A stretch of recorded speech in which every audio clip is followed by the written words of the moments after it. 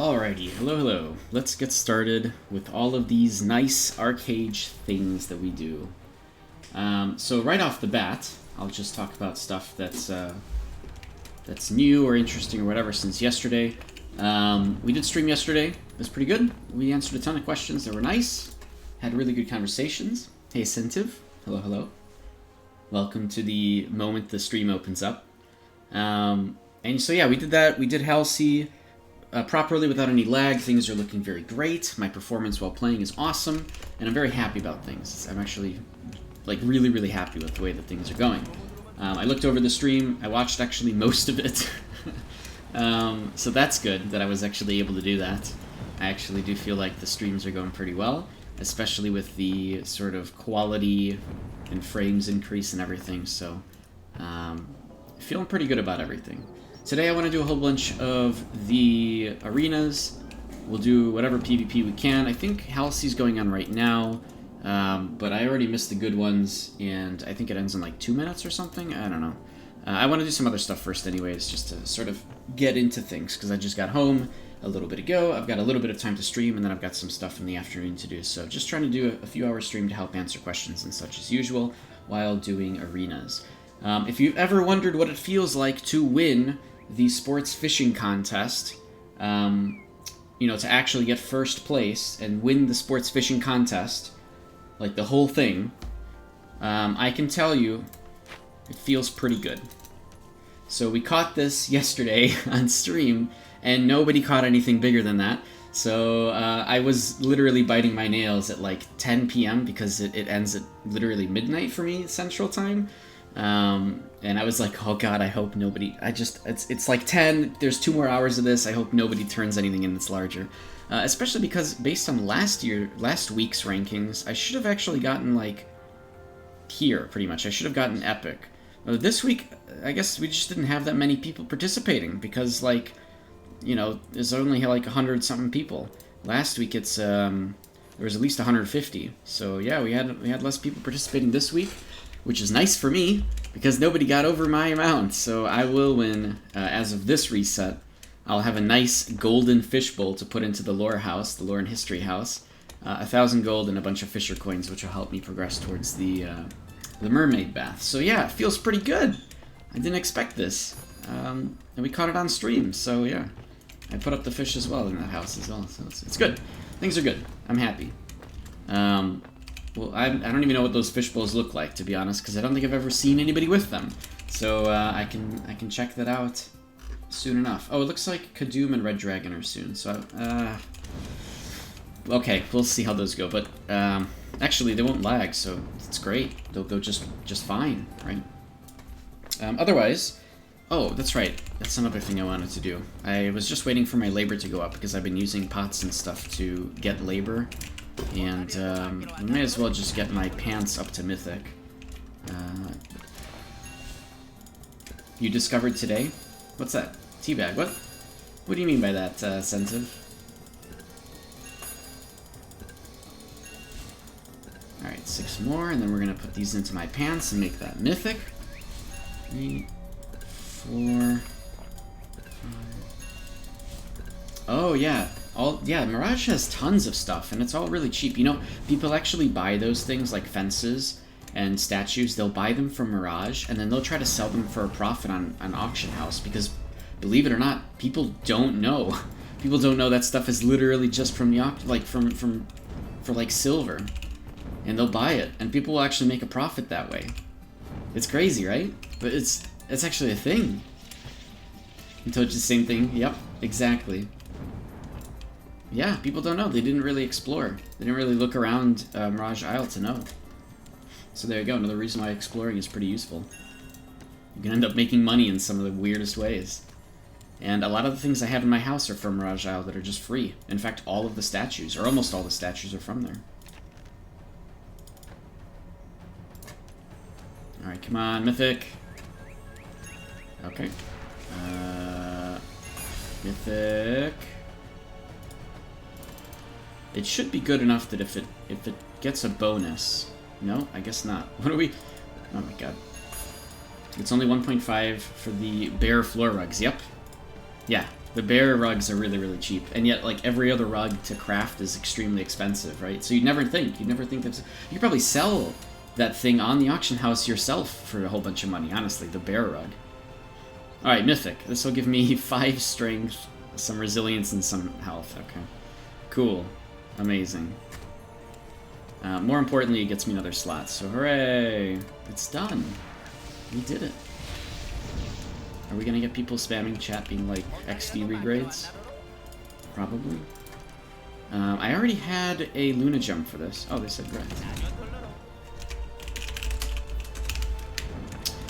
I already had a Luna Gem for this, so we're prepared. Hey, Robin. What's going on? You gonna do Red Dragon and stuff in a little bit here? Wait, did I turn on the music? I did. Why is it so loud to me? I don't know. Whatever, it doesn't matter. Just got off work? Oh, alright. Well, I'm glad to be the entertainment. Well, now that you're back. Now that you're back. Or at least off of work. I guess a lot of people work from home, myself included. Alright, let's... where the heck did I put this thing, actually? I don't even know. That's right, Cody. Luna Gem. Oh, there it is. It's this one. Right? Yeah, okay, good. So we need toughness. Okay, and I can't socket this because I don't have the labor. Oh, wait. But I do have, this is alchemy. So I can make it a little bit cheaper. I just need to use... Oh, by the way, I made this divine. Oh my god, this stressed me out, because I forgot how the regrade system works. I know I played with it for like, I don't know, 6 years, but I forgot the percentages and everything, and I took my boots up to Celestial, completely on purpose, because I didn't realize it could break at Celestial. And then I was like, oh man, is it worth me trying to, you know, anchor this?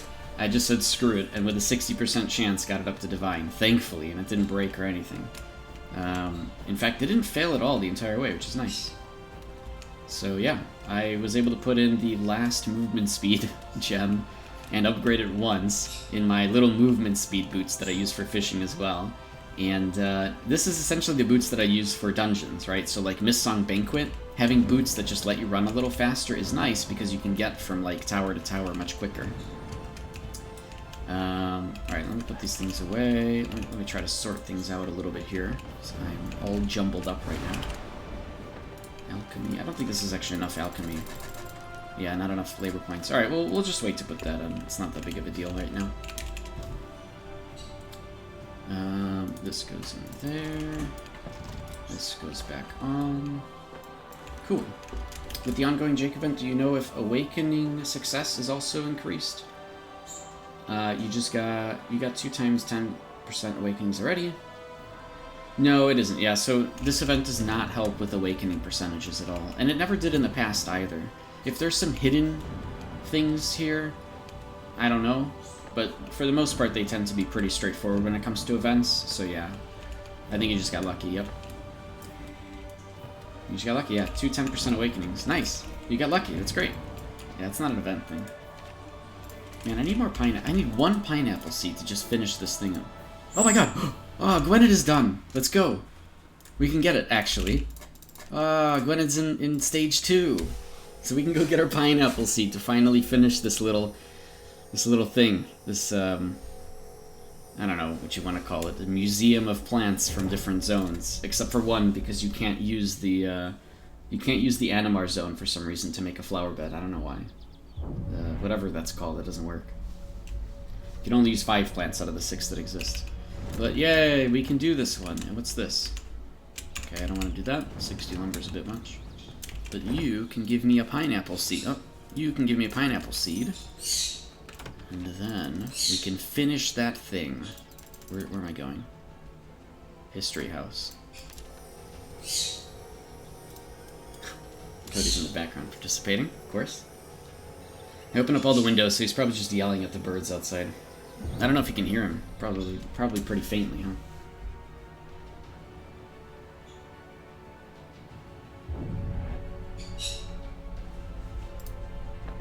Alright. That's okay, and then also... Oh, I like how this portal is still up. Man, being occultism is hilarious. because your portal's up for twice as long. Alright, so pineapple seed, but I also need a bunch of other things. I need 3 scented leaf.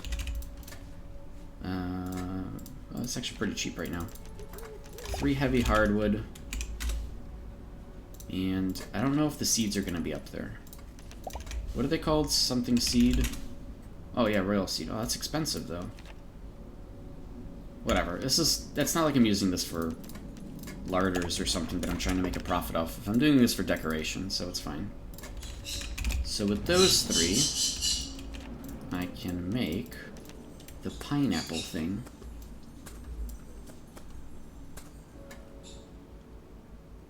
Okay, nice. And then we're done. Once I pick this up and put it back down, the 5 community center flowers that we can put down are here. But we don't talk about the 6th one because you can't make a freaking flower bed out of it, so whatever. Alright, what do we got? So, yeah, I guess we'll do like Red Dragon and Kadoom if that pops, and then we'll just go into arenas, and we'll just answer questions the whole time. So if people do have questions about Arcage things, feel free to ask. I'm mostly keeping myself open to answering questions. Look at this, my bear, my stud bear has once again tried to impregnate quite a few of these females. We'll see if any... I haven't gotten lucky with this at all lately. Like, I had the entire field, except for one bear. I don't know. Hopefully impregnated. Anyways, nothing went, right? Nothing's been going for a long time, so I've been getting pretty unlucky with trying to get little baby bears. That said, they're getting kind of cheap, these Polaris bears. Polaris... Look, they're like 200 gold each now. I don't know, I used to sell them for like 350. So, or 350, 400. So I kind of like, I don't know, I'll just hold on to them, I think, and then sell them once the prices go back up. Because right now I think nobody's trying to get these bears. And so there's a bit of a oversupply of baby bears on the auction house. Which is a weird sentence, but it's true, I'm not lying. That's actually what's happening. That said, I also just want to get rid of them. I want to try something else. I'm going to do some kind of other experiment, because I'm getting tired of these bears. They're really easy to do. Like, nothing ever dies. It's extremely easy to take care of these things, which is all fine and nice. But, I don't know. It's getting a little bit boring, just taking care of these bears and occasionally getting an extra couple hundred gold. Nyan, is it worth to buy Arcage Unchained? You're thinking about buying it because you really love Arcage. I think did you just answer your own question? Okay, well, let me put it this way. Clearly you've played the game before, okay? Just imagine Arcage Legacy, except the cash shop isn't pay to win. Your own progression actually matters. Oh, and you don't have to pay monthly to keep your houses up forever. I mean, that alone is great, right? Compared to Arcage Legacy, it's freaking amazing. And because of that, the servers are generally pretty well populated because nobody's like stressing over having to pay every single month, even if they're on like a break from the game for a few months, right? If I take a break from the game, which by the way is a very healthy thing to do, and you should take breaks from MMOs, you're not really, like, you're punished by doing that in Arcage Legacy because you have to keep paying monthly just to keep your housing up, right? Whereas with Arcage Legacy or Arcage Unchained, you don't have to do any of that. You could take breaks from the game like you're supposed to and just chill and then come back when you have more time, right? So just that alone is great, you know, it being a one-time fee for stuff. Alright, done. We finish this. Now, that said, they were doing a, I don't know if this is still up, but they were doing a referral program. So, Nyan, I don't know if it's still a thing, but you can get some extra cosmetics if you use one of your friends' referral codes. So if they should have a referral code in like their account somewhere, and if you use their code before you buy Arcage Unchained, you and them should both get some cosmetic stuff that you can apply to a character of your choice. And that'll all be in the Glyph store. If you don't have a friend right now that's playing, or anybody that you want to use a referral code for, or whatever, you can use mine if you want. I mean, of course, I always appreciate people using my referral code. But, you know, it's up to you. Use a friend's if you can. Mine is down below, though, in the description of this Twitch. So it's just down below. Or you can use Centives, of course. But, you know, definitely use a friend's if you've got any that are still playing right now or whatever. Otherwise, you can use somebody else's. So you got mine below. Or Centives. There you go. Just PM and we can give you your code. Just make sure to use the code before you buy the game, and then whatever. It's just free cosmetics, right? It's cosmetics and some other stuff that actually is only related to the referral system. Like, there's no other way to get that stuff, so it's actually kind of neat. But yeah, any of the servers are pretty decent right now. There's rumors about merges and transfers coming soon, so even if you pick the wrong server, you should be perfectly fine with eventually switching to one that is good, or maybe your server becomes good. I don't know. I have no idea, right? And I don't know, the more positive atmosphere where we're not just like constantly getting price gouged, or not price gouged, but like forced into buying the game or paying for a subscription every month just to keep housing up while you're taking a break is just, it's great. You don't have to do that. So it's a really good feeling. And it's my favorite part about Arcade Unchained, because I love Arcade as well. Everything about it is really good. And not having to, I don't know, the toxic sort of monetization route is not present here, which is really nice. I don't know, that's what I think about it. Those are my thoughts, Neon. We're still waiting, by the way, for like, we'll do Red Dragon. It's just it's that time for Red Dragon, right? Yeah, many people are salty, but that's gonna be the same in any game, right? It's just the salty people tend to be a little bit louder. The more I play the game, the more I realize there are so many people that play that just don't want to get involved in all those politics and ridiculousness because they understand the game is meant to be played for years. Those guys are usually quieter, and they actually are the majority of this game in reality. Like, the loud people might be loud and salty and competitive and whatever, and they try to exploit and glitch and buy accounts and buy gold, but they end up leaving much sooner. So they're really not the majority of the population. The more you play the game, you start to realize that. They're just not that loud, right? It's a little weird how that works, but yeah, it tends to be that way. Another question, is it good to play ranged and melee in this game, or should you play only ranged or only melee? So, okay, so we used to have better systems for hybrid builds. This is what you're essentially asking is, how do you make hybrid builds work, right? And generally they don't work as well anymore due to some of the ways that stats work with accuracy. For example, if you're mixing stats and you want to go for both range damage and melee damage, it's going to be tough because you're splitting between both agility and strength, which means both of your capabilities for melee damage and range damage are going to be less than somebody who just focused on one or the other, right? And that's a problem, actually, endgame. You'll feel that there's a problem there. So it's something that's going to be a little bit awkward in your playstyle. Now, that said, people who go ranged will sometimes take, like, some other nice main hand weapon like a club if they want to just off-heal, or they'll take a scepter if they want to off-mage stuff, right? Because as an archer, your main actual damage type comes from your bow, so your hands are free for some other type. Some people take a dagger main hand so that they can actually use some melee abilities a little bit faster too, and that's perfectly good as well, right? But generally people try to stay away from hybrid builds. Now later on we're going to get some patches that kind of help hybrid builds a little bit. They are going to essentially curve off stats so that, like, as you get more strength, the value and the increases you get from strength will start to curve off and get worse and worse over time. This technically does help hybrid builds. It gives hybrid builds more of an existence because at 1,000 stats of something, you're actually going to get more of the stats than you would right now at 1,000. Whereas if you have 2,000 stats like I do for strength, you're actually going to get way, way less value out of it. So hybrid builds start to become more of an actual possibility later on in the game. It's in, like, probably one of the next big patches would include that, to be honest. It's kind of up to you how you play, Nyan. I don't know the correct answer to that, but I can tell you that no matter what type of gameplay you choose, you will find a way to make it work. They all have their own weaknesses and strengths that work towards them, right? And different builds that you have are going to have their own strengths and weaknesses you're going to play around, and you're going to learn how to play different classes, and that's fine. You'll always be able to kind of switch things around later on, but yeah, it's I don't know. It's a lot to it. I don't think there's any right answer. I think it's just kind of up to you and how you want to play. Don't let other people tell you otherwise, but, you know, sometimes there are better and worse ways to play. Sometimes there's ways that have better strengths and worse weaknesses, or worse weaknesses and better strengths. You know, there's different styles of gameplay that are going to have their own sort of, you know, downsides and upsides, and you just have to play around those. It's really hard to give you perfect answers for it, right?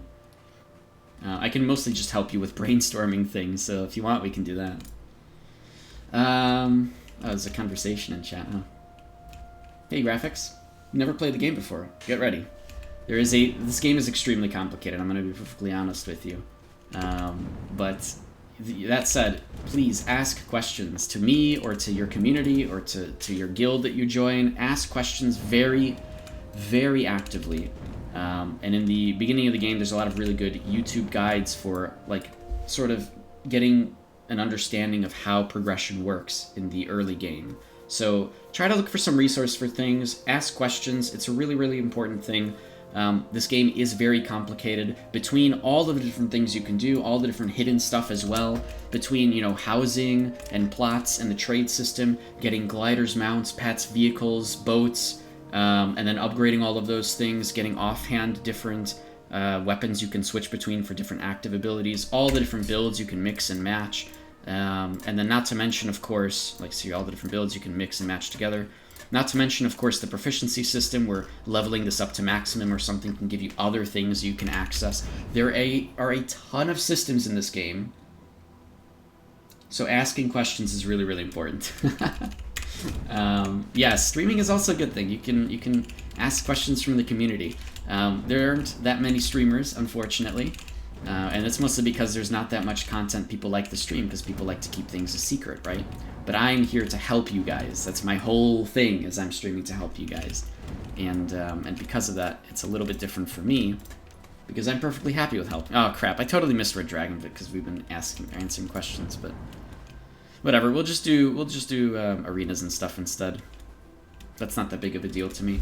I'd rather just be hanging out with you guys anyways than just AFKing kind of through Red Dragon. Just mindlessly killing something. Yeah, I'm not even going to bother with this. I'd rather just do arenas right now. Yeah, there's a lot of saltiness in the community and toxicity because, of course, there's a lot of competitive people. Try not to listen to those folks. There are people who still stick around on, like, the forums or on Reddit, even after 5 years of not playing, just because they didn't like something back then. I don't know why people do this. I guess it's the same for any game, though, to be honest, so it's not really anything crazy, but yeah. And also keep in mind, Arcade is very different from Ashes of Creation and New World. All of these games are going to be amazing for their own, you know, reasons, but they're very different games, and they'll play very differently. You know, they'll have different end games, etc. But I'm glad that the MMO scene is, like, really getting some good, you know, some really quality things. You know, where in the past we haven't really, over the last few years, gotten super quality MMOs and things. So I'm glad to see that. New World has been really cool looking. Feels really nice. There's some issues there, but it's okay. Ashes is looking amazing. They're not really my style of games because the combat is a little bit slow to me, but that's okay. That's my problem, right? The community generally likes these kind of games, and that's good. So I'm happy about that. I'll still play them for sure, for at least a little while. Yeah, Ashes feels a little bit weird, but that's okay. I mean, I think they'll solve those issues later on over time, and that's perfectly good. They do want to help cater to different gameplays and different communities, which is good. We'll see how that ends up turning out. Cody's in the background yelling. My bird. How am I adapting to the big change? Stat migrating? Yeah, so, well, the change isn't here yet, right? So the stat changes that we were talking about and what Sentiv is mentioning, they're not here yet. They're going to be here later on, right? I don't think I'm going to do anything crazy with my build, though. I think I might migrate. I don't think I'm going to migrate too much. For migrating, I might switch out... I might switch... See how I used my agility here? And I took out my agility because I wanted to put in more strength. What I'm thinking I'm going to do is actually I'm going to migrate out Spirit for agility. So now instead it'll be agility at 158 and Spirit at 3. And the reason why I want agility instead is for the extra focus. But I won't need Spirit because I'm not going to care too much about the the parry rates or anything, it's going to be okay without that. That's the only thing that I think that I'm going to be doing. I don't think I'm going to change too much of my strength to stamina, but there's definitely value in doing that since I have so much strength. But I'll have to look at the numbers and figure it out a little bit closer to them. Go to Kadoom? I could try. Yeah, that's a good point, because people are going to go to Kadoom after Red Dragon, right? So yeah, I may as well just queue for Kadoom and see if I can catch those people. That's fair. P1. The game director talk said we shouldn't worried about combat. I know, yeah. And to be honest, oh, hey. Wow. Okay. I mean, yeah, I guess I'll go in here. I mean, he used to play Arcade back in the very beginning, so he knows generally the... You know, he was very popular guild lead and such, Steven.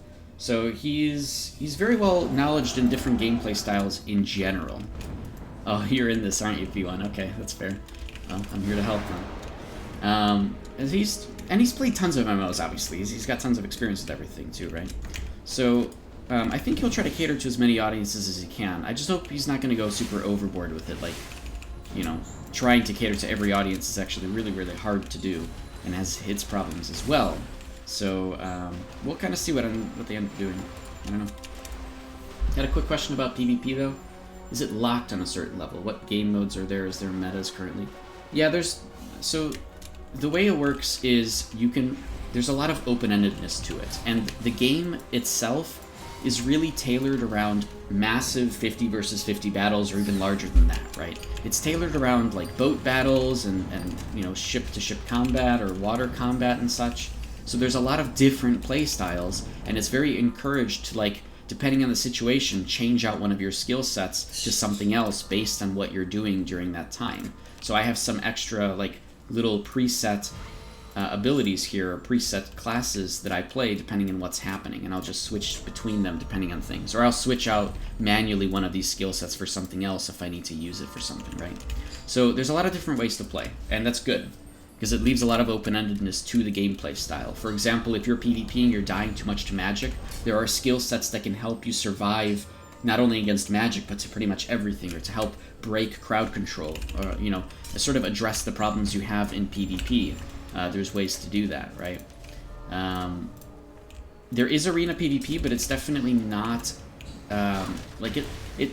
There's a few different arenas. There's a 10v10 arena. There's a bunch of 1v1 arenas, and then there's also this very large 100 versus 100 versus 25 arena, which is essentially faction versus faction combat. Okay. The small arenas aren't really used that much. Like, it's not super crazy because the game isn't really about that. The game isn't about 1v1. It's not about 10v10 even. Although it is a lot more fun when those actually pop off, but a lot of people just farm them for the Curious badges, so they're like farm their alts or something, which kind of sucks. Hopefully that changes eventually with some other stuff, but anyways, the bigger deal is the arenas that go on throughout the day that are like the 50 versus 50 or 100 versus 100 combat, right? Those are a little bit more fun because it's actually, you know, the way the game is meant to be played, using the environment, working with your team, and even then you'll get a lot of AFK people just because people are jerks or whatever, but in general, those arenas are really good, and you can actually play your class, right, without any problems in there because it's meant, you know, the game is meant to be played by, like, you know, groups of 50 instead of groups of, like, 1 to 5. Wait, I didn't do this. I have to slightly pay attention to mechanics here. Just a little bit.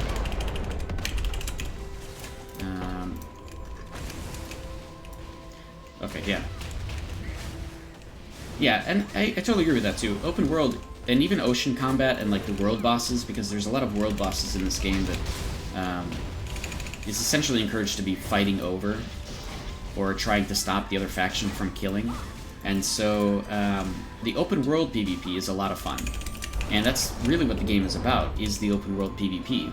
The big deal is, in open world PvP, you can use your gliders, like, literally with all of their different abilities like you just saw. You can use your mounts, you can use your combat pets, and all of these things together make a really, really big difference in gameplay style, because even pets can crowd control and such too, right? Or soak up damage. So there's a lot of different variety in gameplay. especially for open world, where you're not limited to doing anything. You literally can use everything together at the same time, and especially in ocean combat, where you can use tons of mounts just to get around the ocean very, very quickly by mount swapping. Something that a lot of people don't even do, but it does exist in the game. People don't even think about it. Those are really cool things about this game, and why Arcade is still really, really unique, because it's a game that really encourages all these kind of gameplay styles. It is a massive challenge. You will learn years into this game. You'll continue learning new stuff, which is really cool. Or you'll contribute, you'll try new strategies, or you'll try new gameplay styles. You'll introduce different sort of variations to your gameplay, and those are the really, really cool things about it. The Arcade honestly tosses you into the end game very, very quickly. Just over like the course of a few days, you'll end up in the end game, and then it's just kind of up to you what you do. This is of course good and bad, because a lot of players are like, well, now what? Just nothing, and they end up quitting, right? Because there's no real guide that says you have to do this and this and this. You are really on your own. If you want to work on your gear, you work on your gear. If you want to work on a giant, amazing boat and become a boat pilot, or a captain, and mostly, you're known for that, you can do that. If you want to work on cool housing things or cosmetics and furniture or whatever, you can do that as well, right? If you want to work on combat pets and mounts, you can do that. If you want to work towards different gliders, you can do that. And it's just up to you, right? You can work on different secret quests and secret hidden achievements, right? There's tons of them in this game. That's one of the big things about Arcade people don't realize, is that there's a real merit to exploring the world, and a lot of different ways to make gold and an income and currency by literally just exploring, which is amazing and extremely unique, and it's so unique nobody understands that. You can come from WoW or from RuneScape even, and never really understand the fact, like, it won't register in your mind that yes, you can actually make money doing some of the most unconventional things in an MMO. And that's where it loses people. That's where the game loses people, because people don't realize this thing. Like, there's nothing in the game that says, hey, all this stuff exists. You have to figure it out on your own, right? In this game, no, you don't lose gear in open world. You lose practically nothing in PvP. So it is very encouraged to PvP, because you don't lose anything other than a small little bit of currency that you earn in the thousands anyways. You lose like 10 honor points, which is a currency type, but you gain like 2,000 from this event, so that's essentially 200 deaths worth of points. So really, yeah, you don't lose anything in PvP. In PvE, you do lose some equipment durability, which you have to repair, but that's not a big deal. Yeah, the game is encouraging PvP, and that's awesome. And in the early game, yeah, you're gonna die pretty quickly to stuff, right? Because it's an MMO, and you haven't progressed to the point where you can compete in PvP yet. So what a lot of people don't do, but should be doing, are playing classes in PvP that are a little different, that'll keep themselves alive a little bit longer, that can help from the backlines with like extra crowd control, so people will incorporate crowd control heavy classes to be able to contribute from the backlines where it's safer and keep themselves alive more, while they work on their gear outside of PvP to do DPS or to do healing or to be a tank or whatever, right? And this is another thing that people generally forget is a thing, and don't incorporate like other skill sets in, and try to play a DPS with almost no gear, right? And then complain that they die and don't do anything. Yeah, of course, because you're not doing anything. Like, you're not doing anything to help. It's gonna feel bad, right? But that's another point of Arcade, and where it is really, really cool, because there are support classes in this game, and you can play them and really contribute massively, and in many cases better than an actual DPS would, better than having an extra DPS. Literally, AoE crowd controlling a bunch of people non-stop is usually better than having an extra DPS, right? But yeah, so the game does throw you into endgame very quickly.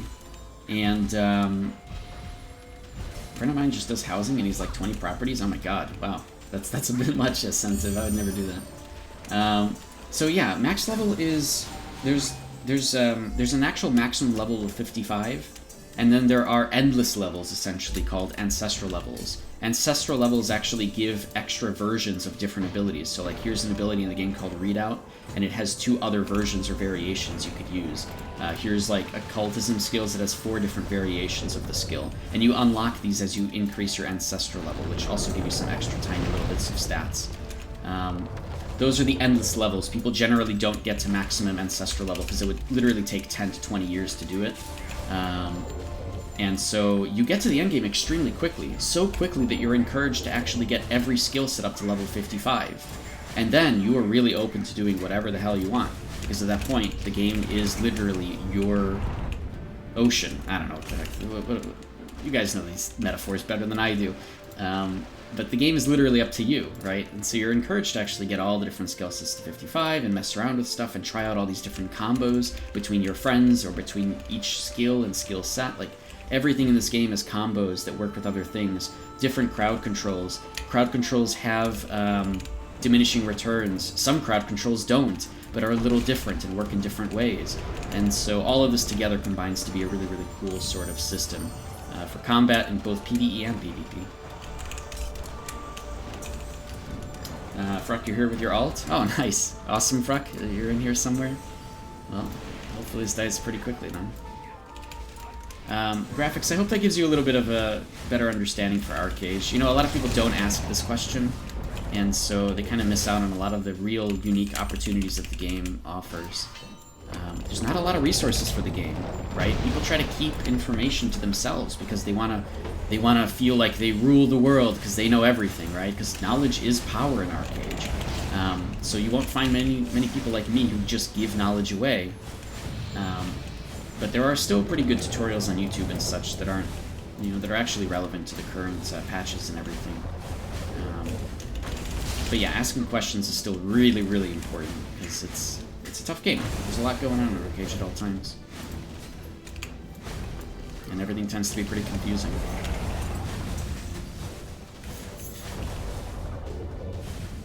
Oh, I see.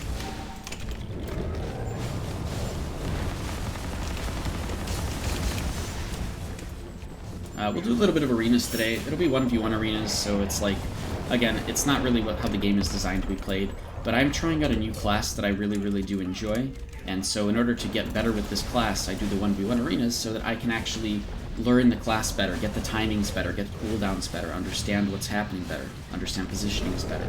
And so I'm doing a bit more arenas than I normally would because I want to get better at these things, right? Alright, have a good one, Graphics. Thanks for stopping by. Glad to have been of some help there.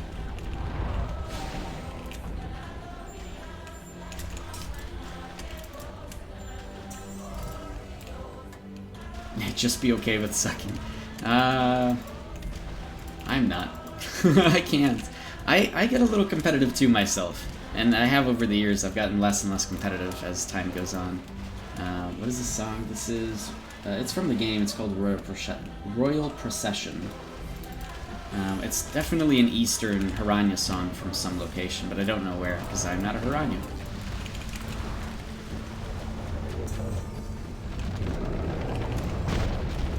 Oh wait. Oh, I think it just missed it. Okay, we're good. Oh no, I didn't miss that. Okay, we're fine. Jesus. Man. Ridiculously quick bubbles. But yeah, everything takes a lot of practice and trial and error as well. People, like, I don't know, salty people will make fun of people for no reason, and it's really stupid, but you get them in every game, so I shouldn't be saying it like it's some kind of a unique thing to Arcade. But don't worry about that stuff. Don't think about it. It's not important. People are just annoying and whatever. It's gonna happen everywhere. Learn at your own pace, do your own thing, ask questions, practice against your friends in duels, skirmish against other guilds, and then things become a lot more interesting that way.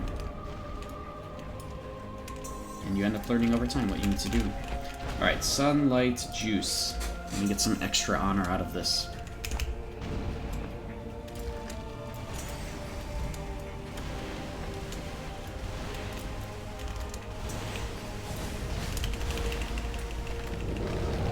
What? Give me the torch. Okay. Ah. So many trips. Okay, there we go.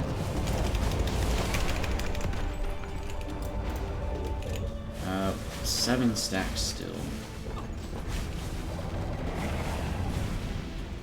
Blue boxes and ads are super annoying. Yeah, I don't get when they spawn like slightly delayed and then they're like in some location nearby. And then, you know, you find it and you start trying to loot it and then Kadoom stuns you or trips you or throws you off the whole map. It gets really annoying. which is great, obviously. Like, I'm sure the developers did this all on purpose, right? It would make sense to me. Oh god, Frenzy. Oh my god, that almost killed me with the thing. Oh god, we're dead, aren't we? Wait, really? Wait, he's actually gonna use Stomp. Oh, he's fine. Everything's good. Overreacting, there's really no point to all this. Everything's fine.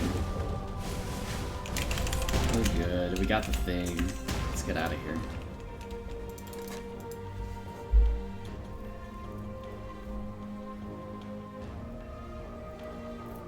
Yeah, and it's tough enough to see them on the ground, too. I mean, I do all the torches myself, but they have a minute cooldown, so you can't even pick up another one and throw that. Otherwise, I just carry the team.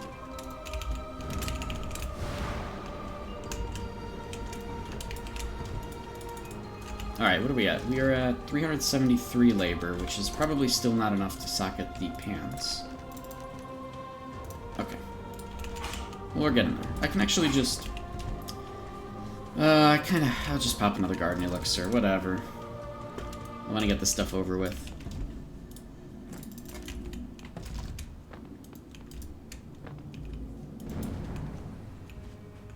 Wait, what? RD? Really? Alright. I mean, I didn't do that yet, because we missed the timer. And I was like, alright, whatever, I don't care. Well, whatever, I'll try to queue up, I guess, see if I can get in.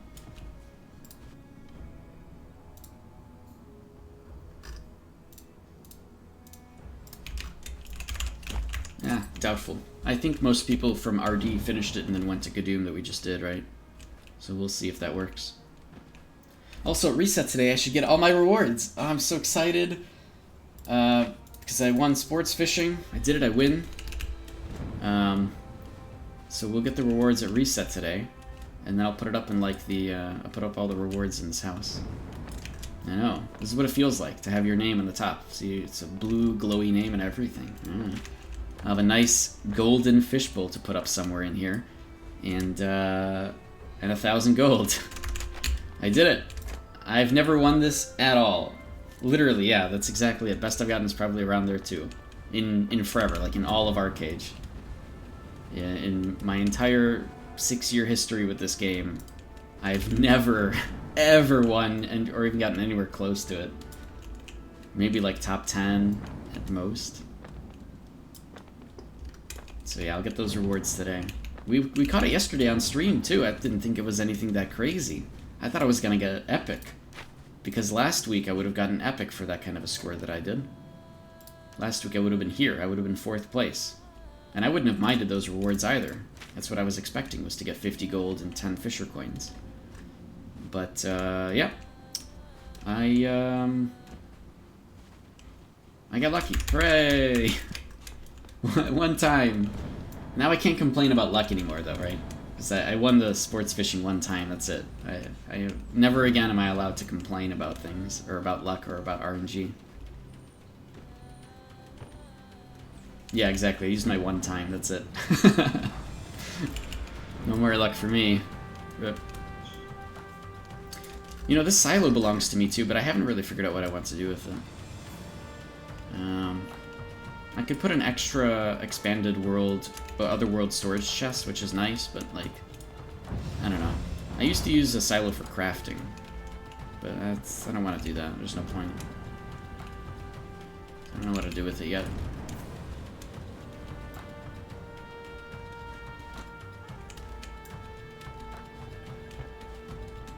Okay, so I don't know. I don't think RD's gonna pop. And even if it does, it's okay. I think I want to just do arenas right now. So let's go over to... We'll try to do some sparring or gladiator arenas. I just have to practice a little bit with this class. Whether or not I actually succeed and win these fights does not matter to me, because this is a new class to me. I have new hotkeys. I have to learn all the new timings and everything, so I'm probably going to screw up a lot. I've been re-watching the PvP that I've been doing the last few days while streaming. And I always notice issues here or there of different things I could do. And so I just need to start incorporating and making up for those mistakes in my gameplay. But it's gonna take... Wait, why did that just pop up? Is it? Did I just, like, right-click on this by accident? That was weird. I thought I was holding down my right-click, but okay, whatever. Yeah, so I'm probably going to screw up a bit, but that's okay. Like, I'm not playing my regular classes that I play. This is very, very different for me. And in the meantime, let's go recall. You're going back to Blighter for DPS and ult. You run Skull Knight, but can't do much damage to grind anything. Yeah, it's funny, actually. You tend to need at least, like, a different weapon, or at least a different offhand weapon to help make up for the, you know, the damage difference for having different gear, or having, you know, a lot of stamina-focused stats. Farming, of course, you want to bring a friend, generally. Or just have a really good pet, right? Just make a tier 2 pet. Just do that. Easy, right? Just get a tier 2 equipment pet. Easy peasy. And then you just have that thing kill everything. You got a bear club? Okay. Or bear cub? Bear cub is okay, but not for damage, right? He's more for tanking. If anything, you actually just want a DPS pet. Like pure DPS. Big ol' DPS. Like the cat, or the wolf, or, you know, for free ones. Or, I don't know, what are some unique DPS pets? Because I know that there's, like, really good ones from the Honor shop that people get. Like, people get the Grim Reaver a lot. I don't know if that's any of the good... Or not the Honor shop, what is it? The Curious Badge shop? A lot of people still use the wolf and the cat. Mainly the wolf, but I like the cat actually a lot better, but people tend to not do that one. Grim Reaver people get. Mariana Squire's not bad. Hellhound's pretty cool. A lot of these are not bad, but those are for Curious Badges, right? Thornbear is good for PvP, but he's not for damage, right? He's more for, like... He's for force taunting in PvP. His taunt actually works in PvP, and a player is actually forced to target him just like a defense player, right? Just like using Provoke. The Nanobot is good for every 30 seconds having massive burst damage. So people do sometimes use him. Penguin's really good for taunting. I don't know as much for damage. Like, he doesn't have crazy crit or anything. Wiggles is really good, but he's very hard to get. And he's very RNG with his abilities even. His abilities are RNG. But Wiggles is really, really good, or Harad the Gatekeeper, because he actually has crit rate and attack rate increase, or not attack rate, but attack percentage, just increase base passive. And then he has an ability that increases attack by 20% more for a long time. He has a stun, he has a trip. This guy's an amazing, amazing battle pet for so many different reasons that all just damage and cause crowd control. So I love this guy. I've used him since Legacy. And but he's really, really hard to get. He's a very end-game DPS pet. A lot of people have noticed they're using Grim Reaper, but again, that is a Curious Badge shop pet. So it's a little bit harder to get.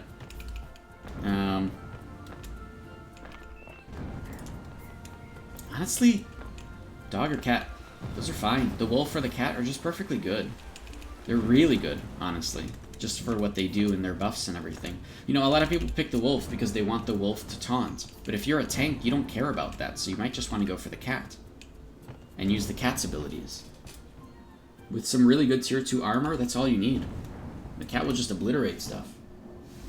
It's got really, really high crit rates, it's got really high damage increases, so it's just able to maul things to death, this little tiny kitten. Alright, I think we have enough labor now to put this in, so... what are we at right now?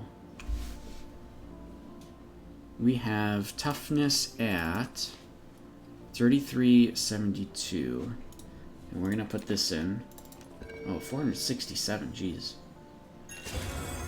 Oh, nice. Got my alchemy up too. Alright. I'll take it. Okay, cool. So now this is fully socketed. Now I'm at 3600 toughness. Okay. Cool. I do want to put a... Oh. Got beeping in the background over there.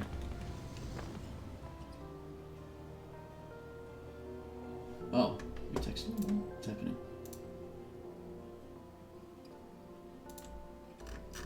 What is... Oh no. Alright, hold on. I want to go check something out. Apparently something's going on. I'll be right back, everybody. And I'm going to go to the bathroom anyways, because I needed to. I'll be right back in just a couple of minutes.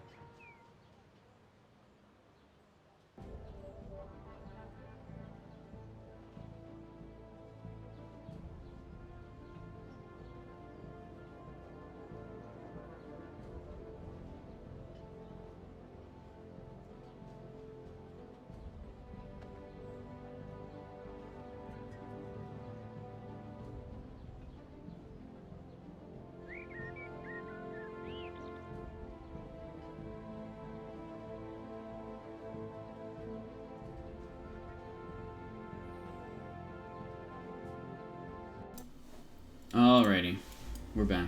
It was a little bit weird. We had a bird that I guess died outside.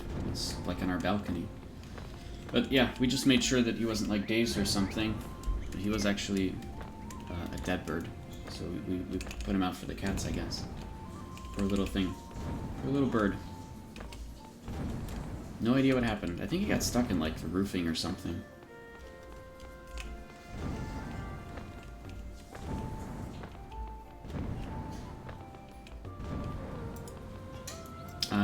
You live on a couple acres, you got your dead thing shovel. What? What does that mean? What does that mean, Fruck? What's a dead thing shovel? Oh. Dead birds, dead rabbits. Oh my god. Yeah, I mean, if you live... Exactly. You're gonna find a whole bunch of dead animals all over the place, right?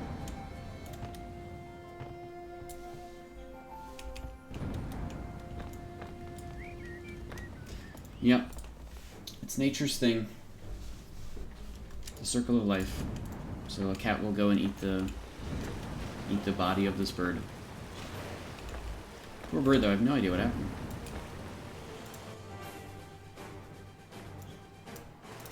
Alright. We're still queued up. Okay. Let's try to get back into this. Let's see, Glads. Anything in Glads we could do? Oh. Okay. Well, time to get one shot. Here we go. Okay. Not excited about this.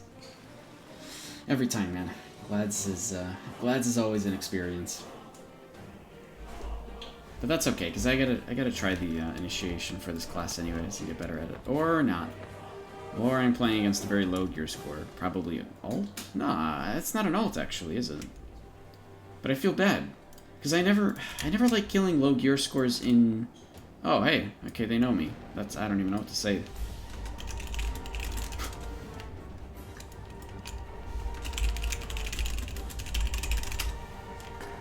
I don't know. Fatality at Tyrannos? Maybe I do know them. Good luck. Wait, why? Does he have 7 on the gear score? What happened? I don't want to mess with him.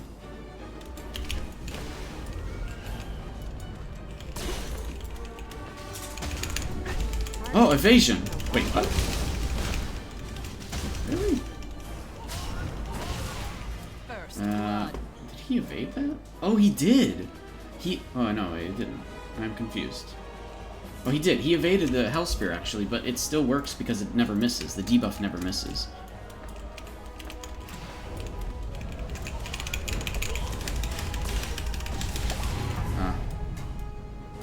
I guess I know him.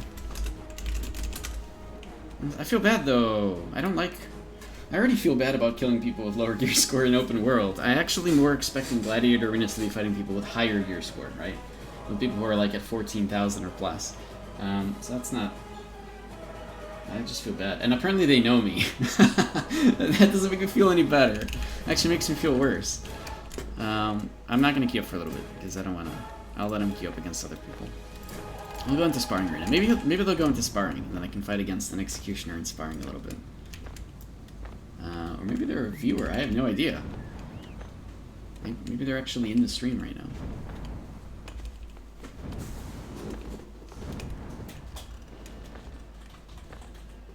So we'll try queuing up for Sparring again. Anyways, I didn't use any of my combos like I should have. In fact, I really should have just... I should have used him as a way to test all my combos. Just keep him shackled, steal any important buffs like Free Runner or Battle Focus if they had that. But I didn't even do that. I just felt bad. Oh, man. Let me see if anybody's doing anything. Maybe we can get some like Missong Dungeon done or something before I get busy later. Let's see. Who can I bother? Oh my god.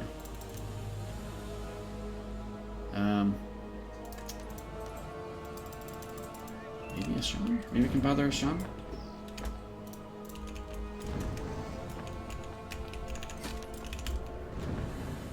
Hey V, hello, hello. Oh, it's you. Okay. Alright. I said that I felt bad because I don't like fighting people with lower gear score. Like, I ignore people in open world if they just run by me with low gear too, right? I just talk to them. Or I'll take them down to really, really low health, and then I'll just be like, alright, I'll see you later.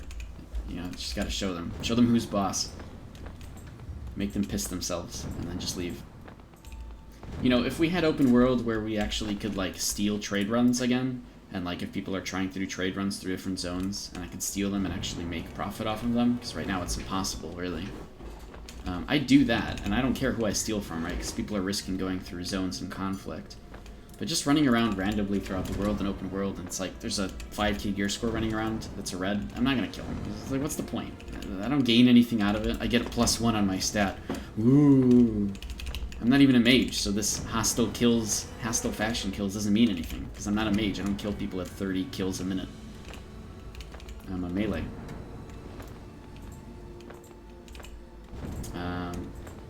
But yeah, if you want, we can do. I'm in sparring arena now, or I'm trying to queue for spar arena. So if you want, we can do that. If you want to fight me with my old build, because I played Executioner for so many years. I have no problem with fighting against people who are just watching the stream and hanging out, right? It's all good.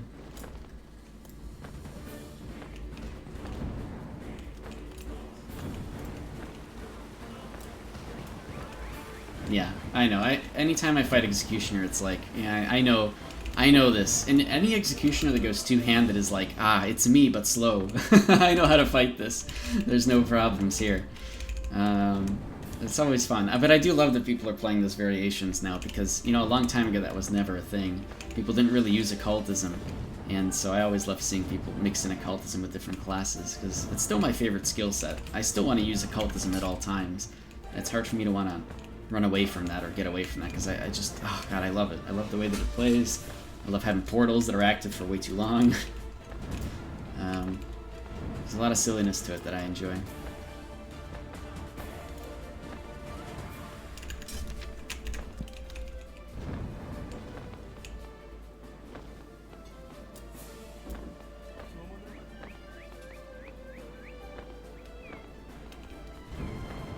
I started using Witchcraft Occultism with Battle Rage. Pretty good for Zergs. It's great right now, too. Honestly, the Witchcraft and Occultism changes for any class are freaking amazing. I love it. Just like Absorb Life Force. Oh god, Absorb Life Force is amazing. It's just, it's so good at denying healing. And then, of course, Innervate is amazing as well for denying outputted healing. So, like, throwing it on a healer, making it so everything they do is pretty much useless. It's so great. So good. I really wish people played them more often, but everybody wants to do like pure DPS, right? Nobody ever wants to go for occultism or witchcraft or like aromancy, or, you know, people don't take those as much as they should be. Even still. I think Legacy is getting a lot better at that. Legacy is starting, from what I understand and what I'm hearing from my Legacy friends, Legacy servers are starting to get it. They understand the power behind aromancy finally, because they get why Crashing Waves is so good, right? They're starting to understand why witchcraft and occultism are so powerful, so people are mixing that in to their build. So that's kind of nice. It took like 6 years for that to become the meta on Legacy, right? And Arcade Unchained, everybody just wants to DPS or heal, and that's it. There's no in between. It's hard to find an initiator or a tank for that matter, right? And there's definitely no support classes, so it's very rare to see people mix in these kind of skills or skill sets, which is very unfortunate. So yeah, I mean, I've started playing Immortalist because I think it's an extremely disable-heavy class. And like I was saying before, Immortalist feels very much like a 2014-2015 Executioner. Like, this playstyle with Immortalist was pretty much how I played like 5 years ago. Where there's crowd control or whatever, and that's nice, but the main reason for it is it's very silence and shackle heavy from Shadowplay. And of course, you know, there's a little bit of the different options because I have Leech now, which is kind of really fun. And of course I can extend Shackle and Silence using Swiftblade, and you use Swiftblade for mobility and do like really, really fun things. So it does feel like that gameplay from so many years ago. And so I am loving it, but I'm trying to practice with this quite a bit. And I don't think we're going to get anything in Sparring Arena right now, from the looks of it.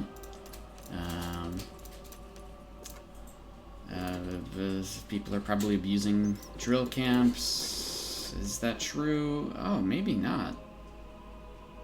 I mean, I can't tell which one of these is the alt group, right? This is an open public group. Whatever. I'm not going to deal with it. It's probably just people farming each other. Free-for-all arena. I guess we could do that, huh? Ooh. Yeah. Free-for-all arena would, like, really test my endurance. But the only problem is people might be farming their alts in that as well, which is, again...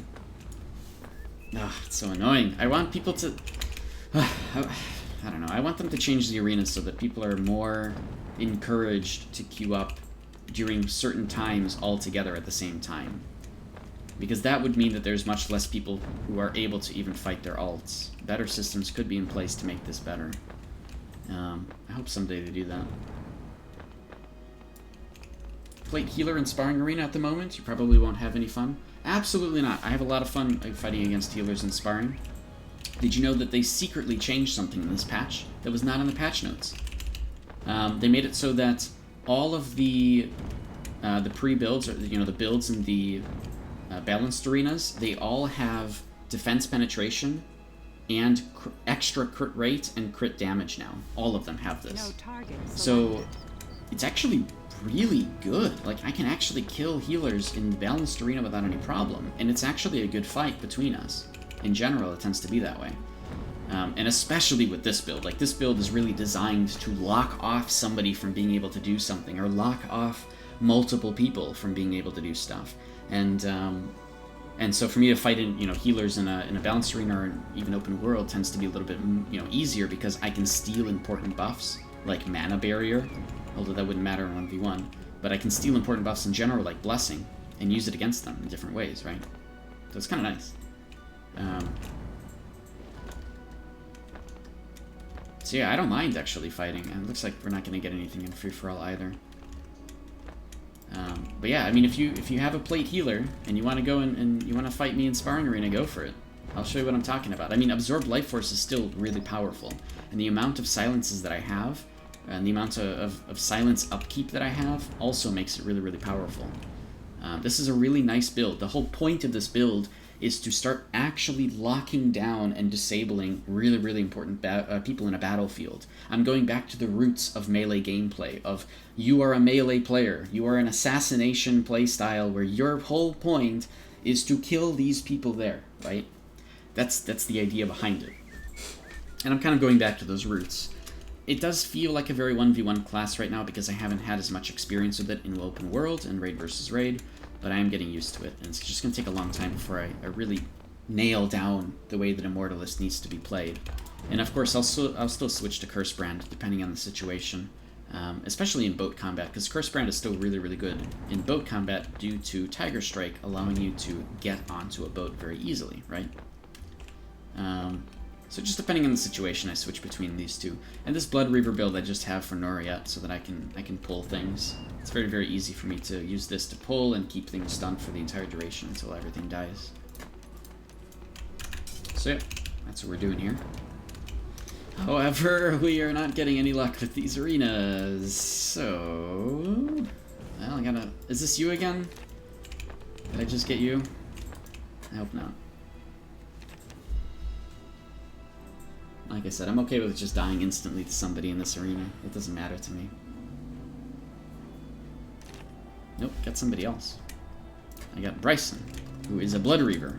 A very, very high gear score and high geared Blood Reaver who's two-handed. Now they could use a couple of abilities to stop me. Aromancy and Occultism, as usual, is my absolute counter. And he's got both of them. So this is going to be a little tough for me.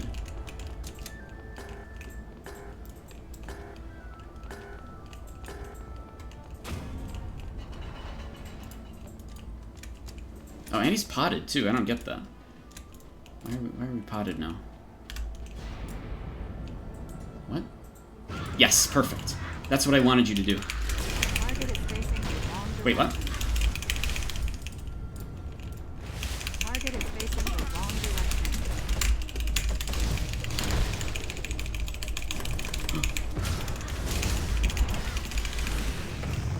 Oh, oh, nice! I dodged the Auramancy bit. Amazing. Huh? Oh. Apparently he had his Impale again. That sucks, man. I had him on the... I totally had him there. Jeez. Okay, but I want him to use Crows early, actually, so this is really good for me.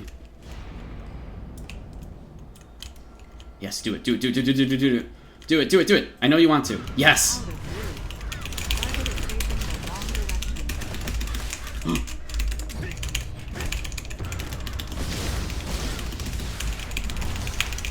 Yes! I want him to use Crows early every time. Whew. I need that to happen. I need him to use Crows early. It's so good. Because I can take advantage of that.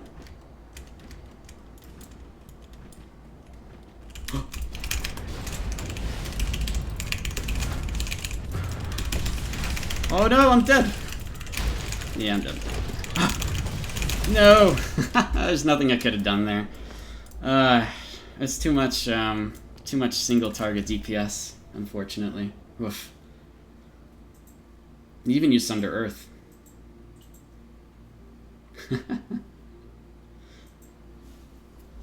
He also played very aggressively that last time, which I wasn't expecting. I was actually expecting him to do things a little differently. If I had imagined him to start off with Bell, then I would have definitely played a little bit differently. Let's see if I can fight him again. I have to watch his opening a bit more. I was expecting him just to do that same thing, but I guess he realized what I was doing. It's alright. I've got several different openings with this build. We can do some unique stuff if I fight him again.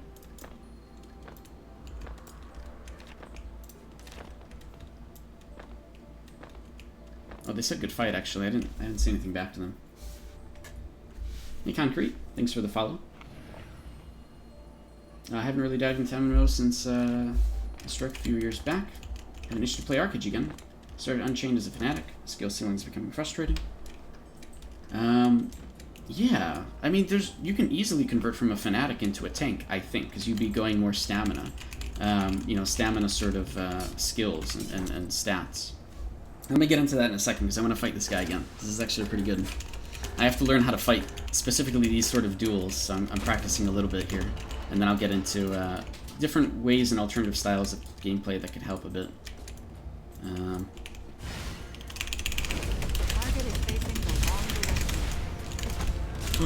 Go! That way. Go. There. Yes.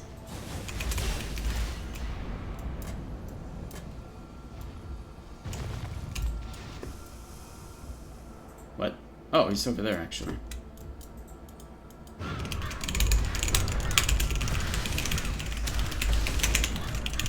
I'm dead.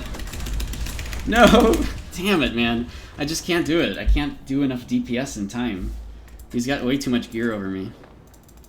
Way too much resilience and toughness over me. And he's still potted. Wait, he actually used... He used meatballs, too. What? Oh. Wait, how did that not work? Ah? I used Hellspear, but he had immunity. Where's his... He should have had, Where is it? I mean, he could have broken out of it. There's a couple ways. He might have actually switched to break out of it using Shrug It Off. But usually Shrug It Off... Doesn't it appear here? Hold on. Shrug It Off would at least... Shrug It Off would at least show, hey, you were actually hit by the Hellspear, right? And then it would be removed instantly. I was thinking that he was actually using the other Auramancy skill to give himself immunity to Hellspear, but it didn't look like he had that. Which is really weird.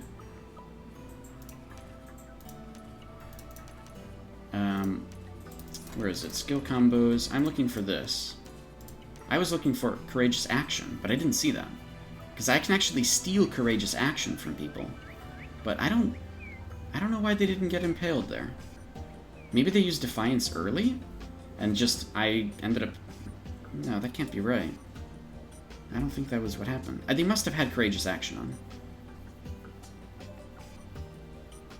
Yeah, I must have just not seen it. There's no other explanation, right? Alright, hopefully he goes into sparring. Because I can fight that build in a sparring arena, and it'll be a lot more fun. instead of it just being a instant kill, you know? A little bit weird, but okay, that's fine. Did I get Bryson? Sparring Arena. These fights are a lot longer, so that's why I enjoy Sparring Arena a lot more. Or they're not here? They're just taking a long time to load? Alright, well, while we do this, I can sort of answer this a bit. Oh. We actually got a healer. Okay. Alright, plate healer. Is this you, V? Viquar? Yeah, it is. You're jumping about. Alright. So. That's who you were avoiding? Oh. Alright, let's see what I can do. This is the... I'm designed to kill healers, which means I have to get really good at this build to do it. Yeah, see when to face me without knowing it, right? Okay, this is pretty good. I can steal Blessing, but I just need to remove some other stuff first, so... Target is at a different elevation. What?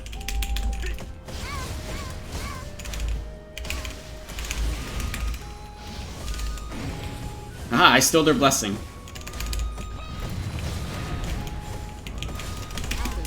How the fuck did they get through that, man?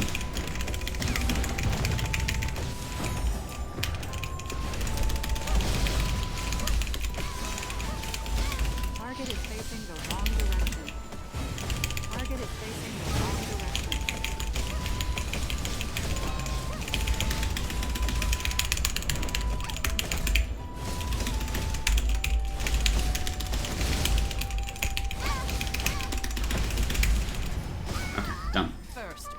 Okay, that I didn't really use Absorb Life Force and Silence as much as I should have. I just made sure I can DPS them in a really fast time. And that's again because I have, look, you get defense penetration and crit damage from all of this, so the buffs are quite good. Okay, they didn't use Blessing yet, so I'm waiting for that. Ooh. Renew. Ooh, I want both of those actually. Alright, I'm going in.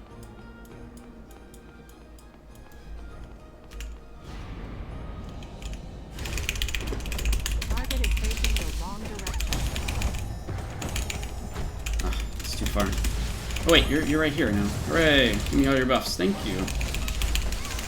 And I can reduce your healing by a whole bunch. That's fine.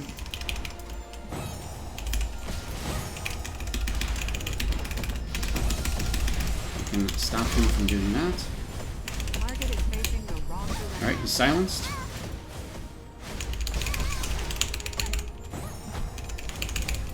Oh, they're lagging, but that's okay. I think it's fine.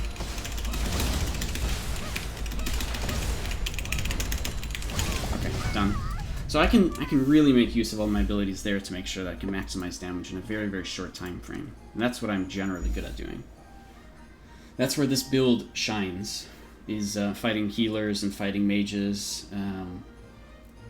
You know, even disabling archers and melee is really, really nice. The only problem that this build is not good at, and you just saw it there, very, very simply put, I cannot snare. And I can actually, but it's very, very annoying to do. So snaring is the problem, whereas most Battle Rage players, snare is like the, you know, it's a norm. You can very easily snare people. Unfortunately, I don't have that luxury in this build, and so I have to play assuming people will always be moving, which is why Blade Flurry makes so much sense, because it also moves with them, right? This build is very unique in that sense, but I have to get a lot more practice with it, because I made so many fumbled mistakes in those fights too. Alright, so Concrete. Let's say you're starting as a DPS mage, right? And you're still around, I'm guessing. Yeah. But it's a good question, right? There are a lot of better ways. There are a lot of ways you can still play in very, very useful ways to your team and in PvP and in PvE without needing to do the crazy fast endgame craziness, right? So we get that, right? So people with high ping, for example, people who, you know, are just not able to play as quickly, can go and play other classes such as frontline tanks or even backline support. Backline tanks is still a thing that people underutilize, because it's actually an extremely important thing, in many cases better than an actual DPS, and we talk about that quite a bit. People don't really play support classes as much, right? So from a Fnatic, you could actually change out stats to stamina, all right, and give yourself a whole bunch more health and defense in the process.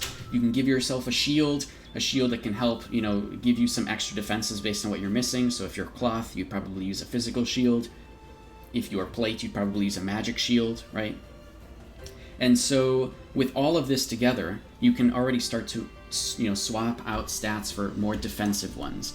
Your weapons, for example, you can swap out for things that'll keep you alive a little bit longer, or that'll help crowd control other people a little bit longer. You can swap out gems that way as well.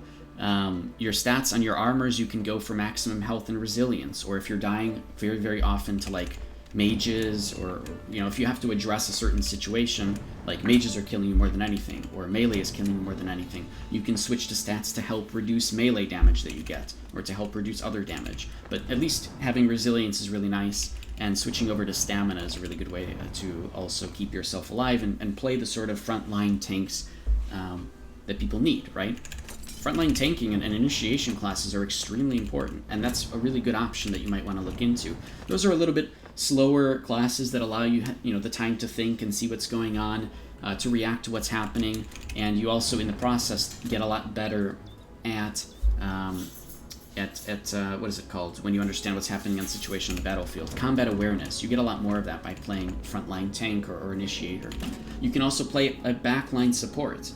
It's essentially a tank, but in the back lines. These are incorporating classes like witchcraft, or aromancy, or occultism. These kind of classes are great in the front lines, but they play very differently from the back lines, because from the back lines, you can do all of the crowd control and even buff your allies. For example, witchcraft is really great because you can ranged AoE silence a bunch of people, or throw down Innervate on an enemy healer to make them essentially useless. You can purge off debuffs off of people, or purge off buffs away from enemies. You can lose an enemy's target with mirror warp. So incorporating witchcraft is of course very nice for those kind of reasons, right? And of course there's bubble trap, which is really great as an AoE, right? Locking off portions of the battlefield. Aromancy is amazing and really undervalued as a support class. Bringing in Aromancy in a different supportive way can help you actually completely turn the tide of an entire battle. We all know how ridiculously powerful Crashing Waves is, right? Crashing Waves is insanely powerful, and yet Protective Wings is the most perfect counter to it. You essentially completely screw over anybody using Crashing Waves who's inside of your Protective Wings, because it does almost no damage to anyone. And so we need more Protective Wings, and doing that is really useful. Of course, in Aromancy you also get Thwart, and the AoE Thwart that helps other people, and the Health Lift, which is really nice. And I think it only affects 20 people, so having more people with health is actually pretty good. And of course you get the mobility from Teleport and Comet Spoon, which is great. You can keep yourself alive through other various means too. You know what's really good with Aromancy? Meditate. Because if you're a backline support, you can actually fire off all of your crazy high cooldown abilities like Stillness and Bubble Trap and Innervate or anything. You use all of your Aromancy abilities with the crazy Health Lift cooldown, the crazy Protective Wings cooldown, and then maybe like Occultism or something else, right? I used to use Shadowplay because I like to give people AoE Freerunner on my allied team. And you'd play this as a support class because then you'd pop Meditate, and Meditate actually lowers all cooldowns from every skill set by 15% after it finishes, not just Aromancy like it says. So your cooldowns on everything go down by 15%, giving you much more use out of Stillness and Bubble Trap and Innervate and like even Shadowplay Freerunner, right? Because that would be a huge reduction. Leech is extremely important. Throwing people back into the enemy lines with Bracing Blast is good. If you can push back an enemy healer into their own lines, this also silences them. It essentially makes their own tanks and their own initiators completely useless. So there's a lot of very, very good potential. Just throwing together different classes and playing a little bit of a different way from the back lines while still actually supporting your team in in PvP more than most other classes, honestly. Like, I'd rather have one of these than an extra DPS. People don't realize this yet, but this is extremely powerful for making sure A, your team is alive, and B, your team can actually guarantee damage on people, right? You're shutting down healers, you're shutting down mages with silence, you're shutting down enemies who are trying to go for your healers if you're just like bubble trapping them or something. So like all the melees are just going to get trapped. So there's a lot of different ways to play. And there's a lot of different stats you can change to start to become tankier or to go into this other initiation route. There are other ways to play as well if you want to just keep with a...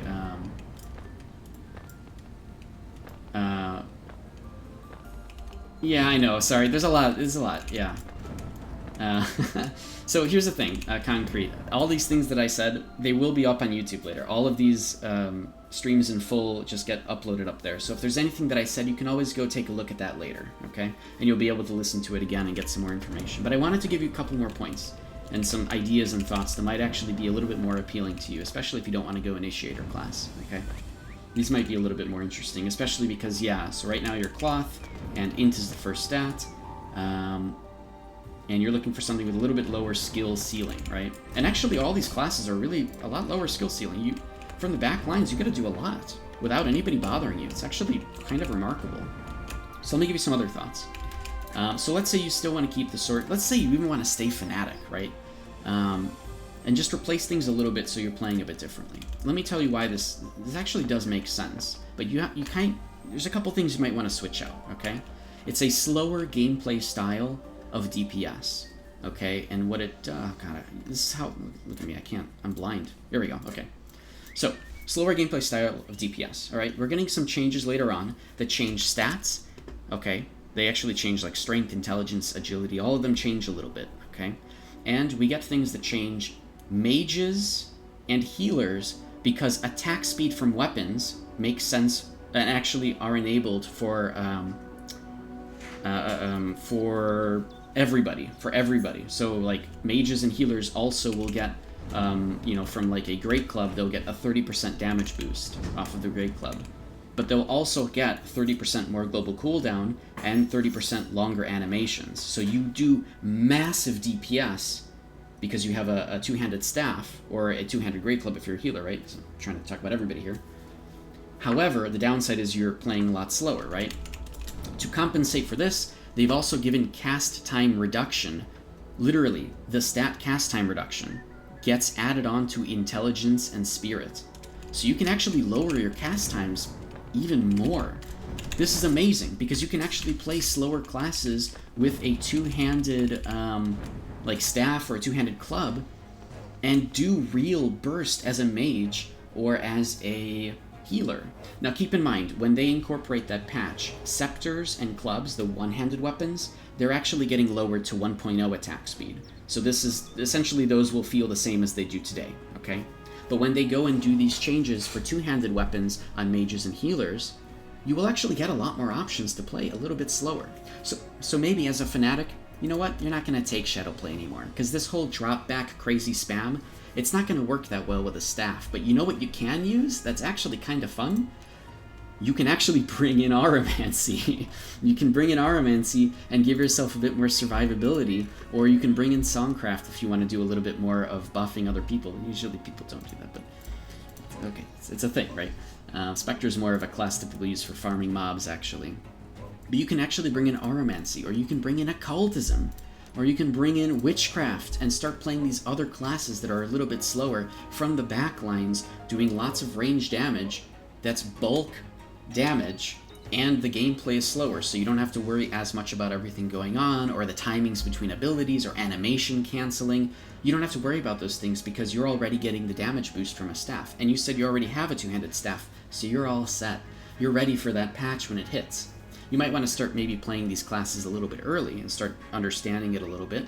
But in general, you'll see that once the staff changes come in, you will do some crazy-ass damage. Your arc lightning is going to be just amazing, right? Which is good. But the gameplay will slow down, right? Animations will be a lot slower. Global cooldowns will be a lot longer with a staff.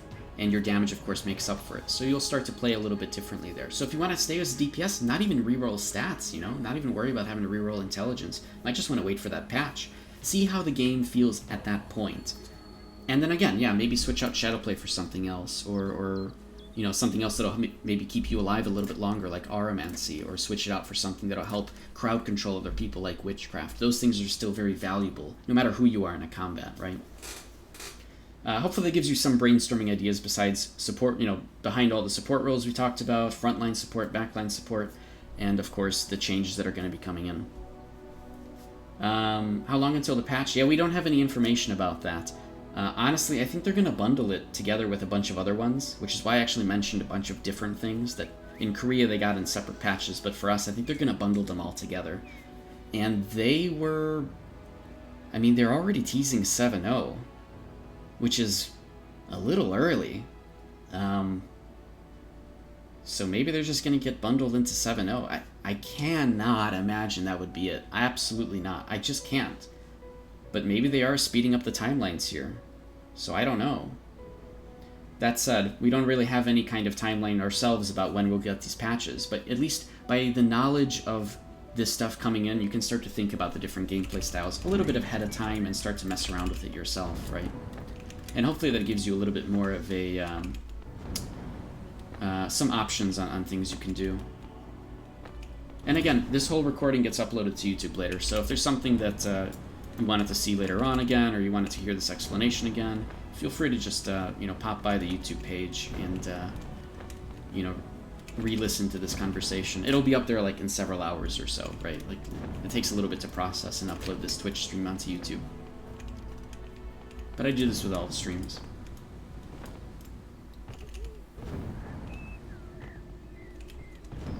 You'll swap in the heals if you can get away with int without having to go for spirit. Okay. Swap in the heals. Oh.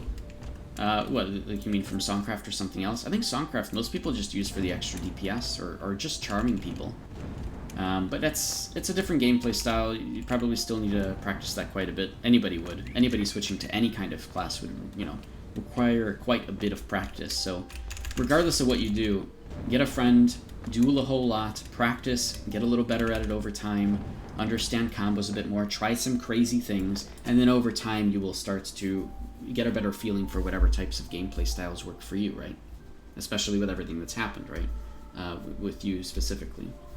You can still enjoy a video game quite nicely. You just gotta find a nice gameplay style that works.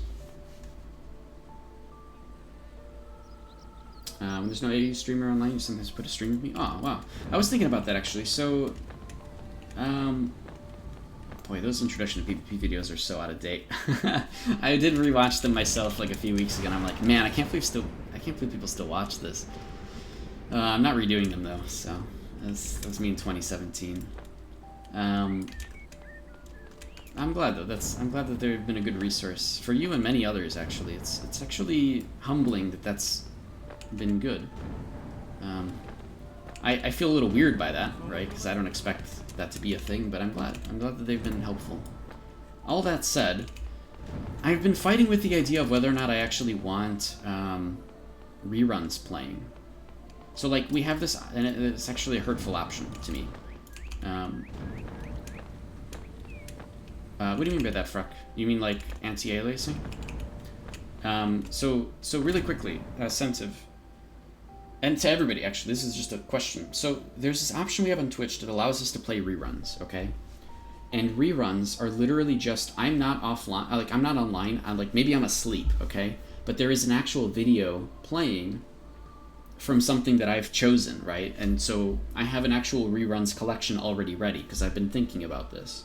And I have, like, about 150 hours of content that's literally sitting in a reruns ready category, and I could play that infinitely.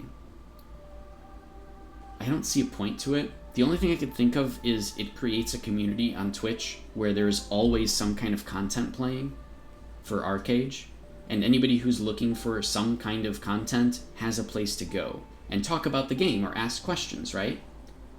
I feel like it can still bait the wrong audience too.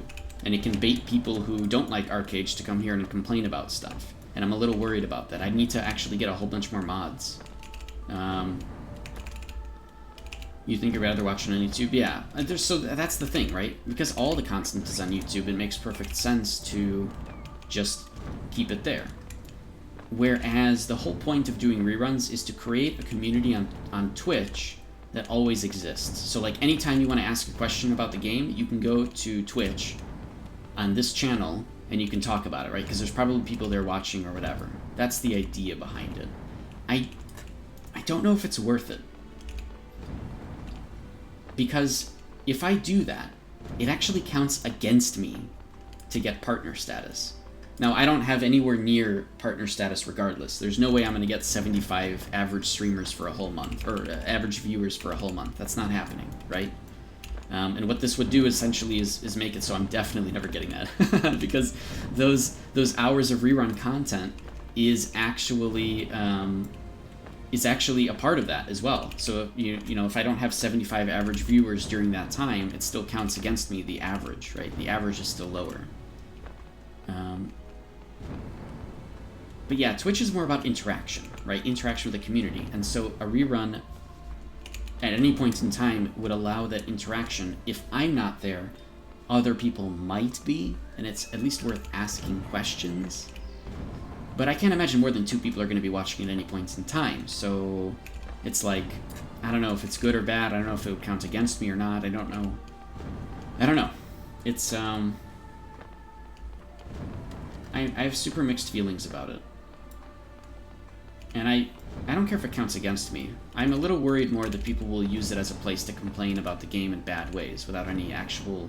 Like, if somebody comes in here right now and is like, oh, Arcade sucks, I hate it, I was never able to regrade stuff, our regrade system sucks. Or they say, oh, you know, Tryon sucks. Okay. I can at least hear, because I'm streaming right now, and be like, oh, what's the issue? I can help you with that, and at least talk and have a conversation. Usually people try to avoid that as much as possible when they're complaining about stuff. So anytime somebody comes here to this channel to complain, they are usually out in less than 30 seconds because I'm not also complaining with them, right? But my point is that I'm not there during a rerun, right? And so there is nobody to help sort of fight those weird people who are just a little bit uneducated about a certain topic, which is okay to be uneducated, right? It's fine. It's better to be there to learn more. It's okay. That's what we're here for. So I don't know. I'm a little... oh, I'm sure, yeah, you and a bunch of people could help mod, absolutely. I don't think that's the problem, actually. I just don't know... I don't know if it's worth it. I don't even know if it, like, it could actually be a bad thing if I just tried it, right? Even if I just went to go try it, and I had a bot set up to spam every 5 minutes, hey, don't forget, this is a rerun. This isn't live. Don't ask me questions. You can ask each other questions, right? I already have a bot set up for it. But there is a little bit to lose, actually, and I was thinking about this because it could give me bad press. If, let's say, the rerun is something from 2017, right? And I get known as the guy who's got reruns playing at all time, or something like that. Now, personally, I don't care, because I don't care what anybody thinks about me. I have nothing to lose in that sense. I don't really care about any of this stuff. But I don't want this to lose notoriety, and other people don't want to go to the stream anymore because of some kind of bad press, right? I don't care what people think about me. I care about more other people not coming back because there's like, oh, there's some kind of weird sentiment that if you're going to GamePro's channel, it's just old content that's crappy or something. He's not even live or something like that, right? That's what I'm worried about. Because there's a non-zero chance that that might happen. But I don't care what people think about me. Who cares, man? People in other guilds call me whatever they want to call me because I give away secrets of the game. That's their problem, alright? They do whatever they want. That's cool. I love educating people because the game is more fun when people understand stuff. That's not going to stop me, right? I'm a solo player. I do whatever I want. Nobody can control me. Aha. I'm in my own guild. So that's kind of why I'm a little bit, like, mixed in all this stuff. I don't know what I want to do exactly. Oh, here we go. What am I now in the scrims arena? The sparring arena. Oh, 51. Wait, no, this is old. I'm actually up here. I'm here. I'm like 22nd place. It's kind of annoying not to not ask questions during a rerun on YouTube, though. It is kind of annoying to not ask questions during a rerun on YouTube, though. Oh, I see, yeah. Well, that's the thing. Actually, people sometimes go in the comment section and ask questions, and that's cool. Like, yeah, I'll reply back to those when I can. We have Discord as well, right? In Discord, you just ask questions whenever you want. So I'm just trying to put out more locations where you can ask questions and have an interaction with at least the community of people who are watching. I don't know. I have no idea. Like, it could be good. There actually is... There could be merit that more people, like, overnight, you know, start to listen to the content or whatever and get to know and whatever, right? Get to know the me and see the content on YouTube or whatever. Like, there's some actual merit that this could actually be a good thing, right? And it sort of creates a more positive community in the sense because there's always positive content playing on Twitch at all times, at all periods of time of the day, right?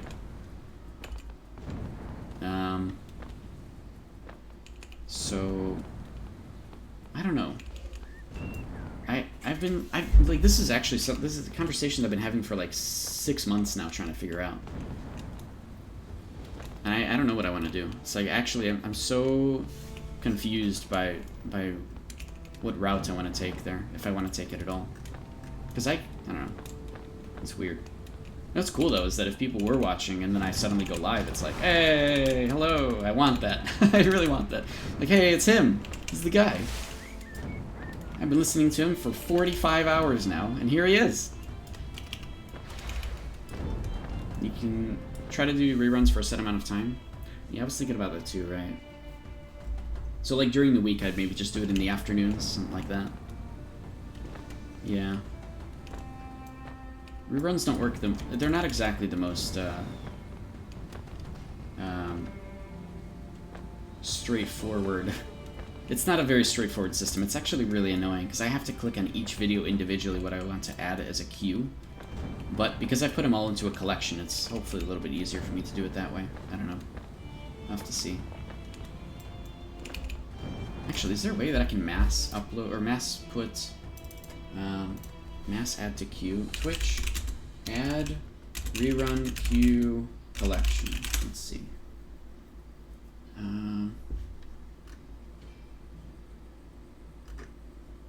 No, I don't think there's any easy way to do it, so it's kind of annoying, but it's okay. We could try it just for a little bit. We could try it for like a week, and like every afternoon I'll just have some reruns playing, right? We could do that. But why? Man, I don't know. Like, why would I do that? Like, I'd start off with PvP content, right? I'd start off with content that's mostly PvP. Or actually related content to stuff that's going on right now. Or, you know, whatever.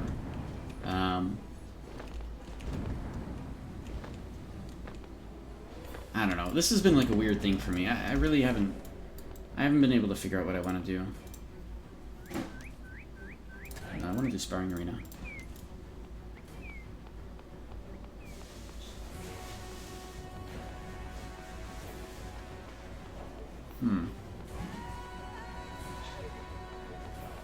Yeah, I don't know. I felt really weird about all of this stuff, so it really doesn't. I don't know. It doesn't hurt to try, huh? I should do it.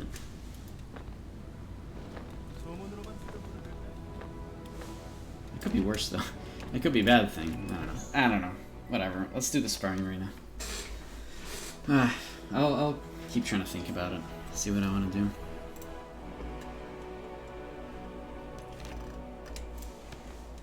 Oh my god, I know him. It's Venganza. I don't know if it's them or somebody bought their account. Oh, they know me! And they're playing Executioner still. It must be them. Yay! I know them. They're actually really good at Executioner. They would probably be the one Executioner who can kill me. I have no doubt. No doubt in my mind.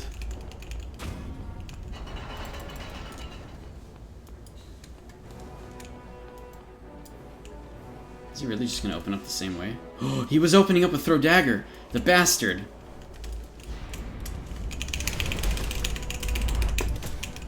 Oh!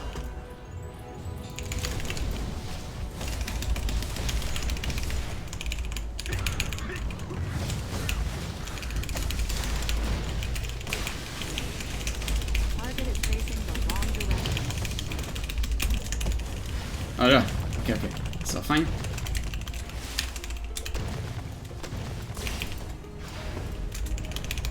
Target is facing the wrong Oh, direction.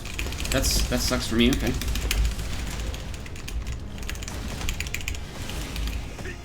Okay, I got him. He's shackled. But he did. Oh, it wasn't silenced though. No. Target is facing the wrong direction. Damn.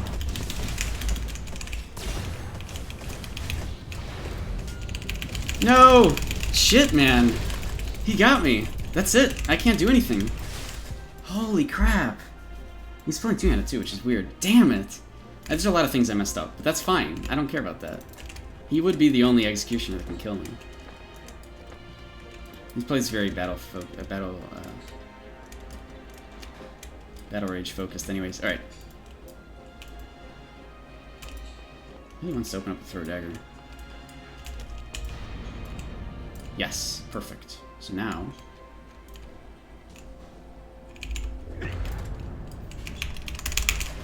he's stunned.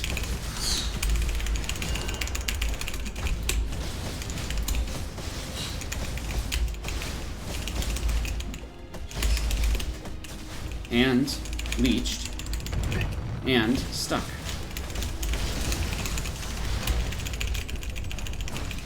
He's gonna try to use Sunder Earth. That's fine. Target is facing the wrong direction. Oh my god, dude, he got me again. Okay, never mind. Yeah. Whew. The shackle and the silence I have to work around, but since I can't snare, I don't have any real way to stop him from moving, and that's a real big problem that I have to get used to.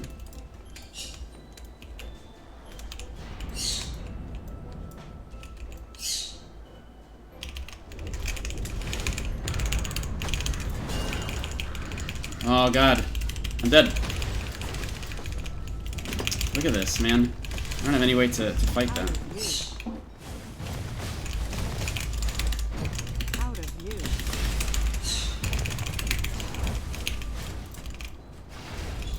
Ah, Target is facing I can't believe the that wrong worked. direction. That's actually... that's okay. Target is facing the wrong direction. Out of view. He used his potion.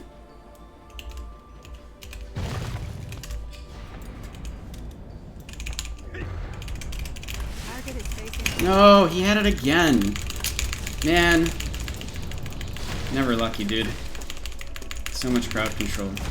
Target is facing the wrong direction.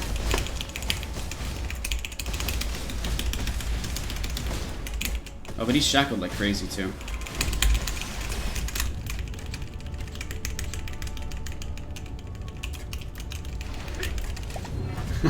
Shoot arrow. Oh, man. He was at such low health, I just had to shoot arrow. That's... that's a good one. Okay, right at the end there, I was able to take advantage of shackle quite a bit. What's my opinion about using potions in arena? Well, they give you for sparring arena, you have to actually time potions correctly, because the opponents can still deny your healing from potions, right? Especially if you have like absorb life force being used against you or innervate being used against you. Both of those will actually prevent you from using potions. So in sparring arena, actually, potions are like a big deal. Like you can actually, like it's a part of the gameplay to be able to heal yourself a little bit, just like it is a part of the gameplay to be able to use Defiance, right? To be able to break out of CC ones.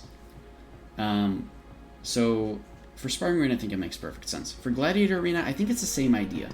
Is you have what capabilities are there for you in gladiator arena, right?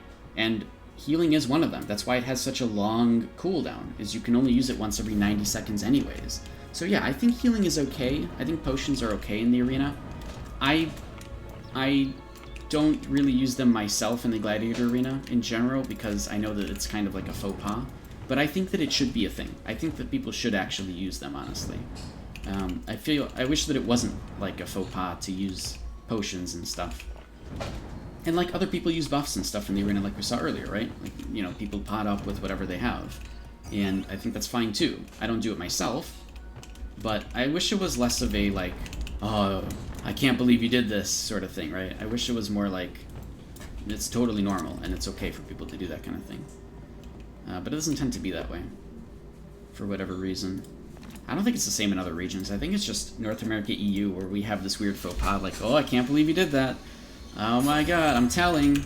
I'm gonna tell on you. I'm gonna tattle. And, yeah, it's, did I get into the top whatever? Let's see. Gladiator, I have 3,900. Wait, that's Gladiator. Sparring rate at 4416. Hey, I'm in the top 20. What does that give me? Okay, whatever.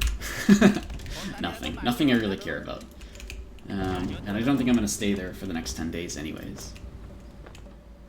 Okay, alright, bots. If you're spamming me, I'm definitely not doing that, alright? Why is that a thing? Wait, actually, you're actually spamming. Guys. What the hell, man? Look at these bots. Oh, they've been here. They've been going around everybody's streams for like the last few weeks now. It's ridiculous. But I've never had 3 in a row. Like, jeez, alright? What are you spamming for? You're trying to get an audience of people who are going to pay you money, and you're going to spam them. Nobody's going to buy that. Are you kidding me? It's ridiculous. Alright, anyways. It's normal. You're just surprised people are so eager to win they spend their potions. I think it's okay. I mean, right now, keep in mind, you know, we had that event earlier, so people have, like, thousands of potions that are, like, really, really good, right? And we have, like, nothing to use this stuff on. Like, it's gonna take me probably 6 to 10 months before I go through all of these Alluvian loves anyways, which sucks. I didn't wish this event did that, but it did. So now everybody's, you know, everybody's got all these potions they got nothing to do with. May as well spend them everywhere, right? As quickly as possible. But no, in the Gladiator Arena, you can use whatever potions. In the Sparring Arena, it doesn't actually use a real potion. It's a fake potion. It doesn't actually, like, it doesn't use your potion. It uses the Gladiator Arena's special ability, which is a potion, essentially, right? But it's actually just an ability. Like the same abilities from Free-For-All, or Drill Camp, right? In Drill Camp, you get a bunch of abilities on the side. It's the same thing. It doesn't actually use a potion. It's just a fake potion. So everybody gets one of those. Of both, Mana Pot and Healing Pot. Yeah, dude, others have like 4K. It's crazy. And then I have my friend here, Agent. Oh, hello. Wait, are you serious? I'm stealing this. Are you kidding me? Yeah, take my footprints. What the hell do I care? How did nobody... Oh, it wasn't done yet? Wait, I'm confused. How did I only get one? Oh, I only got one because it's not an Aurora. That's interesting. If you don't plant the seed in Aurora, you only get one. And now we know. I actually never knew that. Huh. I didn't know that. Look at that. The more you know. I don't think anybody would have ever tested that otherwise. So yay, now we know for sure. Maybe they hid some more around the city. The hell. Let's go look. That's so weird, though. It's an expensive thing to put there. But anyways, yeah, so people got really lucky in that event. They're gonna have potions for a lifetime. I mean, I got a couple thousand, but I don't know. I don't like it because it really screws over alchemy. Because now the potion market is like nothing, right? It's really, I don't know, it wasn't well thought out, but I'm sure this was something from Korea that Korea got, and so they just gave it to us without really thinking too much.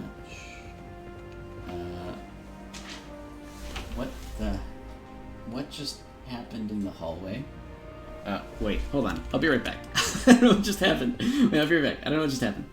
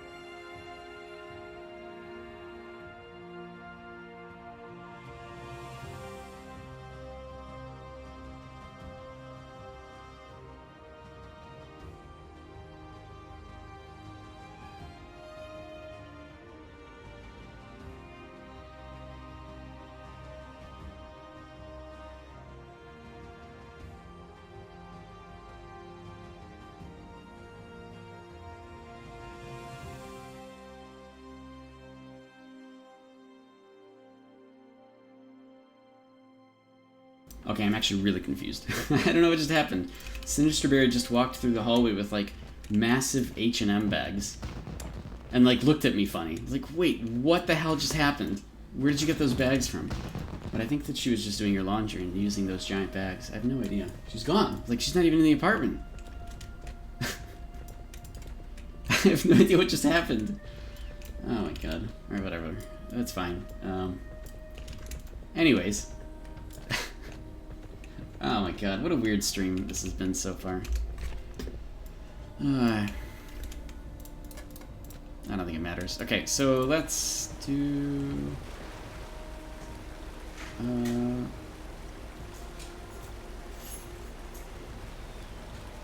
Sparring arena, right? Yeah, I want to fight Vengaza. Yeah, that's probably him. I want to fight him again.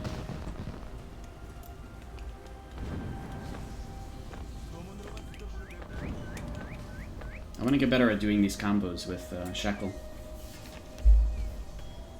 Oh, you know what I should do? I should bait out Defiance big time. That's what I need to be doing against him. Yeah, I got him again. Alright, I need to be baiting out Defiance a lot more. Which is really hard to do. But he's got the single target Hellspear. Like, he's really going full, you know, sort of 1v1 aspect. I'm not doing that.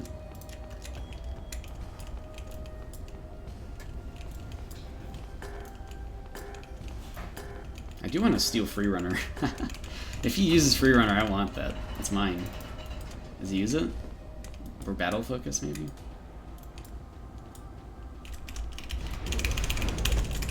Target is facing the wrong direction. Wait, what? Wait, I'm confused. Actually, I don't understand what happened, but... Target is facing the wrong direction. it's okay, I guess.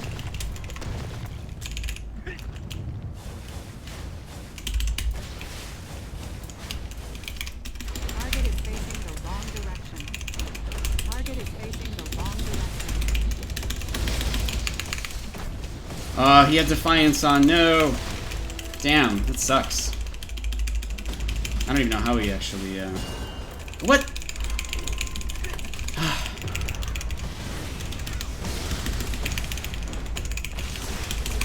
Damn. What do you mean target's facing the wrong direction? Ah.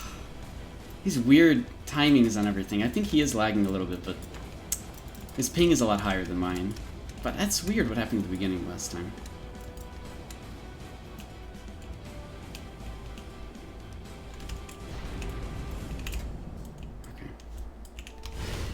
No target selected.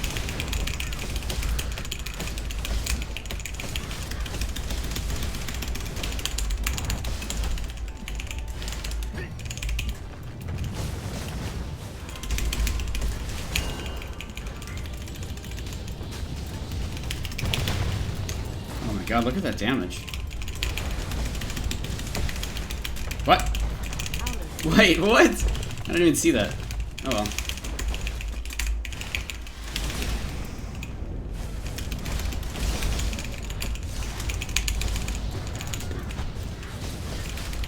Okay, good. And I didn't use my Defiance there, so I still have it for next round. Whew.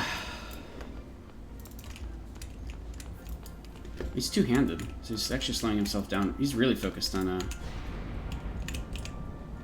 Is he gonna just stealth? He knows I can find him. He's gonna go there first so that he's out of 30 meters, but...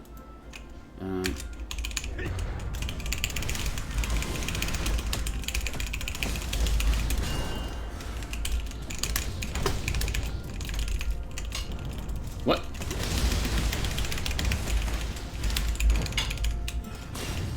Oh, he's out! Yeah, he's actually lagging a bit, but that's okay. Aha! We're fine too. Yo! Amazing! We're actually in a really good spot then.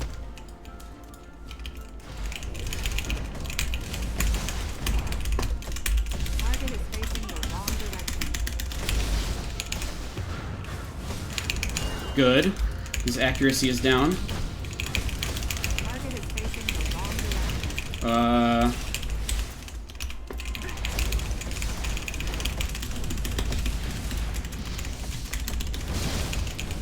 Target is facing the wrong direction. Target is facing the wrong direction. He still got me, I think. No? Maybe not. No. Let's just get away.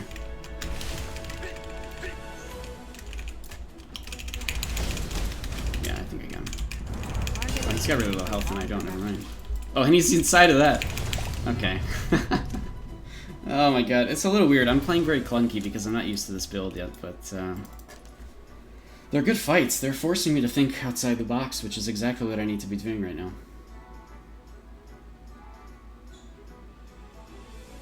You blacklisted their link as a forbidden word. Oh, that's a great idea.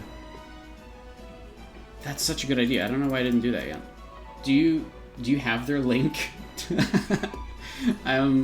I'll add it to the blacklist, but I don't see those links anymore because I just banned them and those things go away.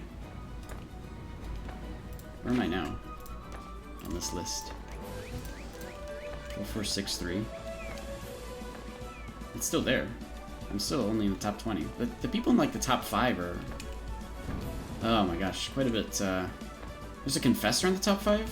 Oh. Really, after all these patches? That's interesting. It's actually not that bad.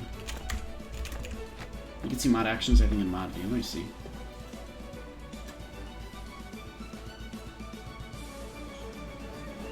Oh yeah, good point. I don't have mod view active right now though because I'm in a different box, right? I'm running everything out of OBS. Yeah, it's not that big of a deal, honestly. Switch to non-mod settings. Wait, what? I'm already in mod view. Yeah, I don't see them.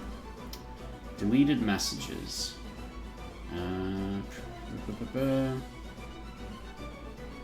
Okay. Oh, I could do this. Alright, I have it now. Alright, so now... So this is all mod view stuff. So now let me do this. Alright, give me 1 second.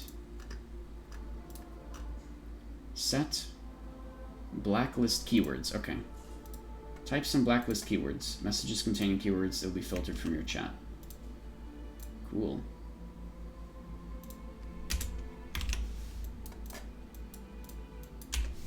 Alright, done. Cool. Amazing. We're all set. Easy peasy. I like that was actually pretty easy to do, even within OBS with the links that I have for everything for like chat and stuff. So nice. When something's very easily done through a UI, I'm very happy about that. And this is definitely one of those. Okay. So yeah, so there's a lot of these fights that I'm doing correctly, and there's a lot that I'm not doing correctly. But a lot of it is based off the fact that I'm not used to players not just being snared all the time, right? So I'm not taking advantage of the one snare that I have, which is Entangle plus Blade Blast, and that causes a snare for a little bit. I'm not taking advantage of that as much as I should be. The follow-up to doing that, I'm not even sure of anymore, because I don't have Throw Hammer. Usually, a melee player would snare somebody and then follow up with Throw Hammer, because you're definitely ensuring you can stun the person, because Throw Hammer will definitely work, right? But I'm not doing that here. Instead, my snare goes into making sure that I can actually disable the person with, like, you know, shackle or silence. So after I'm finished snaring the target, if I even do that, what I need to be doing is using poison weapons, overwhelm, and, you know, pin down or shadow smite. In a couple of scenarios in that fight, we actually did get off a proper bloodthirst into overwhelm. This is actually extremely important, because it's my only snare without being a snare. This overwhelm causes stagger if I'm under the effects of bloodthirst. That's right, Cody. This actually...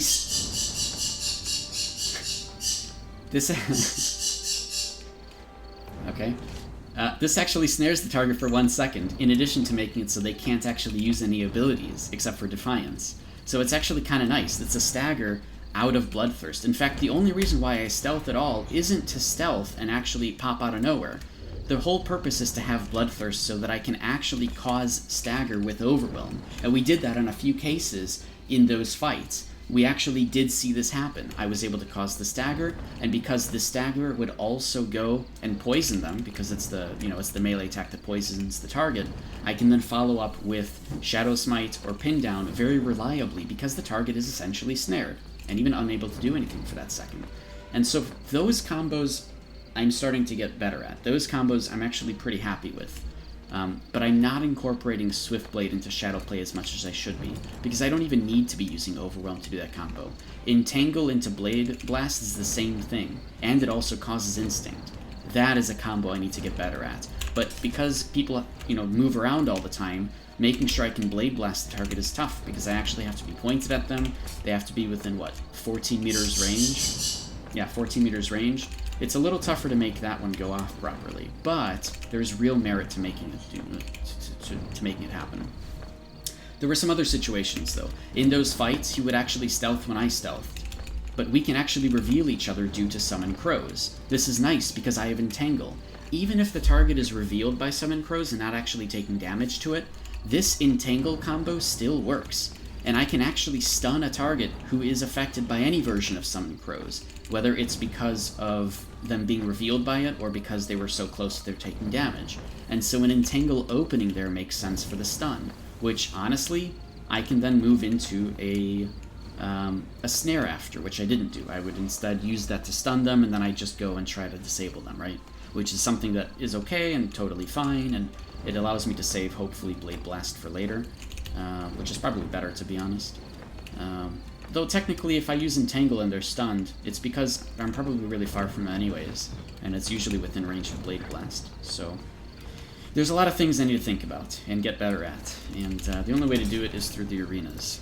Especially Gladiator Arena, because in this case, Gladiator Arena makes a lot of sense, since it will allow me to test things on a very, very quick, 1v1 assassination-style gameplay. Where, if you mess up, you're dead instantly. Which just sucks, right? I don't like that kind of gameplay normally, but in this particular case, I'm okay with it, because I need to be testing these things very, very quickly, and getting better at them at, the earliest stage of any fight. So I'm okay with Gladiator for this all. Even if it is against the Doomlord. Okay. Doomlord, leather with a shield. He's going for damage, but he's not playing very many damage builds. How strange.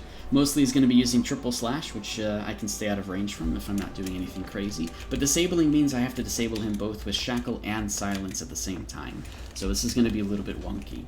I can also bait out Summon Crows, since I don't care if he sees where I am. I can actually still... I just need the one Bloodthirst stack, right?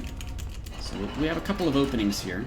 I don't know exactly what I want to do. He's got 17,500 gear score, so he is a little bit over geared. What the f... He already used Readout.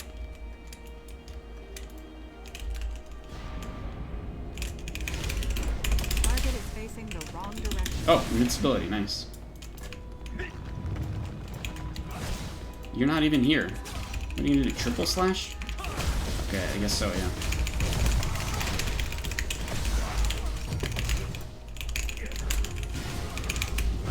Yeah, I guess he is just gonna triple slash, huh?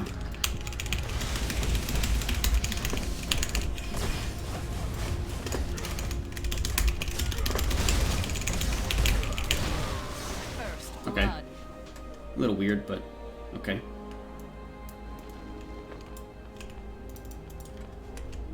I don't know what he's doing. I'll be honest with you.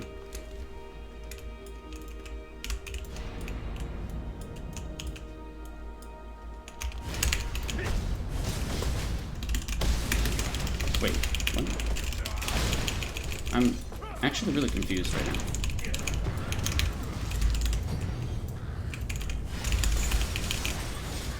Why would he do that? I'm just gonna heal now off of him. Out of view.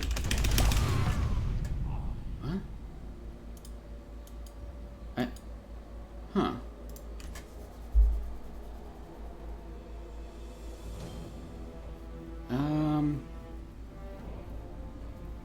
Why? Maybe he's practicing with the new build, right? I mean, he did shackle me, but he has no way to actually keep me there. That's weird. I wasn't expecting that to be a win. All of his damage, if you noticed, was triple slash. That's it. He didn't use anything else for damage. He only had triple slash. I don't even think he used precision strike. So maybe he's just practicing a new build or something, or he's not used to the timings. That's a little weird, right? I felt like that was weird. He was playing too slow. even for a defense build, occultism is actually really, really fast. Occultism and Battle Rage together with Tiger Strike and Charge and I don't know, right? That was weird, right? A Battle Rage player who wasn't using Tiger Strike or Charge. Or Shadow Step from Occultism. A little weird. What? I wonder why. Did they just have that many points? Oh, it's the same guy. Well, we'll see. I want to see if he changes gameplay a little bit. There's a lot you could do. I'm a little curious as to why... I wonder... Maybe he's really, really occultism focused. Maybe he's just got, like, a whole ton of points into occultism and defense, maybe? And so it's more of a tank build that he's practicing. I could see that. That would make sense. But usually tanks would have Tiger Strike. Especially, like, Life Tiger Strike to avoid crowd control. That's a really, really powerful thing. We'll see what he does this time.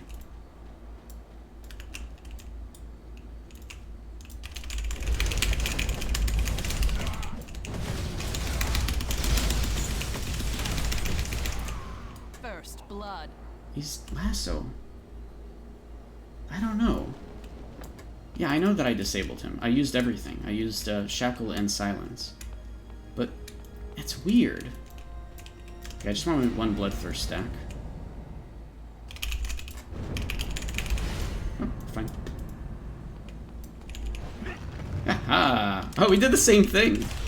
But he's too far away from me, so he can't actually triple slash me to death. Sorry, guy. We did the same thing.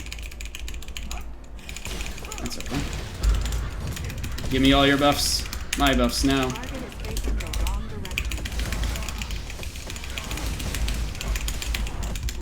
Okay, so there I used Snare, but he wasn't moving anyways, so this is really weird a little bit, right? It's a little bit weird to me.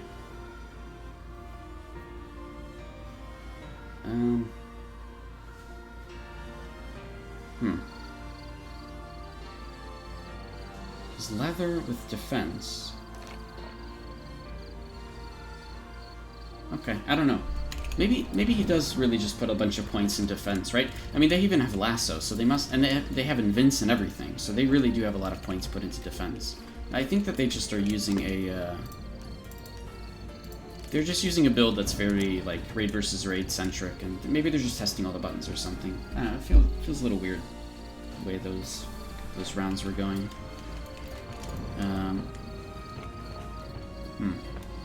And he backpedaled when I use stealth. You know what I do when somebody uses stealth? Especially as a...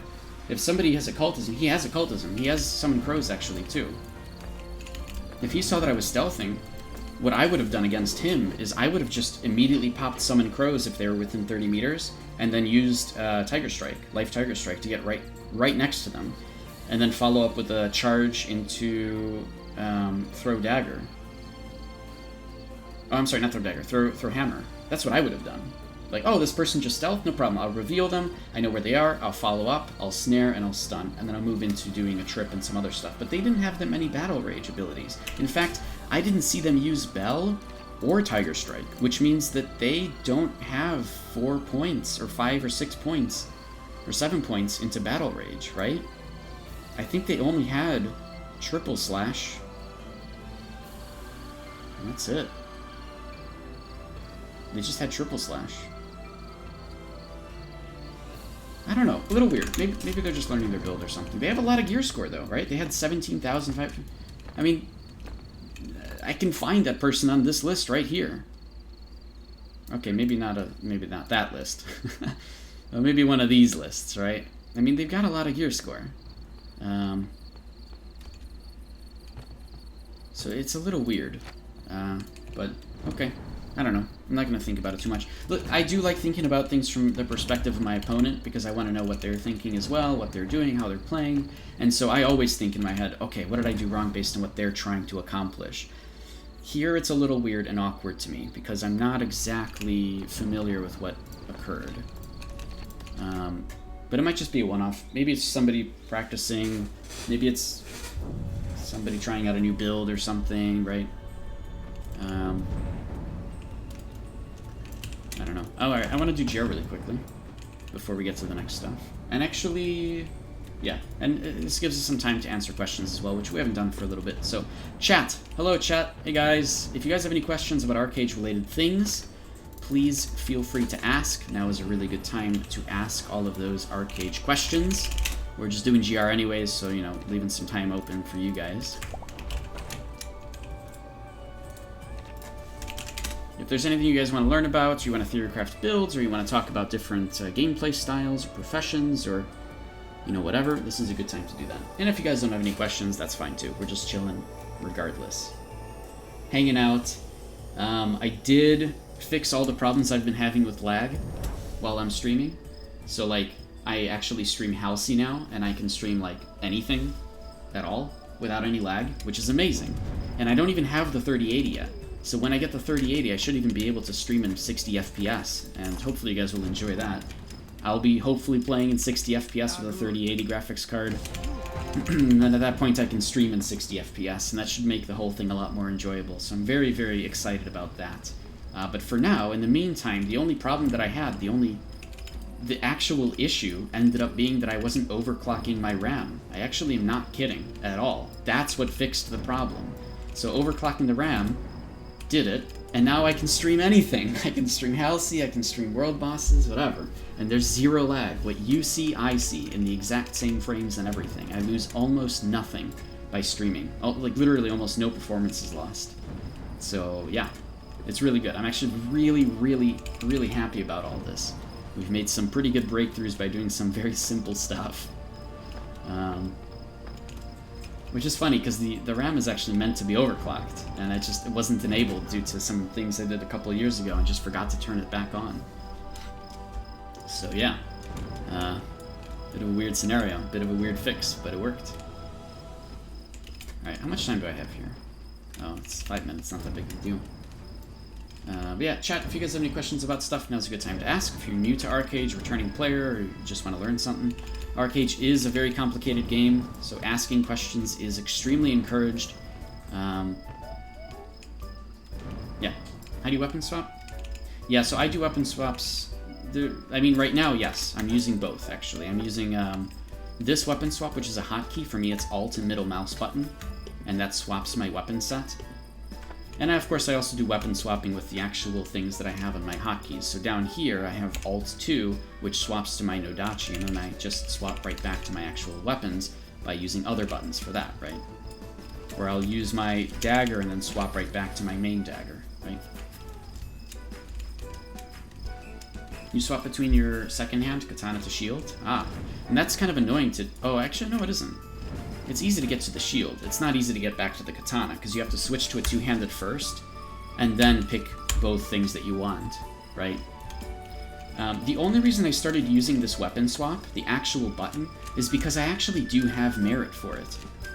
So here I have a Searing Oath for damage reduction, and here I have a Tier 2 Disciple Shield, which just gives me a bunch of health because of the gems that I'm putting on it and continue upgrading.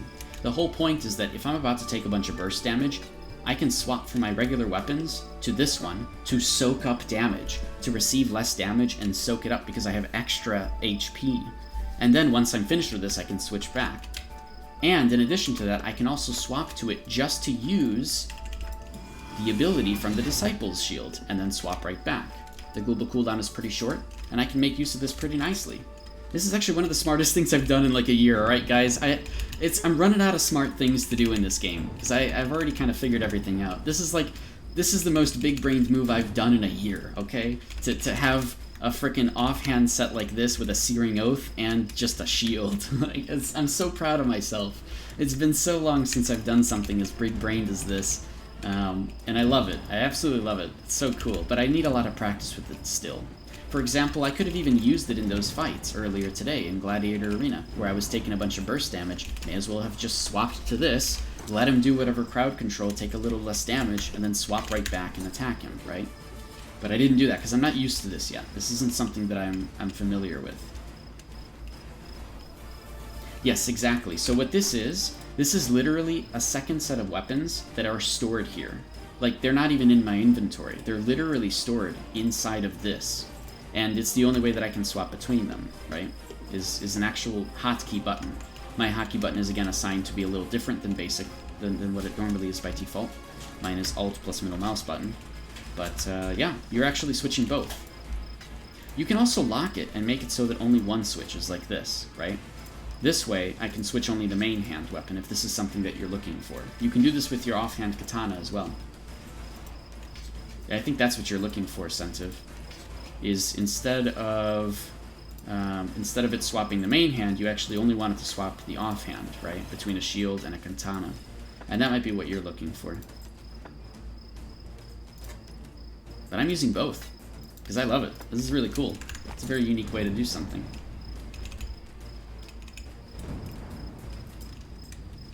Yeah, I think that if that's what you're doing, just swapping the offhand between a katana and a shield, that button makes the most sense. You'd be using it in that way. That way you can make it so it only does the offhand instead of the main hand. There's a little lock button next to it for that. Yep. Yeah, right-click. Yes, exactly. Sorry, I wasn't totally describing it. If you right-click this thing, it'll show you the other stuff. Yep. Yeah, exactly. Left-click just does it, but actually, if you hover over it, it says it in the description. But you know, who reads in this game, right? That's kind of the problem. Nobody reads in this game. But yes, I get it, yeah. Exactly, just right-clicking it works. Read this whole thing. There's a bunch of stuff here. You know, weapons can be swapped into an empty slot. Weapons listed under Weapon 2 are removed from the bag, and then a shortcut key or whatever. It's got some information here. Yeah, it's a very clever way to weapon swap, especially if you have a shield as an offhand, and you're trying to switch back to something else. It's a very good way to do it. Passive aggressiveness. Alright, look. Alright, people gotta read more. I'm just saying. If people read everything there is in this game, nobody would be asking questions. Oh, I know you're kidding, absolutely. But I'm just saying. Alright? That's, yep. You okay over there? Yeah. Alright. People would ask less questions, right? And people would know more about the game. Of course, there's still so many hidden things that we haven't really figured out, so that's kind of fun. Whoa, what did you just do? Why did they just get an achievement? Or maybe up here there's an achievement for standing up on top of the tower? I forgot. I think there is. But I'm sure that I already got it in all this time.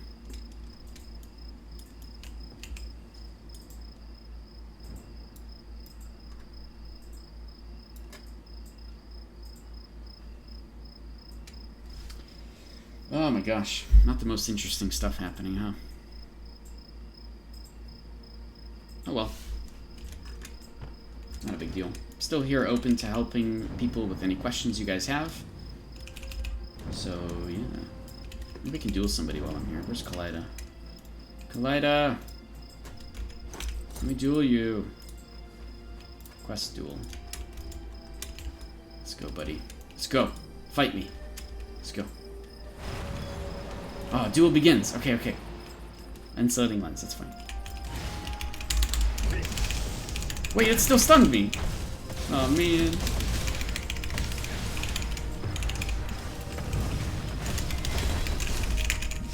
I'm not even trying to snare, huh? Oh, I did it! Not snare, sorry, but silence. Okay. Heal us up, please. Please. 5,000 toughness, by the way. Or 5,000 extra toughness, by the way. And more gear than me, but yeah. I know that I'm good with damage. Damage is not a problem for me. It's with this build, it's combos and stuff. Because, like, I didn't even use the combos against him. I just used damage, which is not what I'm supposed to be doing. I should be doing, like, silence, right? I should be doing all those things, but I'm not. I'm not thinking about them as much as I should be right now. I don't think he wants to anymore. Kaleida's a very good player. I'm just, I'm maximizing my DPS is all. That's all. A melee getting close to a ranged like that tends to happen, where you'll end up dead. Right. Melee has a lot of burst damage like that. Mages do too, but it's a little different. And I also avoided a lot of stuff on purpose, of course, because I'm actively seeing what they're doing and reacting to it. So you saw that they used Bladefall, and I wasn't actually in the range of Bladefall, otherwise I would have been dead.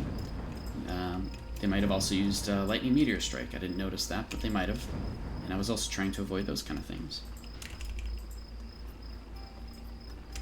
Alright, let's fill up their carts. What are my goals in AE right now? Where do you spend gold? What do you do in game? I don't know, actually. I'm not really sure. You know, I had a whole a list of goals. And it's right over here on the right side of my third monitor here. I have a list of goals. And right now the list of goals says, upgrade Lunagems, get the Turtlecraft, Chrome Submarine. I actually really want the Chrome Submarine, but not even to use it, just to have it. I do have some of those things saved up, those pieces I'm starting to work on over time. Other things there are, I call them side quests, are get proper stats and accessories. I actually need one more thing with a proper stat on it. It's this one. I need to change received healing to something else, but received healing's not bad anyways. Upgrade costume, underwear, accessories, upgrade cloak to tier 2, synthesize cloak, save up for upgrade vehicles. So I'm kind of saving up some... I'm saving up gold right now because I don't know what the vehicle upgrade system is like. And I want to participate in that, of course. So I'm kind of saving up a little bit of gold for that too. And then I also want the Wraithsmite axes. I want the meme axe back, which is the blue Wraithsmite axe. And I want the red Wraithsmite axe because I actually want to use that as an image item. So my goals are a little bit all over the place. I already have most of the things that I want. And most of the things that I want that I have, most people don't have yet because they don't even know they exist. For example, the small wyvern is one of those weird goals that I had a long time ago that I ended up accomplishing. And is a really, really good pet. It's got a massive AoE trip on it. It's great. I love it. You know, working on my boat as a side thing was kind of nice for a little bit. I'm okay with it where it is now. Is this PvP? Oh, that's weird. I thought I saw people jumping around over there. I have all the pets that I want. I have all these other things. Now it's like weird, super endgame things that mostly just entertain me. Like, if I get a Turtlecraft, I'm going to entertain the shit out of myself with a Turtlecraft. Can you imagine if I got my hands on a Turtlecraft, what would happen? I can't, because I don't have one yet. But I hope that someday I do. And then we'll see what the hell happens with me and a Turtlecraft. But, like, other things are like the meme axes, right? I want the meme axes. I want the meme axe because it's hilarious. I'll get that at some point. And then I want the red axe because I want that as an image item over mine. So I have to run Mist Song a whole lot because I need to kill Taurus a million times to try to get those things. And I like Mist Song. I actually like Mist Song Dungeon running it. It's actually a lot of fun. Just running hard mode constantly non-stop is perfectly good. I'm happy with that. Yeah, I really like the Turtlecraft, man. It's so cool. And I want to make it like an actual meta thing. But nobody wants to. Nobody else who has a Turtlecraft wants to even be a captain. They only want it for the Strata. But I don't care about the Strata that much. I do, but I don't want it that much. I just want the Turtlecraft to actually use as a Turtlecraft, right? And people are like, oh yeah, I'll sell it for like 100, 200k. I'm like, okay, listen, guy. Alright, I'm just gonna eventually get enough Curios badges anyways, so I'll just chill and wait and be patient. And maybe some year I'll get it. Maybe like in 2030. Today I finished like another thing. I was looking for all the seeds because for the lore house I wanted to do a like a community center seed thing. So I finished that. That was technically on my list of stuff to do. Hey, Killer Knight. Hello, hello. So yeah, my list of goals is a little bit slim. Yeah, 2030, especially for me, right? I'm at 1,300 Curios badges. Huh? And I don't want to farm people's alts, dude. I don't want to do this stupid drill camp over and over and over again. Like, it's so mindlessly boring to me. I can't handle it. Like, I actually can't. It's like me playing on an alt. I hate it. I hate it, I hate it, I hate it. Like, it drives me nuts. Like, I'd rather not be doing that. I'd rather go do anything else. So it's the same kind of feeling that I have. That's why I don't like playing on alts. I only have one alt. I don't even go on. I haven't been on that alt in a week. I just don't care. I have enough taxes for myself, I'm fine. They're not even like, nobody's buying these taxes, so I just hold on to them. So yeah, it's like, I don't know. My goal list is pretty slim. And, strength of the faction though.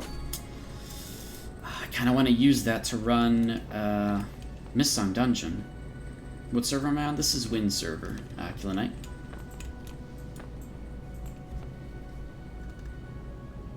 I kind of want to run Mist Song Dungeon with that for the extra loot drop. Yeah, what proficiencies did I max? That's a good question. Let's just go to that really quickly. And, yeah, all of them. I'm kind of working on every proficiency. I've actually maxed out the specialization snowflakes So I can get 20 things all the way up. Or like something like that. Was it 14 things all the way up? Something like that, I don't know. Yeah, 14 I think. I can get 20 specializations, but I can get 14 up to celebrity status. So one of them, obviously, larceny went up to maximum immediately. Like as soon as Arcade Unchained came out, bam, got a 230k. But other than that, I'm trying to get my machining up more than anything else. I really like machining endgame. I really do want to make people ironclads to buy. Not even kidding. People will buy that, especially in the endgame where vehicles actually become useful. I might be the person people have to go to make anything machining related, especially for the new vehicle system. So I do want to get my machining up to as much as I can. I actually got it to 180k over 5 years in Legacy, so I know it's possible. It just takes freaking long time, right? But that's a goal that I'm going for. Other than that, I am just kind of leveling everything up because I want to get all the titles. All the 50k proficiency titles, I'm trying to get all of them. And so I'm kind of trying to level everything up, right? To some degree, I have everything. So over time, I just, work on some of these if I have extra labor. During this whole month, because of the synthesis event, rather, I'm spending a lot more of my labor towards a little bit more upgrading than I care for. I'm pretty much done with that now. I do still need to get, like, my costume and my underwear up to Eternal, but, like, I don't know, it's not, like, a priority for me at the moment for the cost. I'm more looking at some other goals as well. That's pretty much it. I mean, for the most part, right now I'm waiting to see what happens with the game. I want to see, like, are they going to bring out 7.0 right away? Are they going to give us the car parts soon? Do I need to have gold saved up for that? Is there RNG involved? I don't know. I don't know how any of this stuff works. It's all very different. So I'm a little bit excited for that, but I'm trying to, like, save up, right? I'm doing, like, whatever small little things I can come across, like this whole Taurus thing, like trying to get the Wraith Song axes. That's a small little thing that I want to really get, right? And so I'm just kind of working towards all this stuff at the same time. I haven't done any underwater treasure chests anytime recently, but I do want to get a chrome submarine. So I have 37 scraps. I need 200 to be able to make the design. I'm excited for it. I have a chrome submarine on Legacy. I want one here, but it's just going to take a little bit of time for that, and that's okay. I'll just earn it over time. I'm not trying to rush any of the stuff. Again, Arcade is meant to be played for years, so I'll achieve these things over years, right? Like the freaking Curios badge thing, like trying to get a turtle craft. I don't want to farm drill camps, dude. I don't like that. I don't like that kind of gameplay. It's so boring.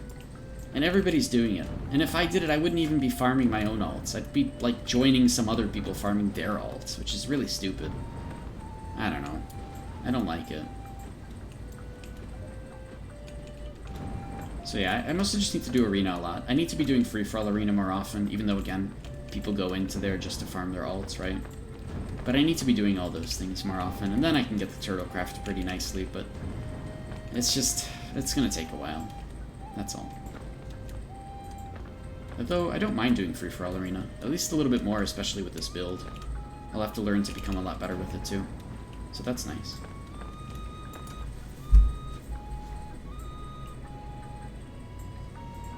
But I do recommend writing out goals. Like, all the stuff that I just talked about, it's literally in a notepad entry.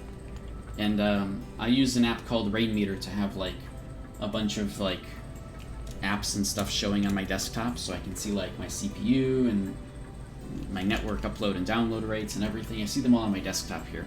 And as a part of that, I actually have my list of notes of GamePro 03's quests. Whatever. Silly name, but my point is, like, this is my goals for Arcade, right? And I have them all listed out here on the side that I can see on a different monitor. So I can always look over there and be like, oh, this is the stuff that I'm trying to do. Let's do one of those today, right? Let's just go today treasure hunting, and we'll just do that for a little while, right? Pick something out of the list to do. I really do highly recommend that. A lot of people kind of get lost in the game because there's so much to do, and they don't know what to do first. Write stuff down. Give yourself a list of things to, like, look at and do and accomplish, and then you'll, like, as you knock those things off the list, you'll feel a lot better about your actual progression, and you'll always be reminded about the things you need to do, right? Because if you ever don't know what to do, you just look over and be like, oh yeah, that's right. I wanted to get a chrome submarine, so let's go work towards that. Or, oh, that's right, I wanted to get a car. Let's go work towards that and try to get some stuff that I need for the car, right? Oh, wait, I'm not done. Fuck. I'm an idiot. I wasn't paying attention.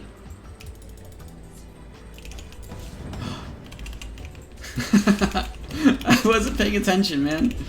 Oh, God. My ability to pay attention is lowered massively right now, just because I'm focusing more on the stream. Alright, I'm ready now. I'm wondering why they didn't have signs over their heads for the quests. I think everybody's here. Oh no, they're almost here. What is that person's name? Creepy Spooky Stuff. What the... Phantasm... Okay, I don't know what's happening. They got really long names. Let's, get a little bit of extra honor from this. Oh no, wait, I want to auto-bid. Whatever.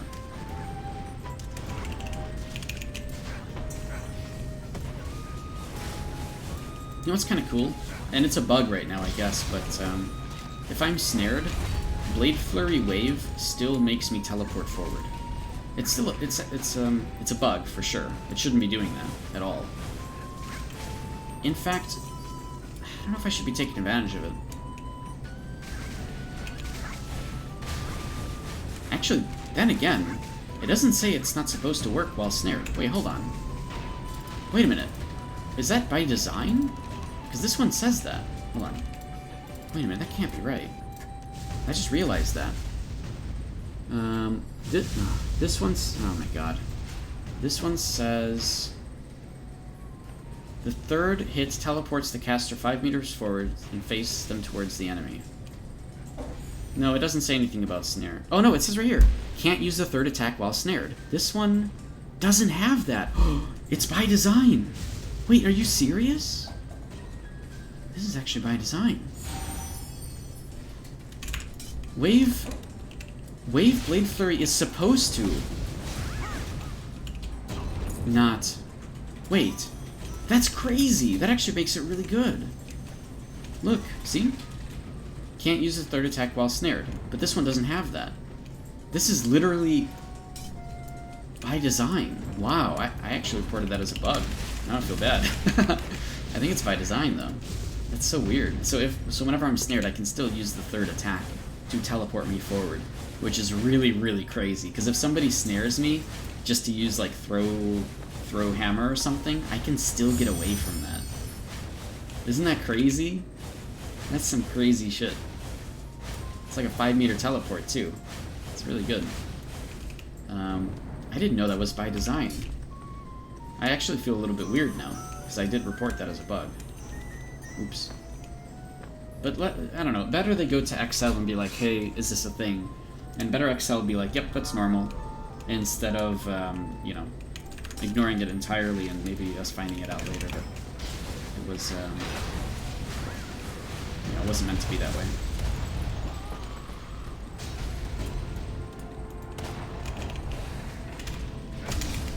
Oh, I didn't use instinct, so those attacks didn't do as much damage. Alright, we're gonna wait until big old Nightmare Blade is moving across the battlefield. A lot of people actually died here, so I may have to do most of this damage myself. Okay, that's good enough. More people.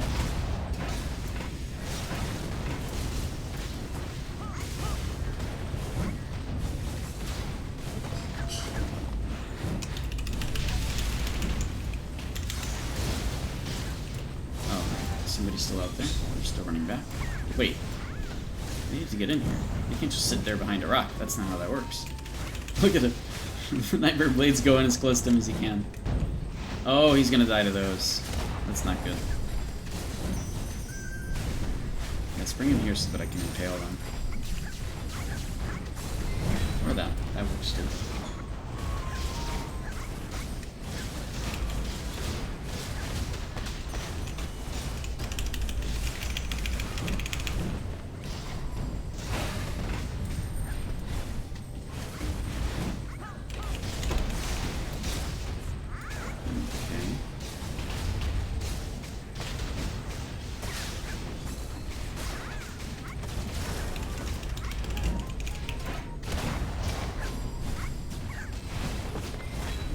man, Blade Flurry is really, really OP. I don't think people realize this yet.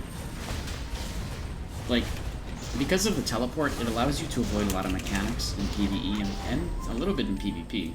Not really that crazy in PvP, but at least for PvE, like, anytime something pushes you, you literally can go back with Blade Flurry, or like completely avoid it with Blade Flurry. Uh-oh, I might get frozen here. No, I didn't get frozen, we're fine. I actually switched over to my offhand stuff so that if we did get frozen, that'd be fine.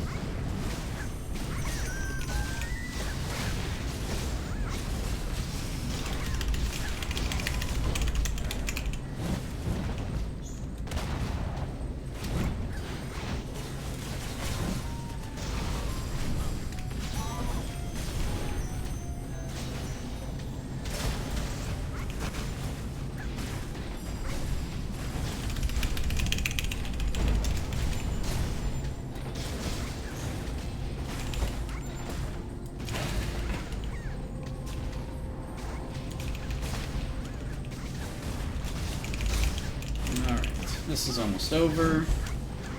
Nearly finished with this thing.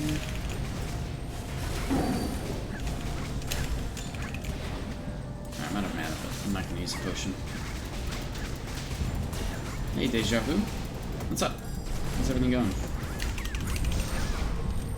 Much activity in AA? Yeah, I mean, things have been pretty good.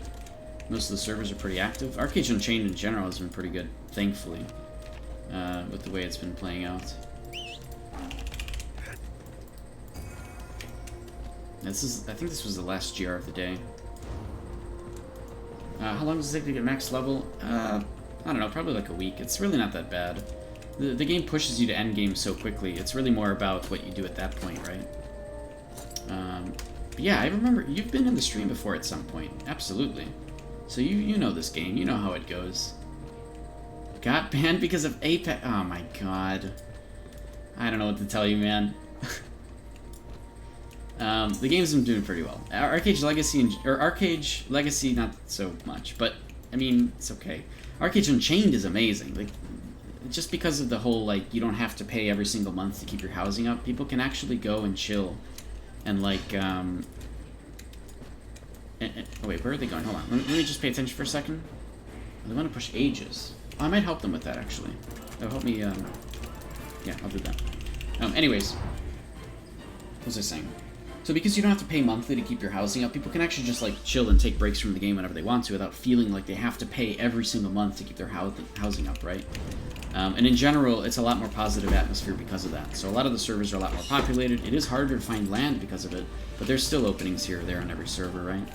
And it's been a lot better. Like, it's way, way more fun and interesting to me than our, Legacy has been, especially, with how crazy Legacy has been over the years with, like you said, Apex issues and all sorts of other problems, but Unchained has been nice. Unchained has been really, really good. No, so Arcade and Arcade Unchained are really on the same patch. It's all the same. There's nothing really too different between them. It's just like there's a little bit of a different monetary system and stuff, right? Arcade Unchained, you can't buy any kind of things off of the store, right? Unchained, there's no like pay-to-win items on the store. There's no progression items on the store. I'm not gonna boost you, sorry. You'll find a guild, man. I got my own stuff. I got enough to worry about with everything that I do and my streaming and everything, right? How do you fly? What do you mean? It's a glider. It's just it's a Magithropter. It's a version of the glider that is able to be in the air pretty much still entirely, right? How long until full mythic? They have another one. They have Eternal now. But, I don't know, generally, let's put it this way. If you're trying to be competitive, you can get to the point within like a month or two. Progression has become really, really fast, because there's tons and tons of catch-up mechanics in the game, and there's tons of catch-up events that happen throughout the game constantly too. Like, literally, there's catch-up events going on right now, and they're very, very frequent that allow players to just catch up with gear and everything. So it's pretty nice, honestly. You can get to like whatever your goals are within a month or two and become competitive in a sense. I know a lot of people ask Rokuhan. I did okay. So here, listen. I've answered this question a lot, right? I did go and I like clipped, or I made a highlight on my YouTube page of this exact answer like a week ago or something. If you want, I answer that pretty nicely, I think. A lot more structured there, I think. So you can go take a look at that video. I can actually just link it into chat, honestly, for you guys.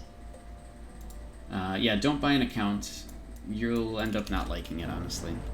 You won't feel like it's yours, and you're just going to end up quitting earlier anyways. That's what most people do. I don't think anybody that's bought an account plays for more than a few months, because it's like, they have gear now, but then what? Literally, they don't know. Oh, I'll go help with Aegis. So hold on, let me link that video, because honestly, I explained it a lot better there, and I've been streaming for a while today, and I've been very busy today. I'm actually quite tired, so I'm just going to give you this link, alright? You can look at that video, and you can take my answer from there. Where is it? Where is it? Highlight. Where is it? Where's my highlights here? FFA Arena. Is Arcade alive / can people catch up? Okay. But I talk about a lot of other things in there too. So here, take a look at them. By the way, Unchained is a buy-to-play thing. You buy it and then you can play it forever. And if you do that, make sure to use somebody's referral code. Whether it's my referral code or somebody else's referral code because you have a friend that plays. Mine is below, but the idea is you claim the referral code first before you buy Arcade Unchained. Just make sure to do that, alright? And then you can claim the actual thing in the glyph store for whatever character you want. Yeah, or use Sentive's referral code. But my point is that use somebody's referral code. Okay, you get a bunch of free stuff for it. You may as well just get that thing, right? You may as well get those things. They're unique cosmetics. There's other stuff too. May as well grab all that. And I don't actually know if it works, because they said that it was only through August 31st, and now it's like mid-September. So... No, not at all, dude. Ultras 55 is easy. It's, like I said, they bring it to endgame super quick, honestly. Oh, nice, I sold the rest of the brine-bound rocks. But anyways, yeah, so I talk about a little bit of those things in that video, and progression in general, and how gear curves. It's way better than it was back when Arcade first came out. And so, yeah, progression is pretty nice. It's just... It's different. It's very different from Legacy, from the old days of Legacy, Deja Vu. It's very different. So you're going to have to relearn a lot of the game, honestly. Pretty much most of the game. We have new skill sets. Literally, if you haven't seen them yet, we have Malediction and Swiftblade, which are two totally new skill sets. We have tons of stuff for, like, all sorts of things. There's going to be a lot you're going to want to catch up on, for sure. There's new different variants of gear that are essentially the catch-up mechanics. There's Haram gear, which is the sort of questline gear that ends up being your main gear forever. Other people go crafted route, and other people go world boss route. Other people go dungeon route. There's dungeon gear that works out really well. And people sort of mix and match those together in some cases. So it's nice. Things are a lot more streamlined than they were 5 years ago. But it's very different than it was 5 years ago, so just keep that in mind too. It's been a little... There's been many changes in the game. Alright, I'm going to help farm these. Where do you pick Unchained from? Where do you... Somewhere on Glyph you can buy Unchained, right? You can buy packages of Unchained, essentially, because there's a DLC now. They're kind of going to the regular MMO route, where you have to have DLC as well. The DLC is super optional. It's extremely, extremely endgame stuff. There's just some nice catch-up mechanics to it. But there's a package, I think, with like a bundle that bundles both Arcade Unchained and the DLC, which gives access to the gods, Garden of the Gods. Do you have to run alts to be competitive? Nah, not really. And I know a lot of people will say that's not the case, but I don't run alts. I have one alt. I have one other character and one other account. But you're only allowed to have 3 accounts on Arcade Unchained. And I only have one other account, and I don't even use a second character on either of them. And I barely use that other character at all. So no, you don't really need to have alts to be competitive.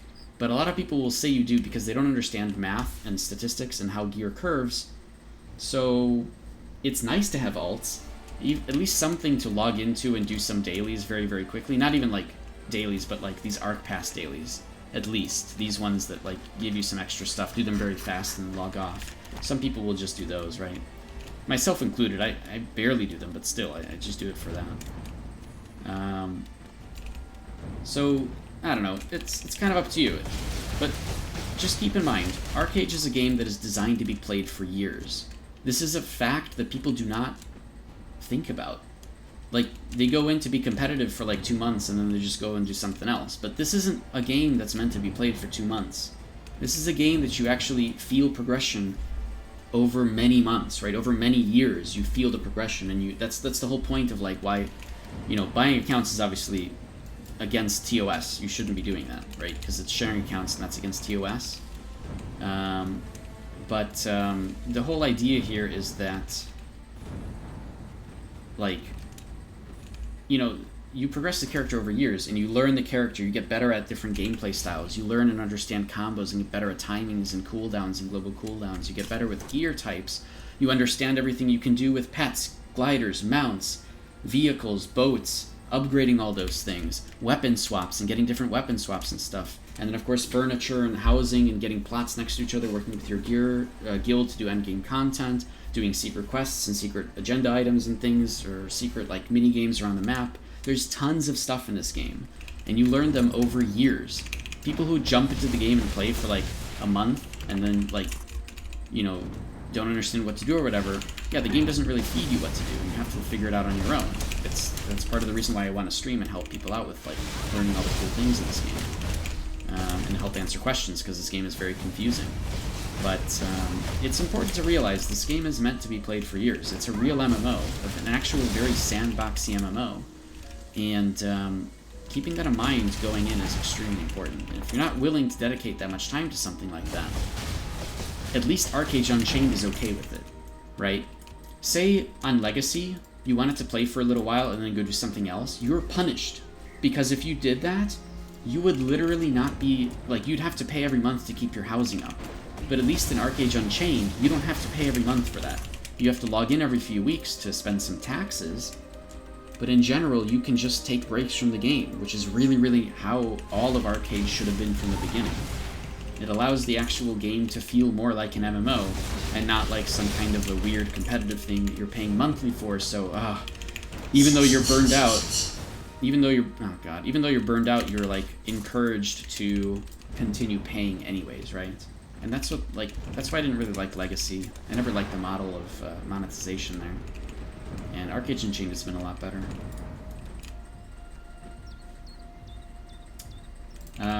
Don't ever go to private servers. Holy shit. Please, for your own sake, do not give Russians any information. First of all, anybody who goes to a private server, you're literally giving people who are very good at hacking your information. I mean, they've proved it, right? They stole code from XL Games, and they're good enough to develop it themselves. And you're just giving them whatever information you want. So keep that in mind. Number two, all of those private servers have already been proven to have data miners in them, as well as Bitcoin miners. So I've yelled this from the very beginning when all of these private servers were announced. Not only are they illegal, they are extremely dangerous, and don't put yourself in those positions, okay? Especially the one that you mentioned, that one is already pretty much dead because there were Bitcoin miners in them. Roku. People found Bitcoin miners inside of those clients. So, like, it's ridiculous. Don't freaking play in private servers. It's, like, the worst thing you can do to yourself, honestly. People give them their freaking credit card information. Are you kidding me? Like, ugh. And your password? Username and password? Come on. People. See, Cody agrees. But yeah, I don't condone any of those against TOS things, because again, it's an MMO, so yeah. I wouldn't pay for an account ever. It's like a really, really bad thing to do. Don't do that. And not just because it's against TOS, but because you're really screwing yourself over. Like, you're paying a bunch of money and then you won't even find it fun. It's just like, that's not how that works, right? But yeah, like I said, you can become competitive from scratch in just like a month or two. It's really not that bad. And during which you can relearn the game and figure everything out and try out different combos and things and gameplay styles. You'll learn that all over time. And so that's what I very much highly recommend, because all these people that do like go against TOS and buy gold or buy accounts, they literally just end up quitting the game anyways, because you get to end game and then what? If you speed run to end game, you've literally accomplished nothing, right? You haven't actually learned the game or figured anything out. And those people who end up doing it, and then everybody else catches up to them, is like, it's ridiculous. Like, they just end up quitting because they don't have the skill to understand the game. It happens all the time. It's really funny.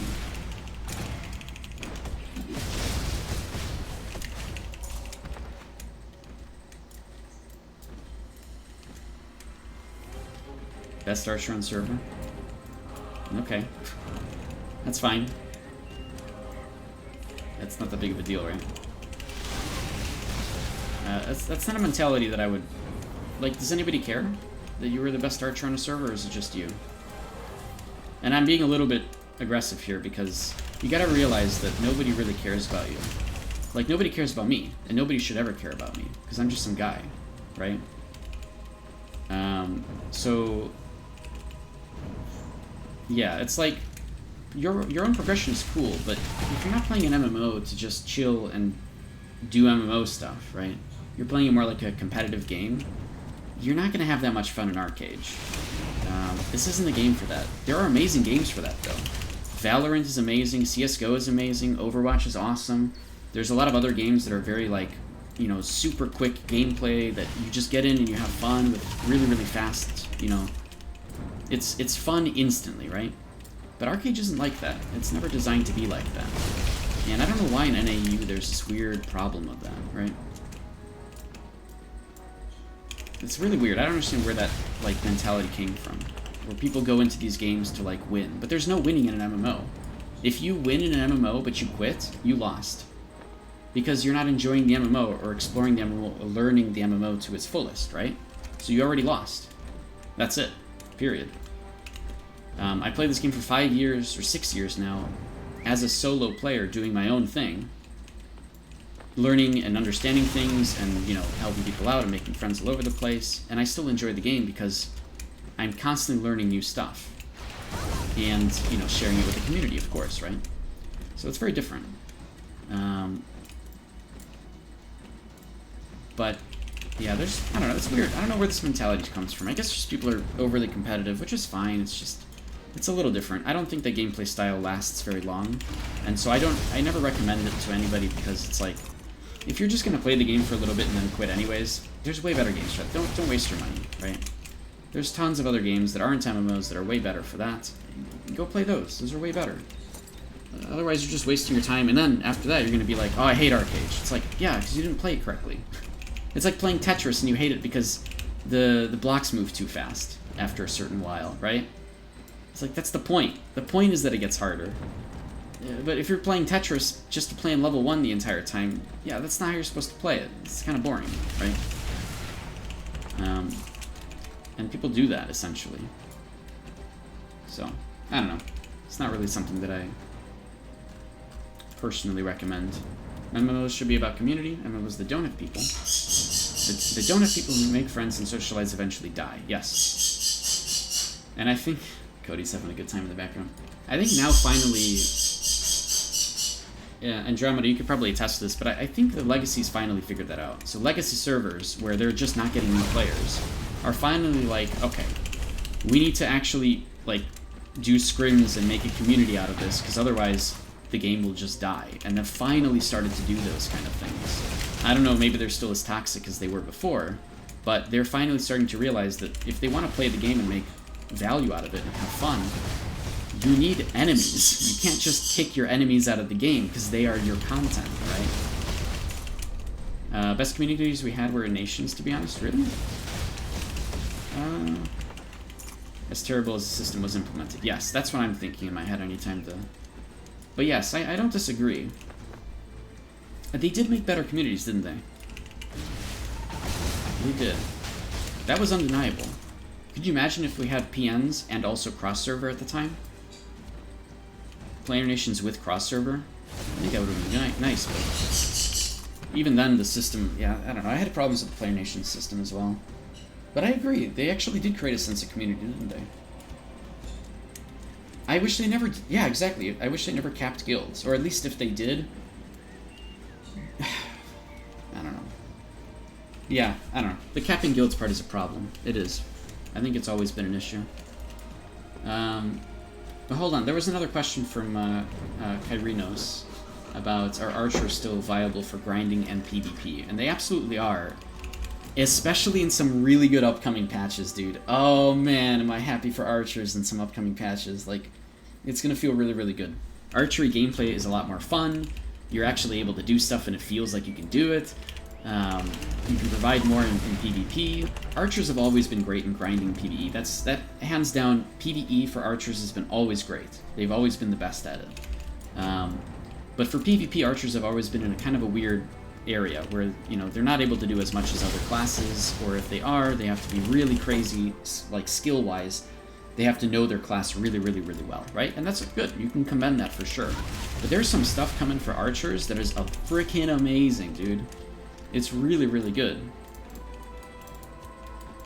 So the gameplay for archers overall will feel a lot better. It works out really well. Archer combos, bro? Wait, what do you mean? What do you think you're talking about? What do you... Yeah, I mean, there's a lot they can still do. Especially with AoE debuffs and stuff, right? Definitely. There's a lot they can still contribute. I'm just happy that the actual gameplay becomes a lot better. A lot more fun feeling for archers. You're actually encouraged to move around all the time instead of standing still because of Deadeye. Deadeye will actually work only when you're running, so there's actually massive amounts of cutting and mobility as an archer that comes in. There's a bunch of other changes that help too, that with like stats and stuff, so that your abilities are just actually going to go through and not just get evaded constantly. So there's a lot of things that should make it feel a lot better. And in general, Korea has liked the changes a lot more. Like, Korea's been pretty positive on all these changes. They do feel like the game is more balanced. They're still laughing at how ridiculous Malediction and Swiftblade tend to be. But in general, it's been a pretty positive atmosphere in Korea with PvP, so I like that, honestly.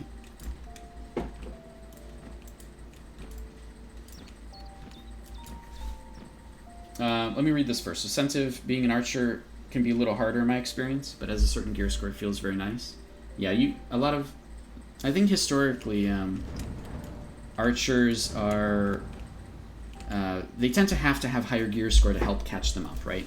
So to be at a certain, like, point in PvP, an archer feels like they need to be at a higher gear level than other classes might have to be. And archery gameplay is really intense. Like, you actually have to have skill and understanding of how everything works to play it very well. There's a much higher, like, skill cap to understanding archer, which is awesome. Like, that's awesome that it is that way. I like that. I kind of wish that I played archer from the beginning because I wanted to be part of that. And I never ended up doing it because I just like melee so much, right? Hopefully with the upcoming changes, we'll see a lot more of a better experience for archers overall. It should feel a lot better. Alright, have a good one, Deja Vu. Andromeda Deluxe. So, yeah, so you're saying you learned early on from Rohan Online when it was at its peak. There was this big issue with Vietnamese players versus EU versus US, and the guilds formed around that. Eventually, drama picked up, and the GMs and players both basically harassed the Vietnamese out of the game. Wow. You mean guild masters, right? Not GMs, right? That's... oof. You're all for finding a reason to fight people because they're different, but after they got pushed out of the game, eventually died because there was no EV. There was no flow in the community. PvP stopped and everything just kind of stopped. You mean GMs? Jeez. That's never good. You know, anytime you get a bunch of communities from people, mission accomplished. There's this weird... Hey, thanks for subbing with Prime. There's everything. Appreciate that. There's this weird thing. Like, gaming communities feel like if there's a bunch of players coming in, it's a bad thing, right? Like, oh man, we got a whole bunch of BR players. We're screwed, man. They're just going to make a big toxic environment. But actually, if MMOs embraced this, if MMOs actually used this to actually create a better and stronger community, you'd see a lot more positivity in the atmosphere and the actual gameplay, and people actually working together to work, you know, to play the video game and do stuff and make content. Yeah, second month. Thanks. I appreciate that a lot. We did have that, yeah. I miss the old Legacy days. You know, I miss Legacy. I mean, literally, like, you know, the guild, by the way. So like, it's been a long time since all that. I miss the old days for sure.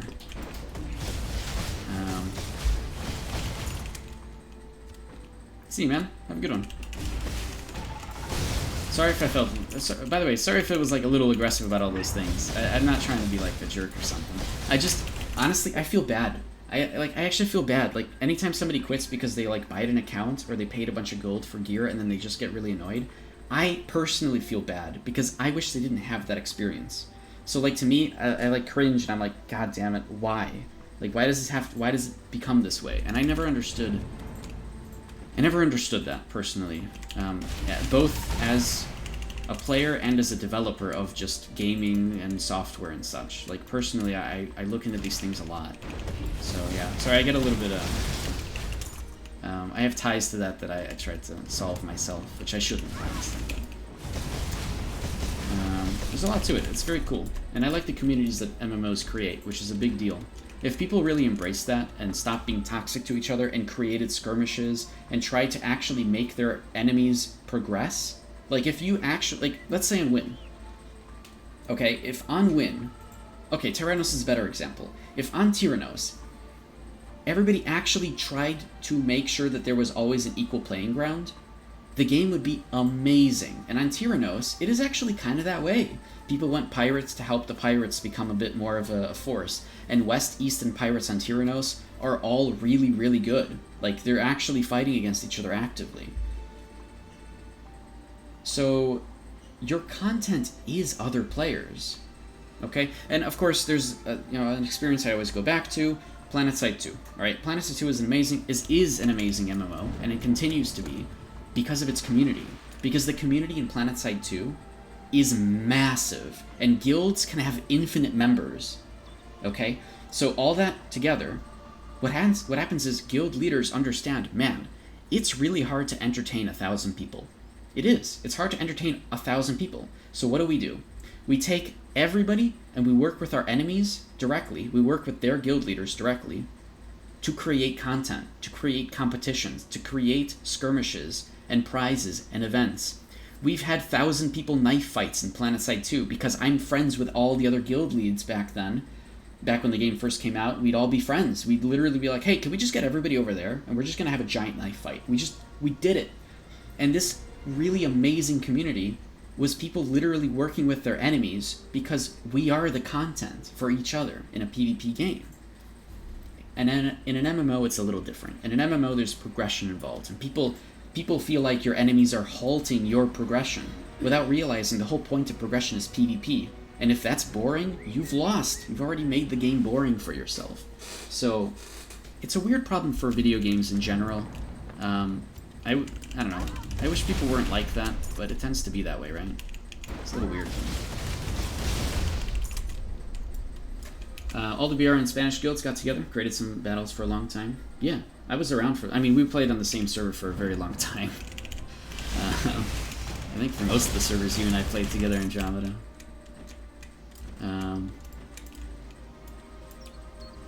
MOBAs reset. Yeah, exactly. MOBAs are like...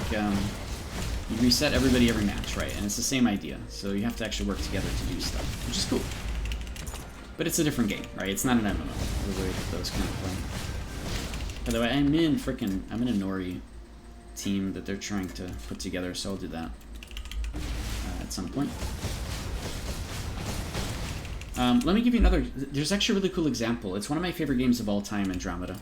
And it's a very little-known game called Star Sonata. Now Star Sonata 2, where they just updated the graphics and made it 3D. So Star Sonata was this MMO in space where you can build bases, you can actually have like slave bots do trade runs and things, and like follow you and fight with you. You can have different skill sets and different play styles. You can be like a sniper that's very stealthy, or you can be like a fleet commander and have a fleet of ships with you. There's tons of different gameplay in Star Sonata, okay? But it revolves around the system of a universe reset, where every 6 months or so, after somebody claims the crown and wins, the entire universe explodes. And what happens is, on day one of the new universe, you have all your gear, you have all your ships, you have all your stuff, but now you have to explore a new universe and find a new place to build and make bases and claim as your own territory. And then a new emperor will be crowned. And every universe, whoever gets crowned, they actually get to make an item for themselves with their name on it, and there's some other bonuses that come there. And there's like a unique currency with it. And every 6 months or so, there's this universe reset that actually makes the game constantly change and adapt over time, which is really cool, right? It's kind of like a MOBA, it's kind of like an MMO, in the sense that you still get to keep all the things that you used for progression, but you are also, in addition to that, constantly having to think ahead, right? It's like Leagues a little bit, yeah. A little bit like Leagues, yeah. But everybody's in one server together, right? A lot of guilds don't participate in a lot of the endgame stuff, like with becoming an emperor or whatever. But they'll ally guilds and like work together or have wars or create content with each other because they understand it's a small community that plays the game. But they are each other's content, right? And it's really cool. I like the way that things have adapted in the game over time. Yeah, like in Diablo Path of Exile, right? They have seasons, that's right. That's true. Absolutely true. They're trying to put them in Black Desert? Oh, wow. I would like to see something like that in Arcade. I'm curious how they're doing it in Black Desert, though. I actually kind of want to look that up.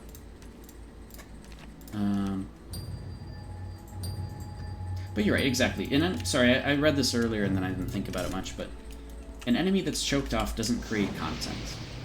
It took so long for AA's community to figure that out. Yes. That is the baseline issue. Sorry, that's Star Sonata. I still love that game, dude. I don't play it much, but I fucking love... That game used to be 2D, okay? Like, actually 2D. Like, 2D. Okay, but they ended up rebranding into Star Sonata 2. They kept the same databases and everything. They had a new engine and everything. And they made the game 3D. And it's really cool. I loved it, man. I love those guys. I've worked with their team before for, like, development and stuff. And I've worked in the past in content for them. And they're awesome, dude. Those guys are really good. A lot of those people that have played back when I started playing many years ago still play today, and some have become developers still full-time, so. I'm so proud of them, dude. The game is awesome. A little dated now, but still one of the best games of all time. Honestly. I still think it's one of the best games of all time, even to today, but it's a little dated in graphics and stuff. Alright, who am I, Alright, let's go with him. I will track target them. Oh, I can actually track target them. Okay. Cool. We're good to go. I'll pay attention a little bit to this. Black Desert seasonals are pretty good. So what are... I'm actually really curious how they've done it. Because it's an MMO in the baseline, right? So what do? Do they just create servers and then merge servers together or something like that? Because that's what I was thinking they would do. That's what my guess would be.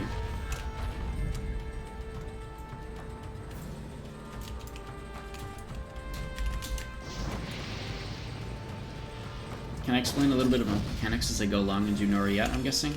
I can, but you know, we're really just... We're going to get to level 45 very quickly because we are kind of skipping mechanics. But sure, I have no problem with that. Okay, they're ready. So, essentially what I'm doing here as the puller is I am pulling in and then using Play Dead first to stun everything. So you'll see me doing that all the time, right? And then I just follow up with Hell Spear so that once again they're stunned. I also use things like Absorb Life Force, which is extremely powerful at denying healing, especially now that it's not minus 90%, right? So a lot of these bosses will heal over time or heal with like some abilities, and I just completely deny that. Like, period. They can't do it. That's a big deal. I also use Crippling Mire, because Crippling Mire reduces the maximum health of the target by 10%, meaning that all of these crazy bosses have less max health, meaning that we're able to DPS through them faster with the way the percentages work with health. So that's kind of my setup. That's all that I'm doing. That's pretty much it. My whole thing here is help them do the DPS instantly. So now, all that said, we can kind of watch what I'm doing and watch the gameplay, and all of it together makes this very quick, especially if you have some really good DPS with some really nice, you know, AoE DPS that are all happening at the same time. Having an archer is really nice as well because they can silence everybody, and so there's less chance of some of the mechanics going off because of that too. Basically, seasonals aren't accessible by normal server characters, and after the end of the season, you can keep your seasonal character, and it gets migrated over to regular servers. So that's exactly what I thought. Okay. That's literally what my guess was going to be. Like, word for word. On a seasonal, you get hella boosted XP. Ah. By the way, with this boss, if he is on top of his own magic circle, he doesn't take any damage, so you just have to pull him off really quickly. That's about it. Bigger gear upgrade rate, specific... Oh, cool. So the seasons are very fast. That's awesome, actually. I like that. That's so cool. And I like that they roll you over to the main servers. That's very nice. That's exactly... That's really good, unique content. I like they're doing that. Nice. At the end of the season, there's a big PvP tournament, and the winners get some bonus stuff. Nice! That's so cool! I mean, I didn't really like the gameplay video, but I freaking love that idea, and I've never heard of it until now. That's amazing. It's okay for somebody not to like an MMO, by the way, or a game or whatever. It's okay not to like a game, alright? It's fine. It's just because it's not my style, doesn't mean it's not a bad game, like, not a good game, alright? It's somebody's game. Somebody likes this game, and that's what makes it good. So just keep that in mind. I think that's a big flaw a lot of people have with games. Oh no, don't eat him! What? Don't eat him, Len! I can't believe it. Oh, they're dead. That's it. Len ate them. If you max out your seasonal gear, it gives you enough AP and DP to meet soft cap, which is like one step below maxed out gear. I'm guessing this is a thing. I don't know. AP and DP is... I'm guessing some kind of a currency, huh? That's really cool, though. I mean, that does feel like Path of Exile word for word as well, but no, that's fine. I like that system. It's a good thing. Oh man, that's so cool. I wish I could play BDO. Again, I like Arcade too much, dude. I freaking love Arcade way too much. The combat in Arcade is so... No! Oh god, I thought I got stuck there again. I've gotten stuck there before, it sucks. Alright, so in this guy, again, you can see how fast we're killing him. It's hard to explain mechanics, because we're killing things so quickly, we're not even allowing them to heal. And that's generally how we've done this all the way up through 45.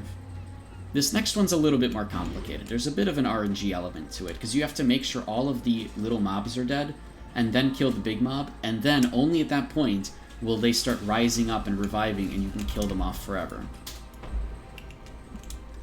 So it's a little bit of RNG with the way that we do it, but we'll see how this goes.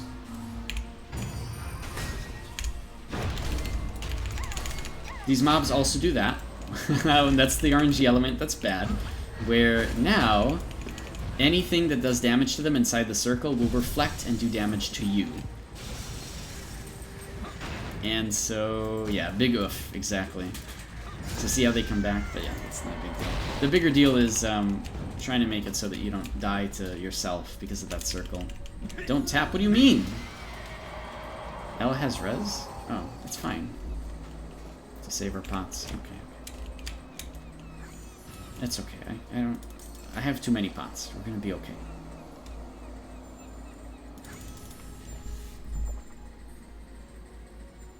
The first time I saw the idea was in Dungeon Fighter Online in MapleStory. Oh, now people are trying it in bigger MMOs. If Arcade had seasons with Haram gear and basically non-existent gold prices for feed, people would play the fuck out of it for PvP content. Oh my god, yeah. We've kind of been suggesting that a little bit. Art has been suggesting that a little bit, but he doesn't play anymore because he's trying to be competitive in League, I think. League of Legends. So he's gone to do that. And I support him for the fullest, because I love that guy, he's awesome.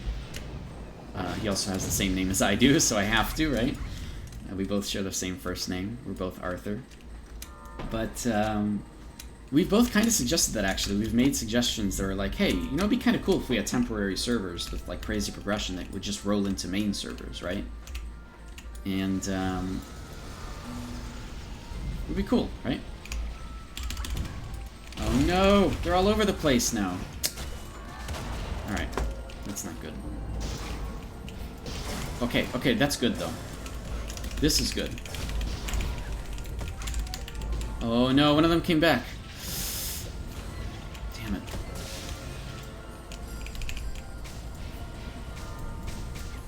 Well, we gotta kill this last guy. Oh shit, and this guy's up too.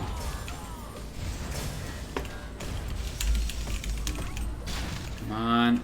Oh boy. Wait, there's another one over there. Crap. Oops. I don't have the same buttons. Oh, I think we did it. I think we can now kill this guy forever. Only if we can actually kill him, though. Oh, no. Health lift on everybody. Oh, boy. Splitting? That's not good. Is it Counter-Strike? I don't... Yeah, we're not going to be able to kill him now because all the ads are up, so we have to go in and... Oh, God, I'm just getting pulled. Unlucky pull. I think...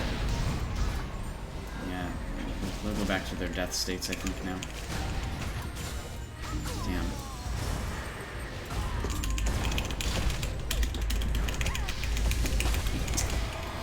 Ugh. Just getting tossed around. Wait, what are they... I couldn't even leave. I couldn't even leave so that I could use, like, reset them, man. Because I wanted to reset them so that I just res them after. Oh well. Well, the difference between A and BDO, though, is the fact there's no direct player-to-player trading. So a couple of days into the season, you get 100 million silver just from logging in. BDO has the luxury of just giving people money for free, huh? Wow. I see. I guess that's true, yeah, because alts wouldn't matter either. That's good. I'm kind of curious to see what Kakao and XL do with Arcade 2, right? With all of this stuff in mind, Arcade 2, which, again, probably anywhere between 2 to 7 years out, it's not something to think about right now, is going to have all this stuff in mind, right? I am really excited for that, dude. I think the gameplay is going to be very different from Arcade 1. That's what I'm worried about. That I'll just be like, well, I'm just going to keep playing Arcade 1 because the gameplay is pretty much very different. But on the off chance it isn't, and it is a lot better, I'll be really happy. Of course. As anybody would be. Okay, this guy's dead. So now all of them are going to come back one at a time, and now they'll actually die because the main guy... Oh no, now they'll come back one at a time. Okay, never mind, there's still another one over there. Damn it. Okay, now they'll come back one at a time. There. That guy came back, now he's going to die for real. Yes, he did. Now this one comes back, he's going to die for real. Now that one comes back, he's going to die for real. And so on. It's a little bit weird. But at least all this is recorded, so you can always look back at it later to kind of dissect exactly what's happening on YouTube. If XL had a brain, they'd steal all of BDO's ideas because they work. Well, everybody steals each other's ideas. That's the good thing in MMO development. Steal other people's ideas. That's a good thing. And they are, actually. They are stealing some stuff, especially with, like, a little bit of locking down trading and how the auction house works, right? They are. Especially now that Kakao owns them. Dude, Kakao owns BDO, and they just bought a full stake in XL. They already had a stake in XL to start with, but now they have a full stake in XL. So, it's the same company. They lead both now. They lead both XL and BDO. So yeah, I'm sure that a bunch of ideas from BDO are coming here already. I'm sure that, like, how they're changing World Boss health pools and the health bar on World Bosses, that's all probably from BDO and every other game, and Kakao was the one who said, hey, please do this. So yeah. They're going to be bringing in a lot of things from BDO. Because clearly Kakao sees value in Arcade, right? Especially if they want to make an Arcade 2. So I'm very excited about all this. All, like, the future potential for this stuff. Alright, yeah, they're all ready. We're just doing mobs here at this point. Any idea when the Gamigo contract expires? Nope. I have no idea how any of that will end up happening. If it'll end up happening or what. No idea. Honestly, I'll be honest with you, I don't trust Kakao. Look at what happened in C. C had the potential to be amazing, okay? But they just introduced the same pay-to-win elements. Why? They don't even have the Arc Pass in C, and XL loves the Arc Pass. They're even putting it on Legacy. So why the heck didn't they make C a better environment? Like, they had everything in the universe allowing them to do it. And instead, they did not choose to do that. I don't know. I don't trust Kakao, honestly. If Kakao went and published Arcade Unchained, they would just bring pay-to-win back, and everybody would complain, but there's nothing they could do about it. Yep, they are. Arc Pass is coming to Legacy. It's already on Legacy in Korea. That's the character that I have there is on their Legacy servers. They have Arc Pass now. It just replaces the merit badge system, right? And there's just the rewards are really crazy on Legacy because it's all pay to win, right? Well, you know what I mean by pay to win, right? Pay to progress, pay to... you can buy power, essentially, right? And so that is very apparent in the Legacy version of Arc Pass on Korea. It'll probably be the same thing for us. There's no, obviously, official announcements about... Oh my god. Everybody died.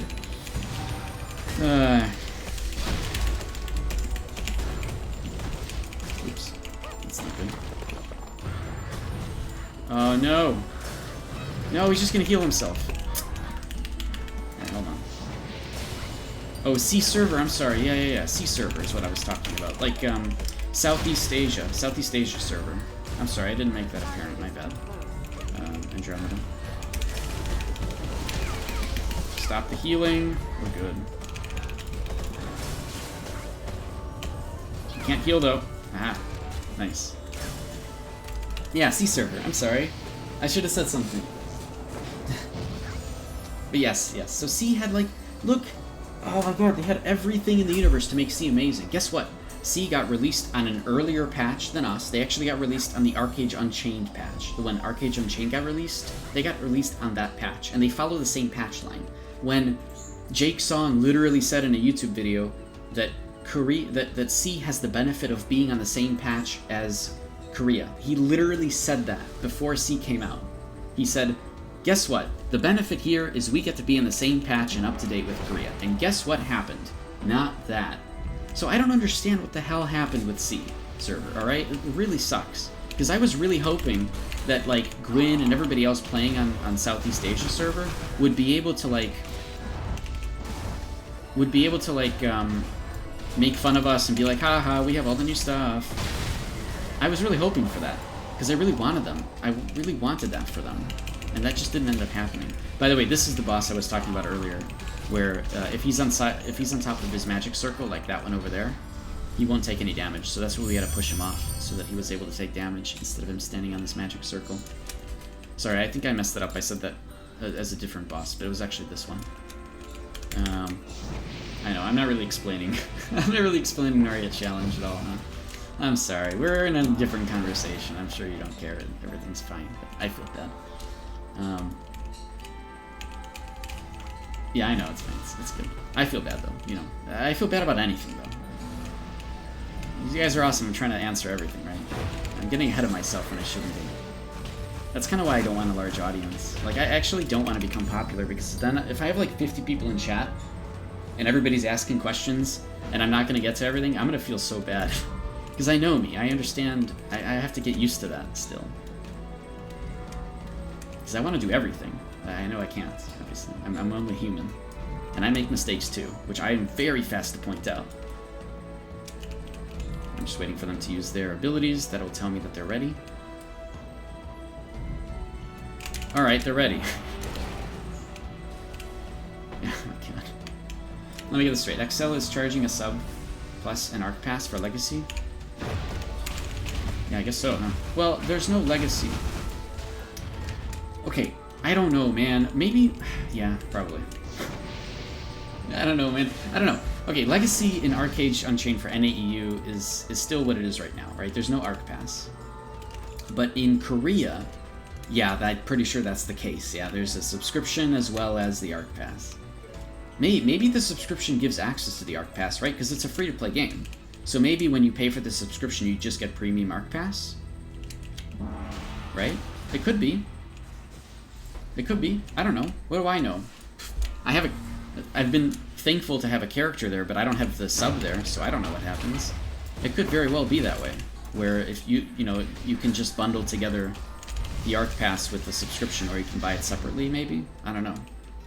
We'll see what actually happens if they ever bring it to us. I assume they will, because they really like this Arc Pass, right? Clearly they love it. And I love it too, dude. The Arc Pass actually makes very, very good sense long term.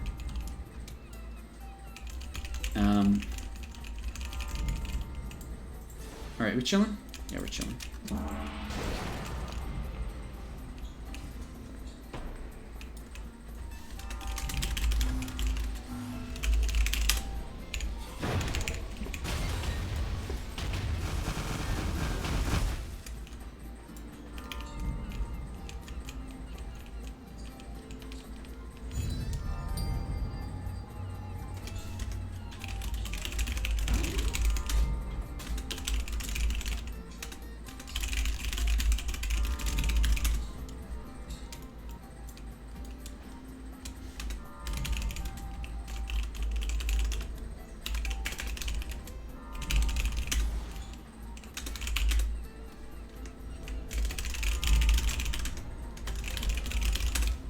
Alright, so this is 45. This is a little different.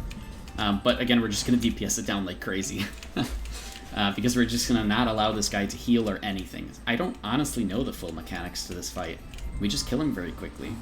And maybe that's correct. I don't know. What do I know? Kill off all the mobs. He goes and he spawns a whole bunch of trees, which it's fine, you just don't hit the trees and stay away from them. Then he goes and eats a bunch of apples, because he tries to use those apples to heal himself, but we deny him those healing because of Absorbed Life Force. Usually, like, see, he's healing right now, but anyways, we killed him too quickly, so it doesn't matter. That's pretty much how it goes. We've done this so many times, we understand how to kill it very quickly, right? You can break this down later in the YouTube video if you need to, with what exactly happened. Don't you think Arc Pass missions are kind of ridiculous? Why not just give us the rewards for free? Yeah. I don't know. So they want to try to get people to do stuff, right? That's why the rewards are so simple. They weren't like that at the very beginning. They were very specific at the very beginning, but like that didn't feel good enough, right? The Arc Pass should have just been either free or you just complete the rewards as you're regularly playing the game. You know what people end up doing? They end up doing all 12 missions on day one, on Sunday, right? Like, I'm going to do today, I'm going to do all 12 missions after reset, and then you're just good for the week, right? But the idea is that you have the full week to do the missions, which means if you can't play Sunday, Monday, Tuesday, Wednesday, you still have the rest of the week to get this done, you know, for that week, which is nice. And if you miss a week or 6 of the Arc Pass season, it's okay, because you can actually still have enough time to get all the rewards from everything, so that's okay too, right? Overall, I really like the Arc Pass. I think it's actually done pretty well. I don't know. Yeah, there's probably better ways to do it, but I think we lucked out, honestly. I think this is as good as it can get for the developers and the teams that we have behind it all, you know? Actually, this is not bad. Do you recommend to start in the Fresh Start server? Emmanuel, it's a hard thing to say. Merges and transfers can come at any point for the other servers, for the old servers, right? And because of that, you know, people who are on Stena or on the Fresh Start servers are going to feel a little bit stuck because, you know, as the population dwindles there because people are going back to their main servers because the Fresh Start experience is kind of over now, Stena's going to continue, or the Fresh Starts are going to continue kind of dwindling in player base, but they're not going to get transfers. They're not going to get merges. So honestly, my recommendation is start on one of the old servers. Because at least from there, you'll still find a guild. You'll still be able to progress. It's still perfectly fine. Progression is fine. There's so many catch-up mechanics. There's so many catch-up events that happen. You're going to be okay, right? The game is designed around people coming in at any point, and we get catch-up events all the time. But at least on the old servers, if merges come in, if transfers come in, you're going to be in a better spot, right? If you want to transfer to a different server, maybe because your guild wants to, you're going to have that option too. But people who are on Fresh Start are going to feel a little bit stuck. At least until they open up transfers from Fresh Start, which who knows when that can be, right? It could be another half year to a year. And we don't even know when merges and transfers are going to come to us again here. It could take another year on our current servers. So it's really... it's a little bit hard. I don't know the answer to it perfectly, Emmanuel, but hopefully with all of this information you can kind of come up with what you want to do, because it's a weird situation. I don't know.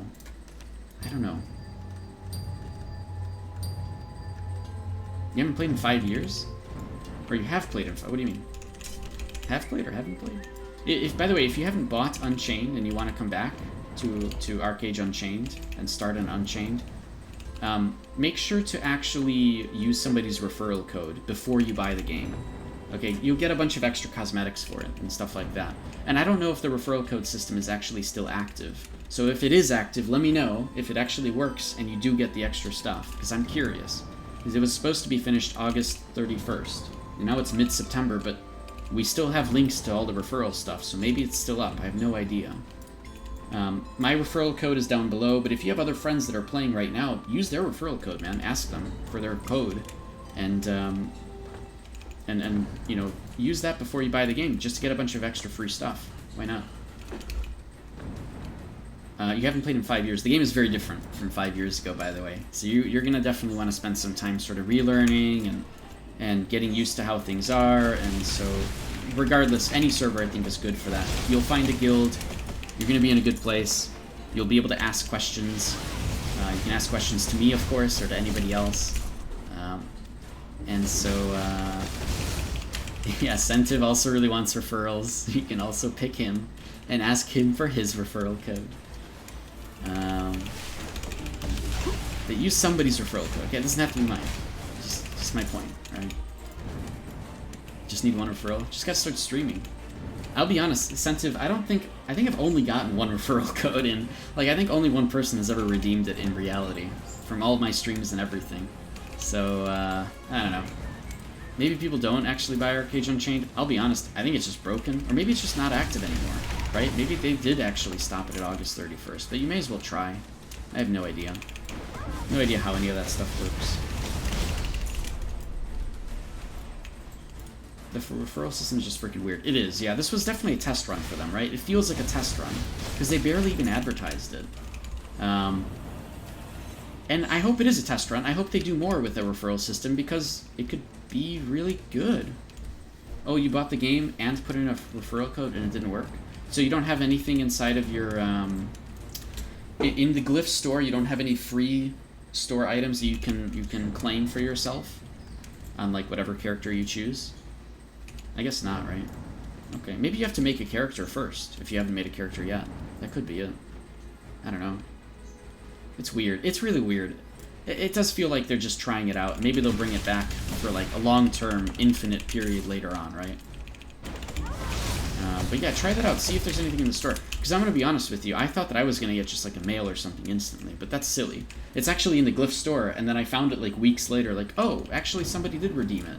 And turns out, yeah, here's some free stuff that I can apply to my character. And so now I have the title. I have the title, and I have this, I have this four-leaf clover that I could have next to my name. But I chose to do the rose because it matches my costume and stuff, right? You haven't made a character yet? You can decide what server? Well, you have a friend, right? So you can ask them what they play on. Unless they play on Fresh Start, then I don't know. I don't know. Play with your friends. It's like, even if it is Fresh Start, if you're playing with a friend, it's going to feel a lot better, right? I would think, at least. I don't know. It's weird, yeah.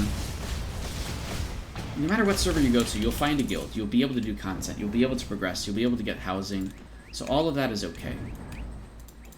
From that sort of perspective, right? So you're going to have a good time regardless. It's just the old servers allow you to transfer off of them probably earlier. If they bring merges and transfers or whatever, the old servers are probably going to get affected by those before the new servers. And so that would be the one reason that's like, you might want to pick an old server, possibly. So I don't know. I don't know. I'm having fun on Win. Even though Win is a little bit unbalanced, Win West has been like the underdog experience, trying to fight, you know, the one guild on East. And I like that. I love the underdog experience. I hate when I'm in a faction or if I'm in a guild where we just own all the content because it's boring. There's no PvP, nobody can compete, it's not fair, people cheat usually, it sucks. I don't like that. So I like the underdog experience personally. But Tyrannos on NA is really, really, it's really balanced. Like, all the factions are actually pretty active, and they all do stuff, and they all compete against all the world bosses. So Tyrannos is really good for balanced PvP right now. And I do kind of wish I was there, but I like this underdog experience too, because all the Win West guilds have to like work together and stuff, and there's a little bit more of a social atmosphere. It's a little bit more interesting. It's definitely a political atmosphere, where it's like kind of ridiculous, but yeah, that's part of it, right? It's part of the MMO experience. What class am I? This looks awesome. So I am trying out Immortalist, and I've started to really enjoy this. So normally I play Cursebrand, and for many years I actually played Executioner. So once Swiftblade came out, my transition from Shadowplay to Swiftblade actually was really good, and I enjoy it so much. But I've been playing a little bit with Immortalist, which actually removes Battle Rage as a necessity for melee. And the idea here is that I am I'm a build about disabling my enemies, stopping them from using abilities, stopping them from doing different things, as opposed to just snaring, tripping, and killing. I am actually a little bit more of disabling and positioning them where I want them to be and doing what I want with them, stealing buffs from them because of Leech, playing a little bit differently. And once again, I'm very happy with it because finally I get to play an off-meta class, and I get to play a class that I can actually develop skills with over time way better, and actually show that this actually works, right? Because this isn't... Immortalist is not a class that people generally play. If you're melee, most melees will go Battle Rage. And I'm starting to really take away from that and say, you know what, you don't need Battle Rage, but you have to know how to play the game, and you need a lot of practice to do it. So yeah, I've been playing Immortalist a lot lately, and I'm really enjoying it, but I do need a lot more practice with it. So Shadowplay Occultism and Swiftblade has been a really good challenge for me to sort of really test my strength and skills to understand what to do when. So I've been really enjoying this again. I've made challenges for myself to make the game more interesting, which is good. I like that. And to be honest, I don't really like Shadowplay. Like, it's not... I don't know. I don't really like the idea behind stealth and how it works. But it is frickin' working out, man. So I'm not using Shadowplay for DPS at all. I'm actually not using Shadowplay, period, for DPS. That is not what I'm doing with it. I am only using Shadowplay as a disabling CC mechanic. That's it. I only use Stealth to get one Bloodthirst stack, so that I could use Overwhelm as a stagger, and that is essentially a snare, which lets me follow up with Shackle and Silence. So there's a lot of things that go on with this build that are very unique and interesting, and it's something that I need a lot more practice with, but I'm liking it quite a bit. Alright, I don't think we're gonna get Aegis anytime soon here, but I want to play through Reset. I think we're gonna end the stream shortly after Reset today, because I want to show off the rewards for the sports fishing thing that thankfully I was able to win this week. I've won sports fishing, hooray, and we'll get to see those rewards in 20 minutes. I'm very excited for it because I'm going to be honest with you, in my 6 years of playing Arcade, I've never gotten any kind of reward like this in sports fishing. So this will be my first time getting anything. I've never even seen what these things look like. I don't even know what these golden fish bowls look like. I've never seen them before. I don't know anybody who's ever gotten them. So yeah, that's fun. I might also try to do I might do the blue ribbon thing and try to get rank 1 for that. But that doesn't give you a trophy. That just gives you coins you could spend on other rewards. I've never really taken part in the blue ribbon stuff. I don't think a lot of people do, but I kind of want to. It's like super RNG, and there's a lot of big cost of it in vocation, so it's kind of hard to get into it. But because right now I'm saving up my vocation for a soul mule, and I'm almost there, and I kind of want carrot wings. But anyways, it's like, you know, just a lot of things that I kind of want to do in the background over time. You bought the game in Steam. How would I log into Glyph Store with the Steam account? I don't know how that works, honestly. It's a little bit weird. I don't know, maybe you got some instructions in an email, but from what I understand, if you log in through, like if you play the game through Glyph, you should be able to set up an account and it will link to Steam right away or something. And then you get the rewards on whatever character you log in first on. Something like that. I know that much at least. So like, you know, you get packages for buying the game or something. Whatever character you log in first on, you will get those rewards on that character. It's really weird. So I don't know.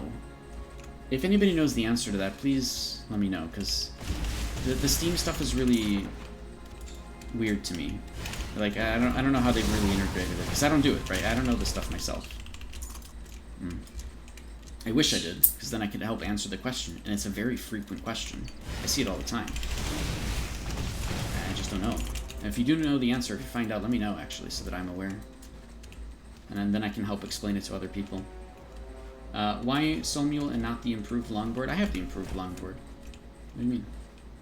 Well, not the improved one. I don't have the 2-person one, but I have the regular longboard. I just never use it.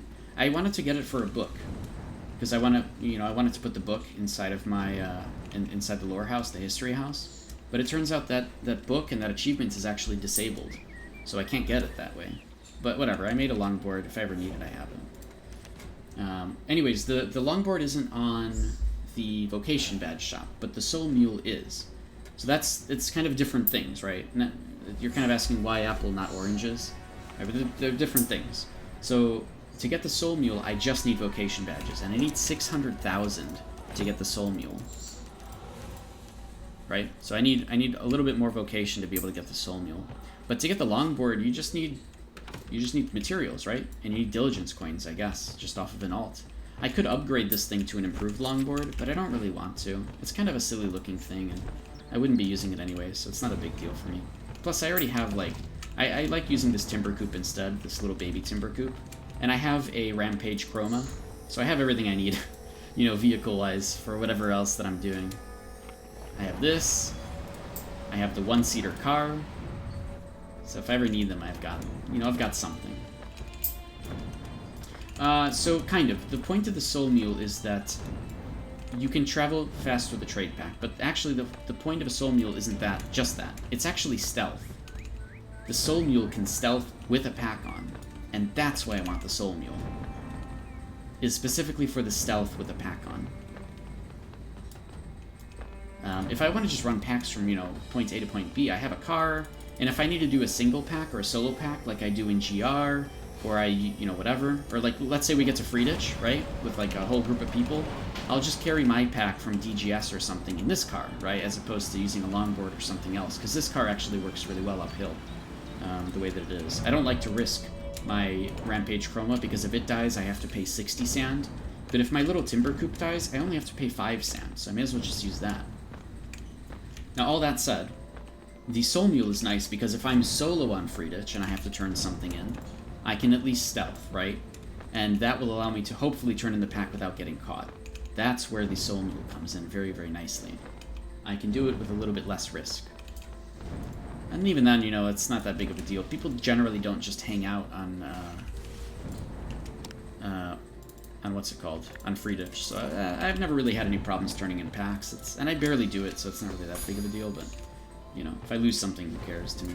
I don't really care. But yeah, Emmanuel, I don't know, I wish I could answer that question, because I just don't know how the system works. If you find an answer, let me know, because I really want to be able to help people with that too, and I just don't know. I don't know what happens. It's weird to me.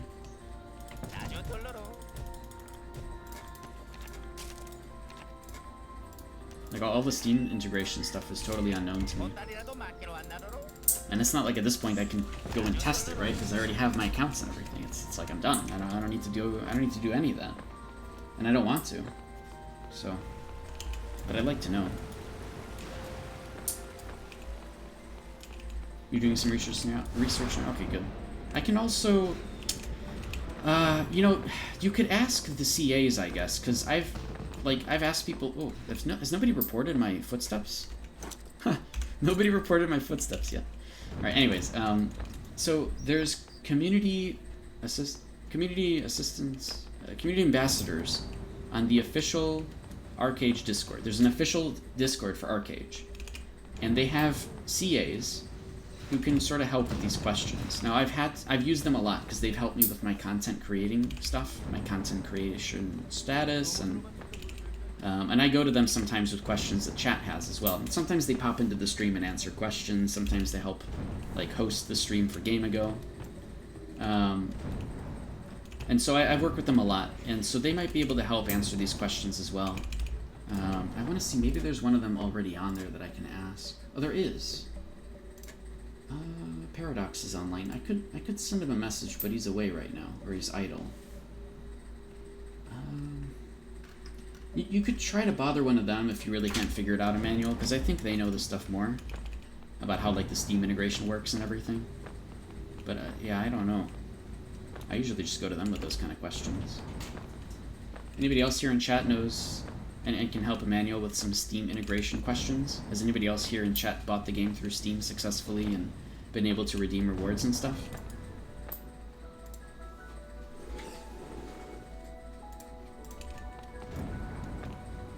Because it is a little bit weird. It's a little different. Most people buy the game through Glyph, right? They don't do it through Steam, and it's usually just to avoid these kind of things. But it's okay, right? They've done the integration. It works. It's just we don't really know how because we don't do it ourselves. That's all. Oh man, I'm so excited! I want to get my rewards from sports fishing. It's just like 13 more minutes. All right, we're almost at reset. We're almost here. And then after that, I get to run. After that, I have other stuff I need to do. So like, this will be a short stream once this is finished.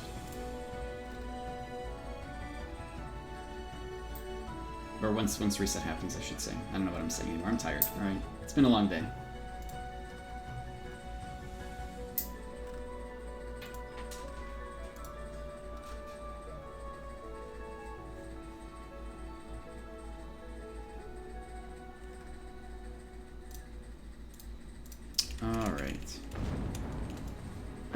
Yeah, otherwise, chat, if you guys have any questions about arcade-related things, please feel free to ask.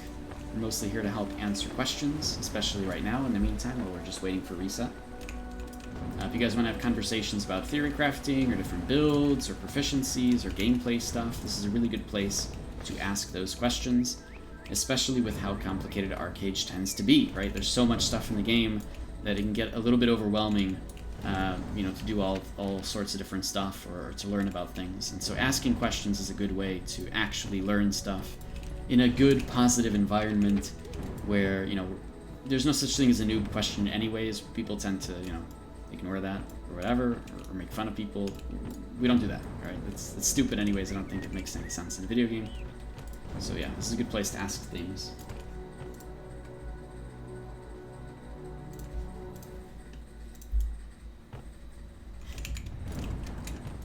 Oh wait, did I do this event? Yes, I did do that event. And I don't want to find out right now, so I'm just going to assume that I did.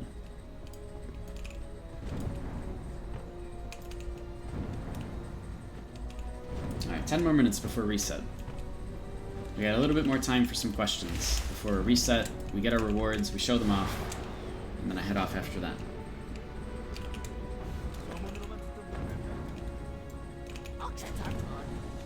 Also, from this anniversary event, I've already gotten 2 Serendipity Stones that have both failed, so yay RNG! We've got a little bit to go with trying to actually get my one stat to where I want it to be. I have one more thing I need to reroll, and I've just had no luck with that. We're rolling so many times, but everything else is exactly how I want it to be. Just not this one earring. Yeah, everything else is done. It's crazy. I've actually finished everything. All the, like, perfect stats in my costume and my underwear, perfect stats on, like, all the stuff. I'll have to do a little bit of re-rolling on the Aeronor cloak once the new stat system comes out. Because I don't want Spirit at that point. I'm going to want Agility, actually. But, that's okay. I have 5 free re-rolls right now, and then I'll just try to get it later on if that doesn't work. And who knows when that patch will actually be, regardless, so... Could be a little while before we get it, anyways. I'm expecting that Japan will actually get the 7.0 patch, or whatever this next big patch is.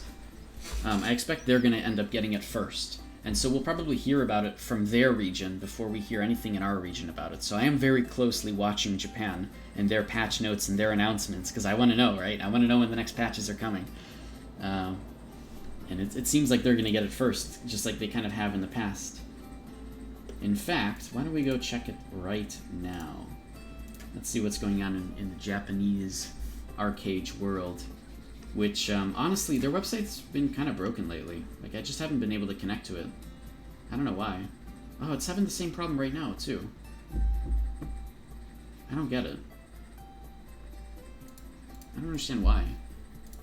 I just can't connect to the Japanese arcade website. It just doesn't work.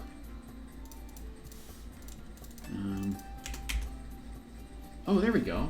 Wait, 404 not found. What? Somebody accidentally pushed the raid button, I guess. Yeah, this is weird. I don't know what's going on with this website with the arcade, Japanese arcade.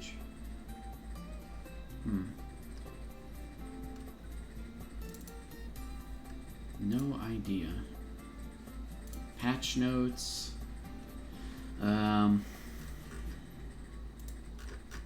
It's very strange. But whatever, I guess we'll see. We'll see what ends up happening. Maybe they have like a Twitter account or something.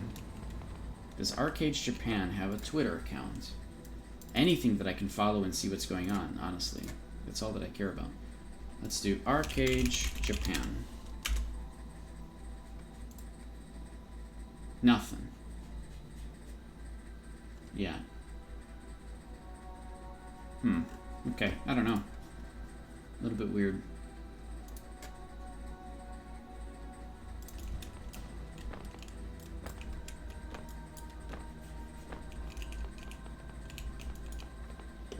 Oh well. Thanks for the follow, Schindler. Appreciate that. And I appreciate all the follows and all the subs today. It's been really nice of you guys. What am I looking for? I was looking for the arcade. No, I was looking for a Japan arcade. Because from the looks of it, they seem to get the patches we end up getting, but like a few weeks before we do. And so it's a little bit like seeing into the future if we can check out like a Japanese patch note. But it looks like they're like, I don't know, their website is down, or I just can't get to the main Arcade Japan website. It's weird. I don't know why it is that way. But whatever, I don't know. It's not that big of a deal. I can still see their patch notes at least, so if they ever do suddenly get a patch note that says, hey, here's the next patch, we can at least go and look at that and be like, okay, this is what we're probably getting in ours at some point. Alright, 7 minutes. 7 minutes, and we get the sports fishing reward. Oh man, my 1,000 gold. And all the other stuff. Mostly I want the golden fishbowl.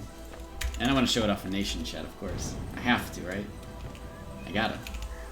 Show it off in Nation Chat, and everybody will say grats, and I'll feel good for like a minute, and then I'll just go off and do something else. as it tends to be with video games, right? 7 minutes. 6 minutes. Oh, I'm so excited.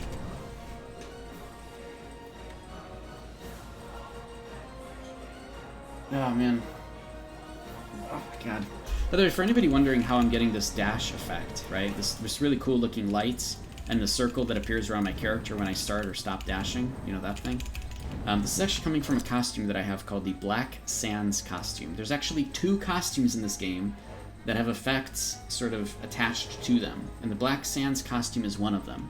The other one is called the Reckless Ravager plate, which is actually the one that I really want. So this costume, when it's equipped, or unequipped, right, because you see that it's on my character, but I just don't have it showing, what it will do is it will give you effects for dash, like this, and it gives effects for teleport, like the actual teleport skill from Aromancy. In fact, it works for any variation of Aromancy teleport, so any of these ancestral abilities work, where it has a different effect associated with the teleport. It's kind of cool, actually. Reckless Ravager plate is very similar. It has different looking effects when you dash, and its unique ability is actually very not used ability. It's Rapid Strike from Shadowplay. But anyways, I want the Reckless Ravager plate because of the dash, because it looks really badass, and it's very red. It looks very similar to my actual getup here, right? I have red lines kind of streaking around. And so that's why I want the Reckless Ravager plate so much, is to do literally what I'm doing with the Black Sands costume, but with that costume instead. And it's weird because both of these came out many years ago. It's kind of surprising that they haven't continued making costumes with effects, because this seems like a really cool thing. I'm surprised, I don't know, I'm surprised they just haven't had any more than just 2, right? So, a little weird. But anyways, since we have them, may as well use them. That's why I like this one so much. Because it's cool. It's very noticeable too, especially if it's like, you know, somebody else running around, you're like, oh wow, that guy's dash looks different. It's kind of cool. Alright, 4 minutes. 4 minutes. Oh my god. Any last minute questions though about like arcade stuff? Anything you guys want to learn more about, or mechanics, or theory crafting, or whatever? Any other conversations we can have in the last little bit here? If there's nothing, that's cool too. It's all good. This whole video, by the way, goes up onto my YouTube page after. It'll be like a few hours, but if there's anything that I answered today, or you know, something that you want to hear again, like an answer to, you can always go back into the VOD of the stream later on my YouTube channel and see it again, right? Or get those, kind of scroll through those parts and get answers again. I do put up highlights sometimes, so I'll like highlight a question or something that gets asked frequently, or I'll highlight something funny that happened and I'll put that up on YouTube. So you can check out all that stuff at the YouTube channel. I'll just post all the links right now. So there you go. But essentially, I don't have any set schedule. So like I stream just whenever I want to, when I've got some free time. It's usually on the weekends. And so I'll announce in these places when I go live. So there's the Arcade Research and Development Discord that I host. I let people know there when I go live, and on Twitter as well. And then everything ends up on YouTube. So you can follow me in those locations if you want to know when I go live, right? It's probably the best way to do it. What is this event about? So there's the Feastival event, which you know very well, which is, you know, feeding things and making food, and then pretty much the cosmetics are just different skins for weapons that make them look like a fork and a knife and other stuff like that, like just utensils or making them look like food. This event, the anniversary event, has two things. One, we have the synthesis Jake, which makes it much cheaper to synthesize and upgrade gear, so that's pretty nice. And in addition, we have these coins, which are essentially just used for some progression a little bit. You have quests every day in Mirage Isle that you can pick up that are just kind of like do random stuff, like use labor, get honor or vocation, turn in 6 Gilda stars, use flowers on this NPC, and then you get these coins, which you can turn in for honor or vocation, or what I do is, because I don't need all those things, I just need serendipity stones. So I save up and just get serendipity stones, which give me a chance to reroll a stat that I need to reroll, right? That's pretty much it. There's nothing too crazy that's going on at the moment. And Feastival event you know very well. It's very simple. You just go there, run around, do a bunch of stuff, and eventually you get coins for some cosmetic things, and that's pretty much it. On Legacy, I think the Feastival also gives mana storm crystals, but we don't have that here on Arcade Unchained, so it just gives us the cosmetics, honestly. Most people probably won't even do it.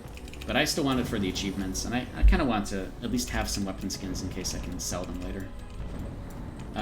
Is this game still populated? Yeah. I think most servers are pretty decently populated and do all the world bosses and raids and stuff. Even still, especially Arcade Unchained, where like you're really incentivized to play because there's no like monthly payment or anything to keep your housing up. So people like, you can take breaks from the game. It feels a lot better, right? So the servers have been really, really good. There's definitely better ones than others. Like Tyrannos server on North America is extremely balanced in PvP. So that's nice, right?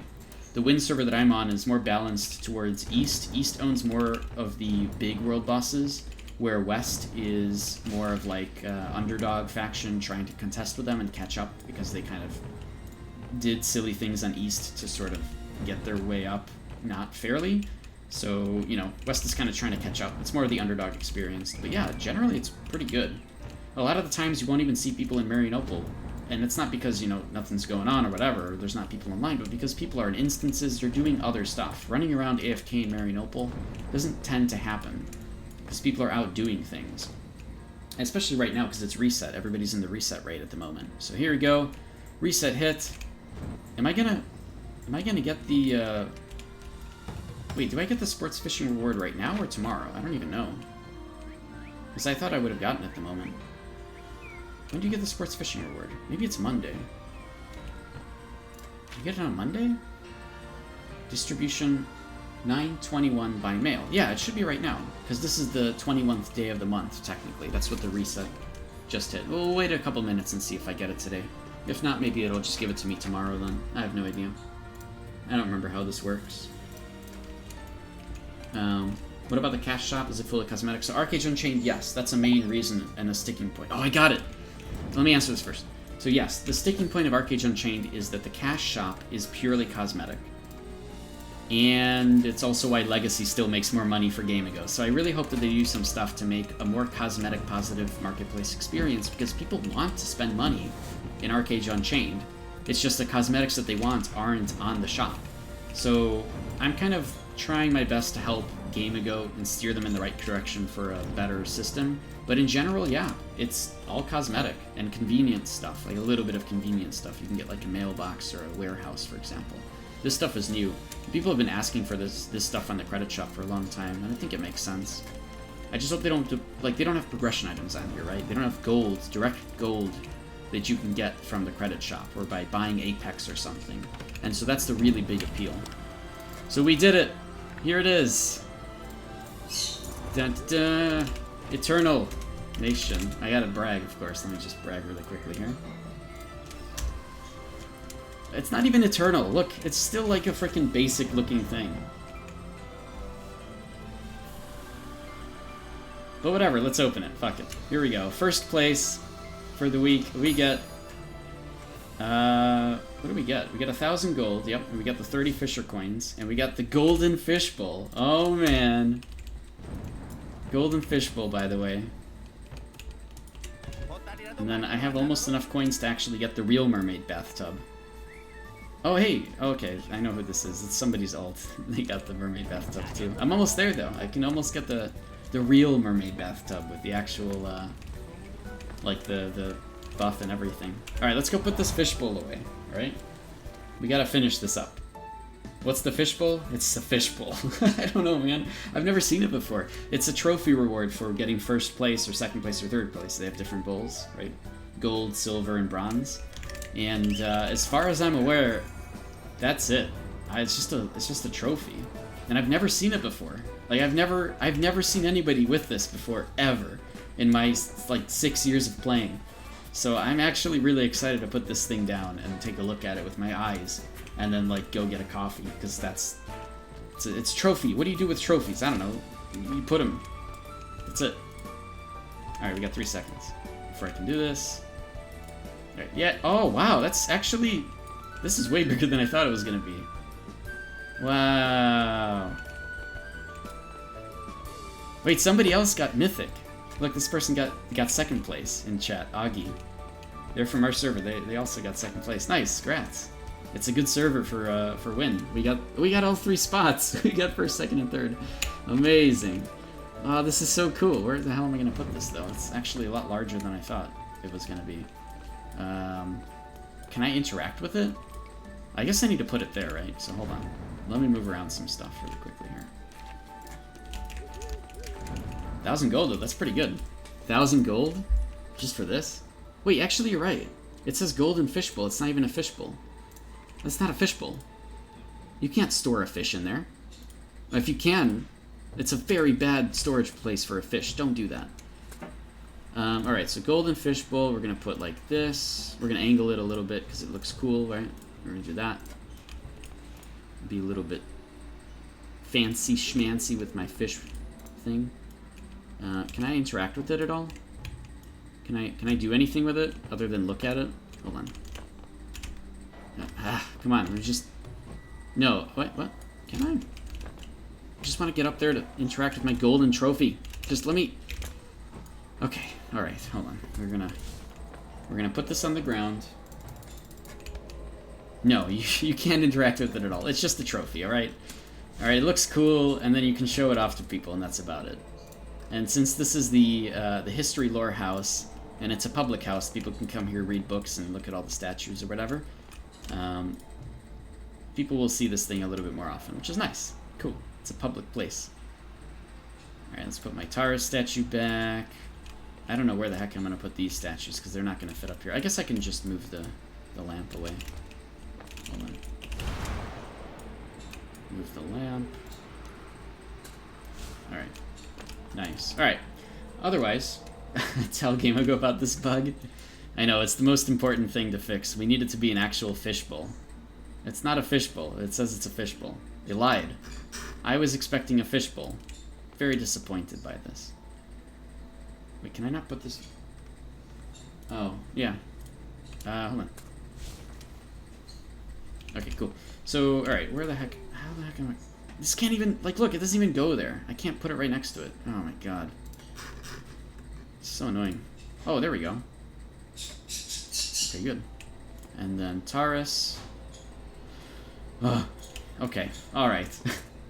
That's it. I'm done. I'll figure this out later, alright? I don't know what's happening today. I can't put these things up there. There we go. Okay, good. Bad translation, yeah. Well, it doesn't really matter to me, but it's kind of cool, right? It's still a cool looking fish. Look at that thing. I won that. Yesterday. On stream, by the way, I won that. Let's put this over there, and we're all set now. Had a quick question. What about the spells? Seems like you have a lot. Do you really cast 32 spells? Most of them passives and buffs. So it's 20, actually. So you get 20 active skill points that you get. And then there's other passives and buffs, but you get them as you skill up any particular skill set. So, and you'll learn this as you progress your character and start, right? So like, you get this, and this, and this, and because you've invested 3 points into it, you'll notice that I can't take this 4th one, but now that I've invested 3 points into Shadowplay, I can now take this, and I get a passive for investing 3 points into Shadowplay. So now I'm going to take this, and I can now take this, because I have enough skill points invested to take it. And you'll see that I get the passives as well. So that's how those work. Yeah, so back in the day, we used to have 28 abilities, and you can invest them into passives or actives. You can actually literally, you pick the passives you want that you click, and you use a point for those passives. And I used to play with 23 active abilities and 5 passives. But they've since long changed the system. They made it more stable for everybody, so everybody has the same system. Everybody gets to choose 20 active abilities, and the passives come with them, right? So that's kind of how that works. But yeah, I have them all bound to keys. You can see that all at the bottom here. That's, yep, it's a lot. But not only that, but I also have all the mounts that I swap between, especially in combat. I use all my mounts. I use gliders, different gliders depending on the situation. I have gliders bound down here because all these gliders have different abilities associated with them. So like this one can teleport forward. This other glider over here allows me to literally hit somebody and like essentially dive to somebody 4 meters away and cause crowd control on them. So I use that to sort of catch up to people. I have all of these weapon swaps, so I can swap between different weapons for different temporary buffs. For example, I have the weapon here that I'm swapping and using, and then I swap back to my regular weapons, but I now have an 18-second buff that gives me more damage and faster attack speed and stuff, so that's kind of nice. And there's a lot of things in this game that you can kind of mix and match and use together, right? Now, there aren't any macros in the game, but like the game does not have the WoW system for macros and all that stuff. And technically, macros are not allowed. Like, it's supposed to be one button press for one thing. So everybody's sort of on the same skill level there, right? But yeah, the game doesn't actually have macros built into it or anything like World of Warcraft does. So you have to learn things yourself. You have to learn the timings, you have to practice, you have to understand stuff, you have to learn all the different combos between all these different skills and all the different cooldowns. You're going to be practicing a lot with your friends and you know, dueling with people to try to understand things and practice and see what cool kind of gameplay styles exist. And yeah, there's a lot to it. There's definitely a lot. It's not an easy game at all. There's a lot of complicated stuff, and it's honestly, it's a big turnoff for Arcade players, right? Like, people who go into Arcade expecting it to be like WoW or like BDO or like something else, it's a different game, very much so. Especially with the way that the skill set system works. At any point in time, I can just switch my skills to something else, which is exactly what I do. So, you know, depending on the situation, I'll switch out a skill set for something else, depending on, you know, what I need for a particular moment in time. And so I have 3 pre-done skills savers, where when I switch to this, small gold cost, it will already give me hotkeys for that skill set, for that class, because I've already pre-made it here, pre-done it, right? Pre-set it all.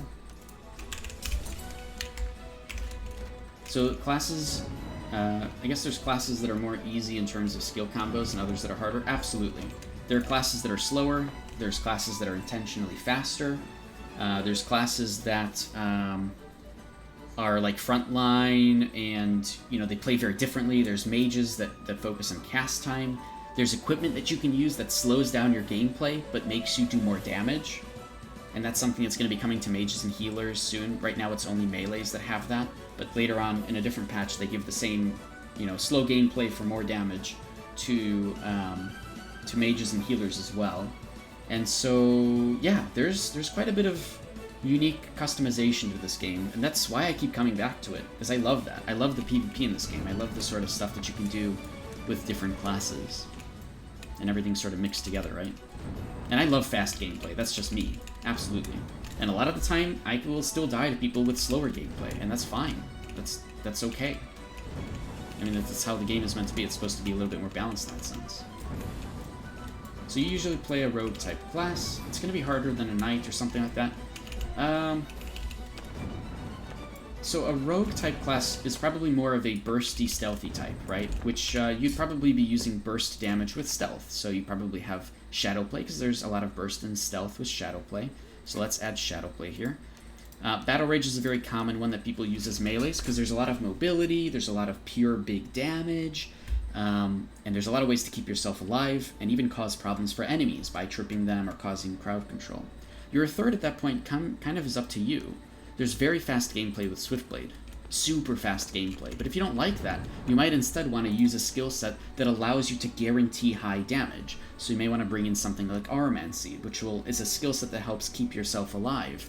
Or you might want to bring in like Occultism, which will allow you to guarantee damage on a person, because Occultism is a very crowd control heavy class that also has a lot of mobility that literally puts you behind the enemy, allowing you to backstab them very quickly. And a lot of other things as a part of it as well. So there's different variations of gameplay styles you can add on to burst damage that allows you to take advantage of the gameplay style that you enjoy. But yes, a knight or something of that sort where you are a tanky boy is going to be using a very different set of skills and even very different gear than somebody who is a rogue type or assassin type, who is really trying to maybe scout an area or see what's going on, or use different mounts and abilities in a different way than a tank or initiator would, right? But yes, absolutely. There's not really one build that fits all, right? There's a lot of builds that are very pure DPS heavy, and so they work on they make sure that their gear will allow them to survive long enough to do damage. And those players will usually take massive DPS skill trees. But because they've taken massive DPS skill trees, their downside is they don't have the survivability trees. So a lot of players will take, I don't know, like CC, like classes that are not CC heavy, right? They're just trying to do damage and that's it.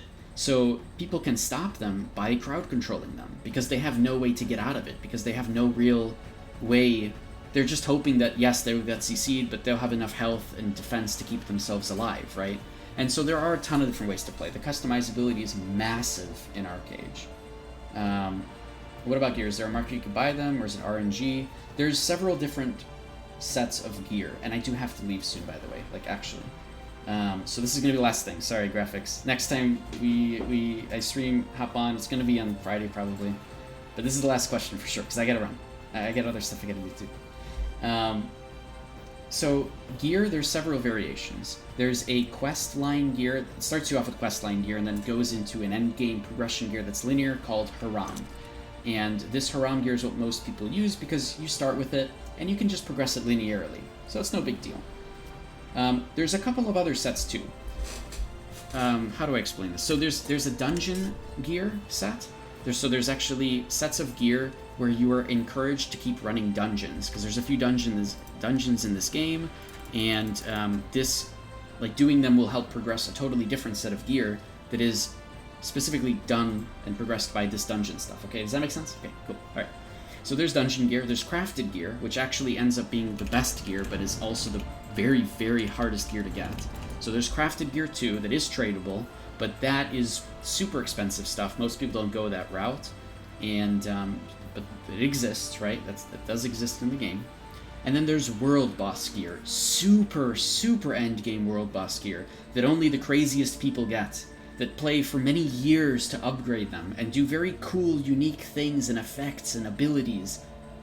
And they're actually pretty balanced, honestly. Like, in reality, they're not super OP or anything. They just look badass, and you can say that you got it, right? And they have some cool little effects you can use in battle sometimes that just make people go, ooh, ah. They're okay. They're actually balanced quite nicely. So there's that also, like the sort of end game stuff that people reach for over many, many months and years of time, which is very cool. And I really like that they've done that. So there's like legend, like you consider like some kind of a legendary gear that this person, you know, and his guild worked together to actually get this stuff over so long, right? So these are the sort of different paths that the game offers in gear. And by the way, you can mix them all together, right? Like you can mix dungeon gear with Haram gear with crafted gear. Some people use crafted weapons because they're really, really good, but they use dungeon gear for like a 3-piece set because they want some bonus that it gives, plus maybe like the Haram gear for everything else because they just don't want to spend as much time on it, right? Is something beeping in the other room? Okay, yeah, I'm sorry, chat. I guess we're cooking or something in the other room. Sorry, my bad. I gotta get to that. I'm gonna go and like eat dinner and help out with food and stuff. So I'm done. I'm out. I'm gonna head out. I appreciate everybody just hanging out, asking good questions. Thanks for all the follows and the subs today. I'm gonna be back on Friday, or if I just find any time, you know, during the course of the week, I'll just hang out with you guys and just start up a stream randomly. So make sure to follow if you do like the channel and you want more information and stuff later on. There's the YouTube where I have other streams and everything that gets uploaded there later. If I answered something today, it will be on YouTube during the big 4-hour stream that you'll see there that'll pop up there, right? You can always go back to the stream later and listen to an answer again. But I'm done. I'm gonna just totally end immediately here. So, thanks everybody. Appreciate all of you guys. And I will, I want this one actually. I'll see you all on Friday most likely, if not just at another point in time during the week. Thanks everybody. Good day. I'm on Win server, but I'd ask around for other servers too. Just, yeah. We talked about it earlier. Okay, I'm done. I gotta go. There's something to be here forever. See y'all.